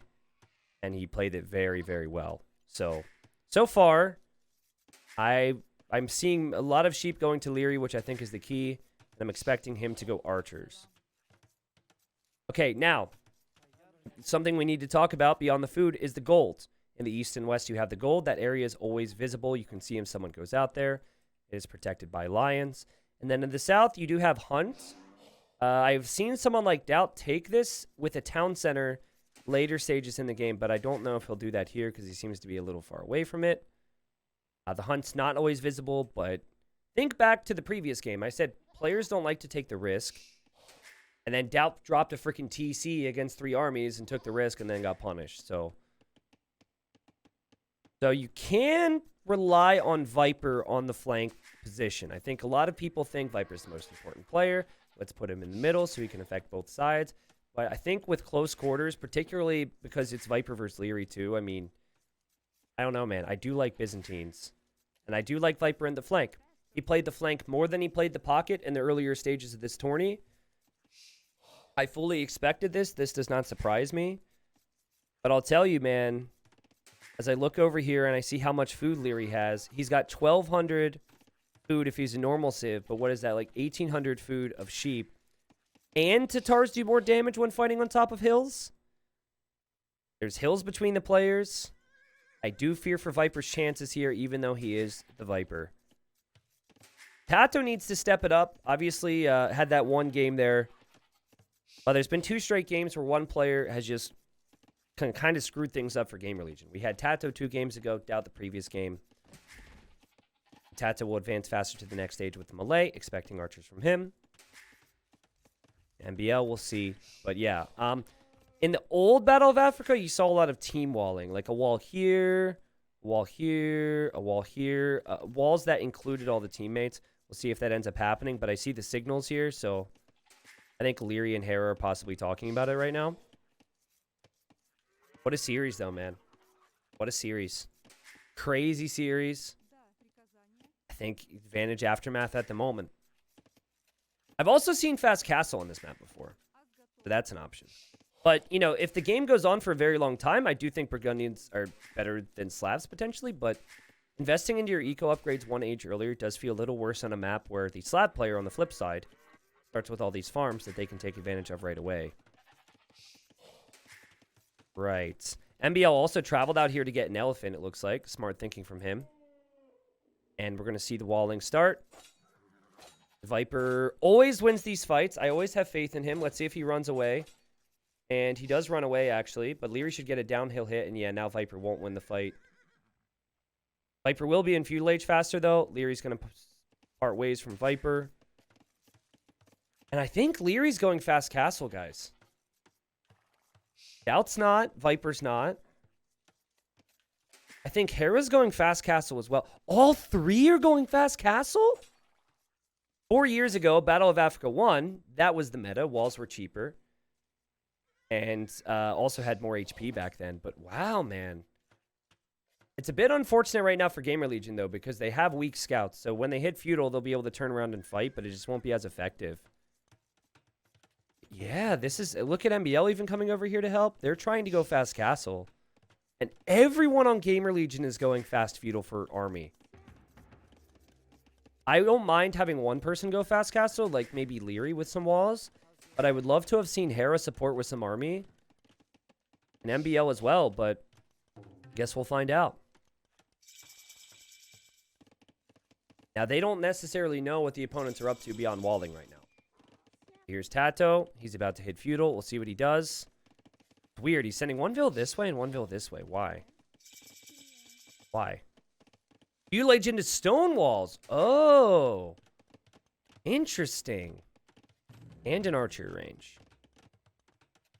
Wow, wait a second. Viper. So they're expecting not to be able to do damage. And they've just gone up to feudal age for stone walls. Whoa. Okay, full stone wall here for Viper. He is Byzantine, so there's more HP on it. Full stone walls here for Doubt. I suppose you can make a little bit of army and hope to get value, but they just don't seem to really think they're going to do that. And Hera will be in castle age quickly. I don't know. Well, first off, Hera's going to delay his castle time because he's placing this market. I think he'll end up selling, but if you look at his gold right now, he needs 80 more gold with only 1 on gold. But yeah, I mean, we'll, I guess, have to see if whatever army is made by Aftermath can break the walls at the end of the day, right? Feudal Age stone walls only have 900 HP, so that is a pretty easy thing to do. I like this, though, from Viper and from Doubt. They're at least applying some pressure to Leary, but they're not over-investing into the attack. Doubt is stopped after making 1 scout. Viper is still making more archers. Oh, and they're through. What the... Leary. Oh, I guess it was a bait. Okay, they'll look to find damage. Leary could make his blacksmith here if he's really concerned. And yeah, it's just not really going to kill anyone just yet. Even if they get through there, it loops around kind of towards the TC. There's maybe reasons why you're seeing the fast castle choice. Scout for MBL is out. I'm wondering if anyone on AM has seen the stone walls yet. I don't think so. I think their scouts have been on the back. So MBL goes forward. And now he sees stone walls. And he's like, hey, guys. There's a stone wall here. Okay, signal here from Hera. And I think right now what they're talking about is, Leary, this is where you need to go. Leary's on the way up. Yeah, they're talking about where they can pressure and where they can focus. Got archers from MBL. MBL is saying there's 2 archers here. But yeah, MBL's fine. I'm worried that the walls are just going to go down before they can even get to Castle Age here, Gamer Legion. Like, that's a legitimate concern here. Doubt kills the scout there from Hera. Hera, I guess, was beyond this somehow. Hera will probably end up losing his scout, but good micro, trying to get the hills. Very different strategies for the final game, but we've had very talented teams. These teams also destroyed anyone they faced. And look, even the small things here. Leary's like, hey, make some walls there because archers might try and run past your TC. I love that. The archers have done very little. MBL will have his own archers. MBL will be in Castle Age. I mean, guys. Tato's got to click up yet. Doubt hasn't clicked up yet. Viper's not even close to clicking up yet. Fast Castle seems like the play to me. I think Viper's walls might go down. I mean, he's Byzantines, but if you have Tatar archers on the hill, and then you have a knight or 2 from Hera, I think Viper's walls will start to go down. Probably a good idea from Gamer Legion, but the other thing they could have done if they see the Palisade walls is they YOLO with Army and Feudal to try and break somebody. Like this, for example, if Doubt went 6 scouts and there's archer support from Viper and Tato, they're through, right? So what they opted for was, oh crap, okay, we're not going to get through. Let's not invest, and let's just go for stone walls, which I guess is maybe the safest play, but certainly a lot of initiative here. And my point is, are the stone walls going to be strong enough? I don't think so. I think this could be the series. I think this could be game over. Viper's in big trouble here. He's got to wait 2.5 minutes. This is actually a reasonable time for someone who went Feudal Age to get to Castle Age. The pressure's on, man. And I think there's bigger problems if you give up this hill as well. Now, I guess he could try and use his army. And you could try and attack some things just to delay, right? Like you attack the knight pulls back. And he's still all behind. I mean, yeah, kind of, but then you give up the hill. And then the Tatars have a hill against you, and then your ranges could go down next. Oh, man, look at Leary. He knows exactly what Viper's going to try here. Gamer Legion have had such good strategy in this series, but then there's been a moment or two where they didn't have it all together. Every time he gets close, Leary just snipes. And by the way, Leary, he's got so much food. He's had so much food. He hasn't actually had to invest in any new farms here. Hera's going to have siege. Doubt's needed to support. Viper's still trying to buy time. Great micro to dodge the shots. The knights are still attacking. Wall's going to be down. He needs to run. And he does have to wall behind here. Let's see. It's going to be awkward for them. And meanwhile, MBL is going for Monk Siege against Tato.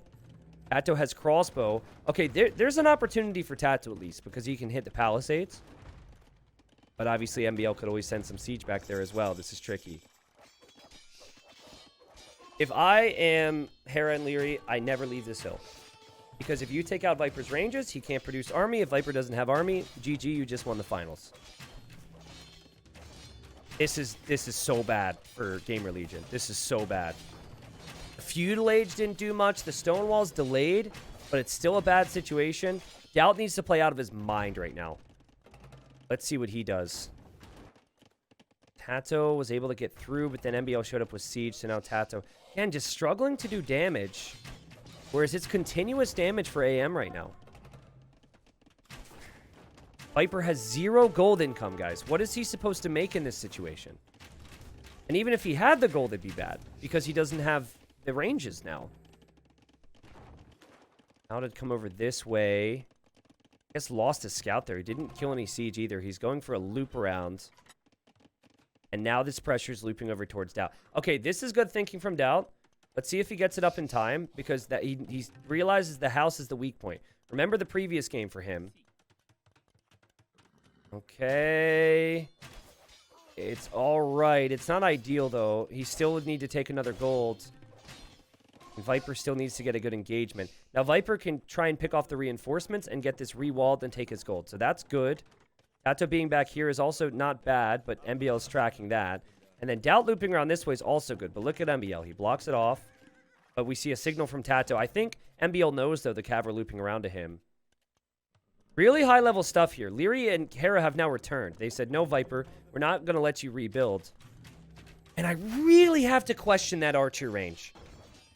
It just doesn't make a lot of sense. It's not like you're going to be able to take gold if they have the army anyway, so blocking it off doesn't really do much. Just make the range back here, Viper. Viper having some problems, but all of Gamer Legion having problems. And Doubt needs to take the siege. The whole point for coming over here is to take the siege. Can Hera repair this? Can you imagine if he saves this for his teammate?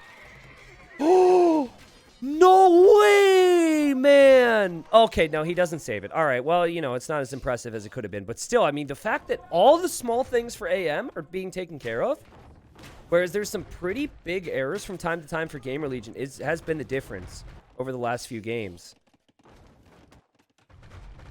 Remember, Hera's got a pretty big Knight army now. He's not here with everything that he has. It's just the siege. A lot of that's back here. He's just cleared up Tato's crossbows. It took him long enough, but they've got it.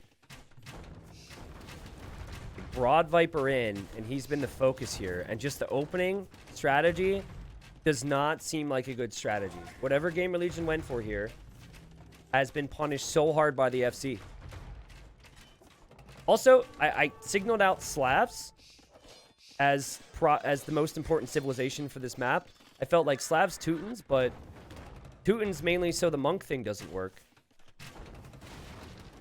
Viper loses his Mangonel. Leary just taking care of a counter in siege like it's nothing. Look at this. He's like, I don't really care if you have siege. It doesn't matter if I have crossbows. Here comes Doubt. Doubt loses one cav, loses another cav. This guy's in. Oh no, he doesn't lose it. Excuse me. Leary. He's pretty much done the same thing the entire series, is pick an archer civ and try and make as many of those archers as possible, but how can you blame him? MBL in the final game is going to town center the opponent's freaking gold here, man. It's not about taking the gold, it's about sending a message. Are you kidding me, dude? Here he comes, 3 TCs on a close quarters map, because that makes sense, just MBL things. I don't know, guys. The more I watch it, the worse it looks for Gamer Legion. I'm trying to find a way that they can come back. I'm sure they are too. But anywhere you look, it's all AM. The eco count is similar, but the lack of control is insane, and I think anything you do, it gets countered. You try and dive in with Cav here, it gets converted or killed by the crossbows on the hill. If you try and engage here, MBL converts all your Cav. See this? Boom, he's ready. If you make your own siege, Hera will have knights to pick that off. Tato's imping in that town center. Tato, are you kidding me? Are you kidding me? Is this how it's going to end? Imping in that town center? It's his only TC, guys. Maybe it's their only way back, too. Tato's probably saying, that's my imp TC. I need you to fight now. And Doubt comes in! Big Mangonel shot from Tato! Are you kidding? And Tato will make it to imp if this is the case. I don't know if Viper will be alive to do that. But wow, what a fight there, man. And hey, I mean, Aftermath still have a lot of military, but at least that keeps Tato alive. And maybe, just maybe, I don't know how he even gets the food for upgrades, but maybe Imperial Agent Arbalest can do something. We've seen it many times in this series, particularly from Leary. Viper trying his best to hold on his own now. His eco is all over the place. Again, no gold for him. And with Knights and Siege on the field, making skirmishers isn't really the most helpful thing ever. He's going to have to micro this down with units he does not want to use in this type of situation. Here he micros. Does get hit. Here he defends. Doesn't save the Mangonel. That's a big loss for him. I don't know if he can afford another one. Man, Tato's an imp. Meanwhile, he's making a mad dash to the corner. I'm curious on if Hera's going to spot this, because they've got so much control right now. He's got a scout over here. He's sending 2 knights, kind of like he's checking for that. Because they've got to be thinking, what can Tato do without gold? MBL is probably saying, I'm eating his gold right now. There's no way. And so the natural move for Hera would be to send knights over here. And it's desperation time. Also, TC for Hera is kind of funny because you've got a crossbow. MBL's running up there. Just a lot of crazy things happening right now. MBL, he says, oh, wow, more units for me to convert. That's awesome. I really like Cavalier. I can't do that in Castle Age. Okay, it's now visible, guys. Let's wait. We're going to see a signal in 3, 2, 1 on the minimap. Ready? Nope, I didn't call it. Well, we did see a signal on the minimap, just not in the right spot. This pressure from Leary now goes right over to Dow, which obviously puts Hera in a fantastic position. We do have Leary on the right, fighting off the Lions, but he should complete that TC. And there's the signal from Hera. And Hera says, we found them, guys. The vision's always here. And that's all Lions. No! Not the Lions. The Lion block. Pro strategies. Tato's dead, man. Guys, Tato has Bracer for 22 crossbows, but he can't make any more. This is not looking good. Doubt's coming over to the same area. Hera's Knights and Scouts are going to be able to deal with that as well. Doubt might be able to deal with it, and then maybe Tato gets back to gold, but it's still looking so bad over here, man. The only thing that surprises me right now is just the fact that Gamer Legion is still playing. Like, I'm kidding. That's a dumb statement. They should absolutely continue to play. But the fact that they haven't died yet, I guess, would be the more appropriate statement. What a gut-wrenching loss this is going to be for Gamer Legion, though, because they had this series, man. And what a comeback from Aftermath. It shows that you need to be consistent throughout the whole series. You know, MBL had some rough games earlier. Remember, he was getting bested. You had some crazy strats from GL. But Aftermath, they're able to forget what happens, man. They don't let it affect them that much. And they continue to fight. MBL has had 2 great games in a row. Hera and Leary have always been there, right? And yeah, Viper's dead. Aftermath's probably like, yeah, this is for all the people who wanted Viper. Well, here you go. We'll kill him too. Obviously, a lot of this just stemmed back to the original strategy. But you have MBL on the way to the Imperial Age. Viper now has no TC. He's nowhere to run. He can't defend from this. He is gone. Tato hasn't been able to push back the TC that was placed in his gold, which is ridiculous. And Viper, who's had an amazing series, just runs silently towards the left-hand side to chop some wood on his own over here. And he could legitimately be defeated, actually, because the Knights will kill everything he's got. And then the buildings will go down to the siege. Now, they won't focus on defeating him. They don't care about that. They will probably focus on this. Hera over to the golds. And, yeah, Doubt obviously reacting. But, yeah, Doubt can't compete now because Doubt... I mean, he hasn't been able to compete, right? He hasn't had the economy of Hera. And Hera just got the Knights so much faster than Doubt was able to get the Knights because of the fast castle working against the feudal play. Yeah, when I saw the walls, I thought, I don't think those stone walls are going to be enough. I just think that Gamer Legion realized how bad it was going to be for them. And they figured, well, we have to try something. Maybe the alternative move would have been what I said. And when you realize they're all FC, foot on the gas, full army, break those walls. Because there were some areas where maybe that could have happened. Hindsight's 20/20, but Viper drops the GG, as will the others, I'm sure. Viper says congrats. And this is all before MBL hits the Imperial Age. Aftermath win 3 straight. And for the second straight Battle of Africa, they beat Gamer Legion 5-4. Remember, Battle of Africa 2, a lot of you might not have actually seen that. But it was a similar situation where Gamer Legion was ahead. Aftermath were able to bring it back. I think they had to win 2 straight there.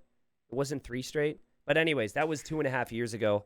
It's the exact same final. It was a crazy final. It was a long day, 6+ hours. Aftermath slightly more consistent over the course of a whole event. I'm so happy this final was good, right? After the semifinals where Aftermath had gone, well, 4-0 and then Gamer Legion went 4-1, I was just concerned that the final wasn't going to be close, but it was never really a legitimate concern because of these teams being so good and so evenly matched. Gamer Legion, you know, again, I have long memories, so they also had a game in Battle of Africa 2 where there was just a big mistake. And it was one mistake, that one game they look back at and say, man, we should have won that one. And I think that game here was probably game number 8. Game number 9, well, you can get away with losing game number 9, right? Your strategy didn't work out. You could say it saves whatever, but game number 8, when you have it, you've got to take it, man. Leary, just full-on archers every game. Every game, you know what he's going to do. Try and stop it. Backing him up, you have Hera. Similar thing, but Hera's, he's the one who's in that carry position. He'll gladly take all your villagers down, and pick off your knights if he can. Pick scouts and knights the whole game. And then MBL guys, honestly, maybe 6 months ago or 8 months ago, if you would have picked the top 3 players for Aftermath, you might not have picked MBL. He's been in great shape over the last few months, and he's brought the chaos, and he also had to recover after getting bested a few times in this series too, right? Like, he looked like a fool for 2 straight games because of the strategies GL were bringing to him. That's when it was looking better for GL. And MBL, 94 villagers, 33 archers. Incredible performance from him as well. And the stupid thing is, you have Nikov and you have Hart, who are both incredible players who could have also played and maybe played just as well. Aftermath are just a stacked group. So, regrets, obviously, for Gamer Legion, but somebody has to lose. There's the total stats for this game. Unfortunately for the Snake, it was very painful for him. 41 losses, 111. 41 kills, 111 losses. Leary had more wood and more gold. He spent that all on archers and siege. They all have their role on this team, guys, and they perform it so well. I'm exhausted. I had a really fun time casting all of this. So I hope everyone who watched my cast here really enjoyed it. I think the thing that I tried my best to do throughout the series was try and explain the strategy. And I wasn't perfect, but I hope you guys were able to keep up with things. And I hope you guys enjoyed the effort I put in and how much fun I had, because I certainly had a good time. Up next, I would be remiss in not mentioning this, because that would be a foolish thing for me. But in terms of the next big tournament for Age of Empires, it actually starts tomorrow. A lot of it's going to be casted midweek. I'll have some videos coming up for you guys so you know what's what and where to watch and how to follow it. But T90 Titans League, season number 1, starting this week. It'll go for a month or two, and promotion and relegation within Age of Empires. I do have a video on YouTube that kind of introduces the concept with the little announcement vid. I'll talk about the groups, how to watch, how much I'm sending to YouTube, because there'll be a lot, how I'm covering it, blah, blah, blah, all that stuff. All right. But yeah, that's coming up next for Age of Empires. And then there's something after that I haven't talked about yet. And then probably, well, you guys have already heard about Red Bull Legacy, right? In Germany in October. So a lot of these players I'm sure you'll see competing in all these events I just mentioned. And a lot of crazy things coming for Age of Empires too. So I'm excited.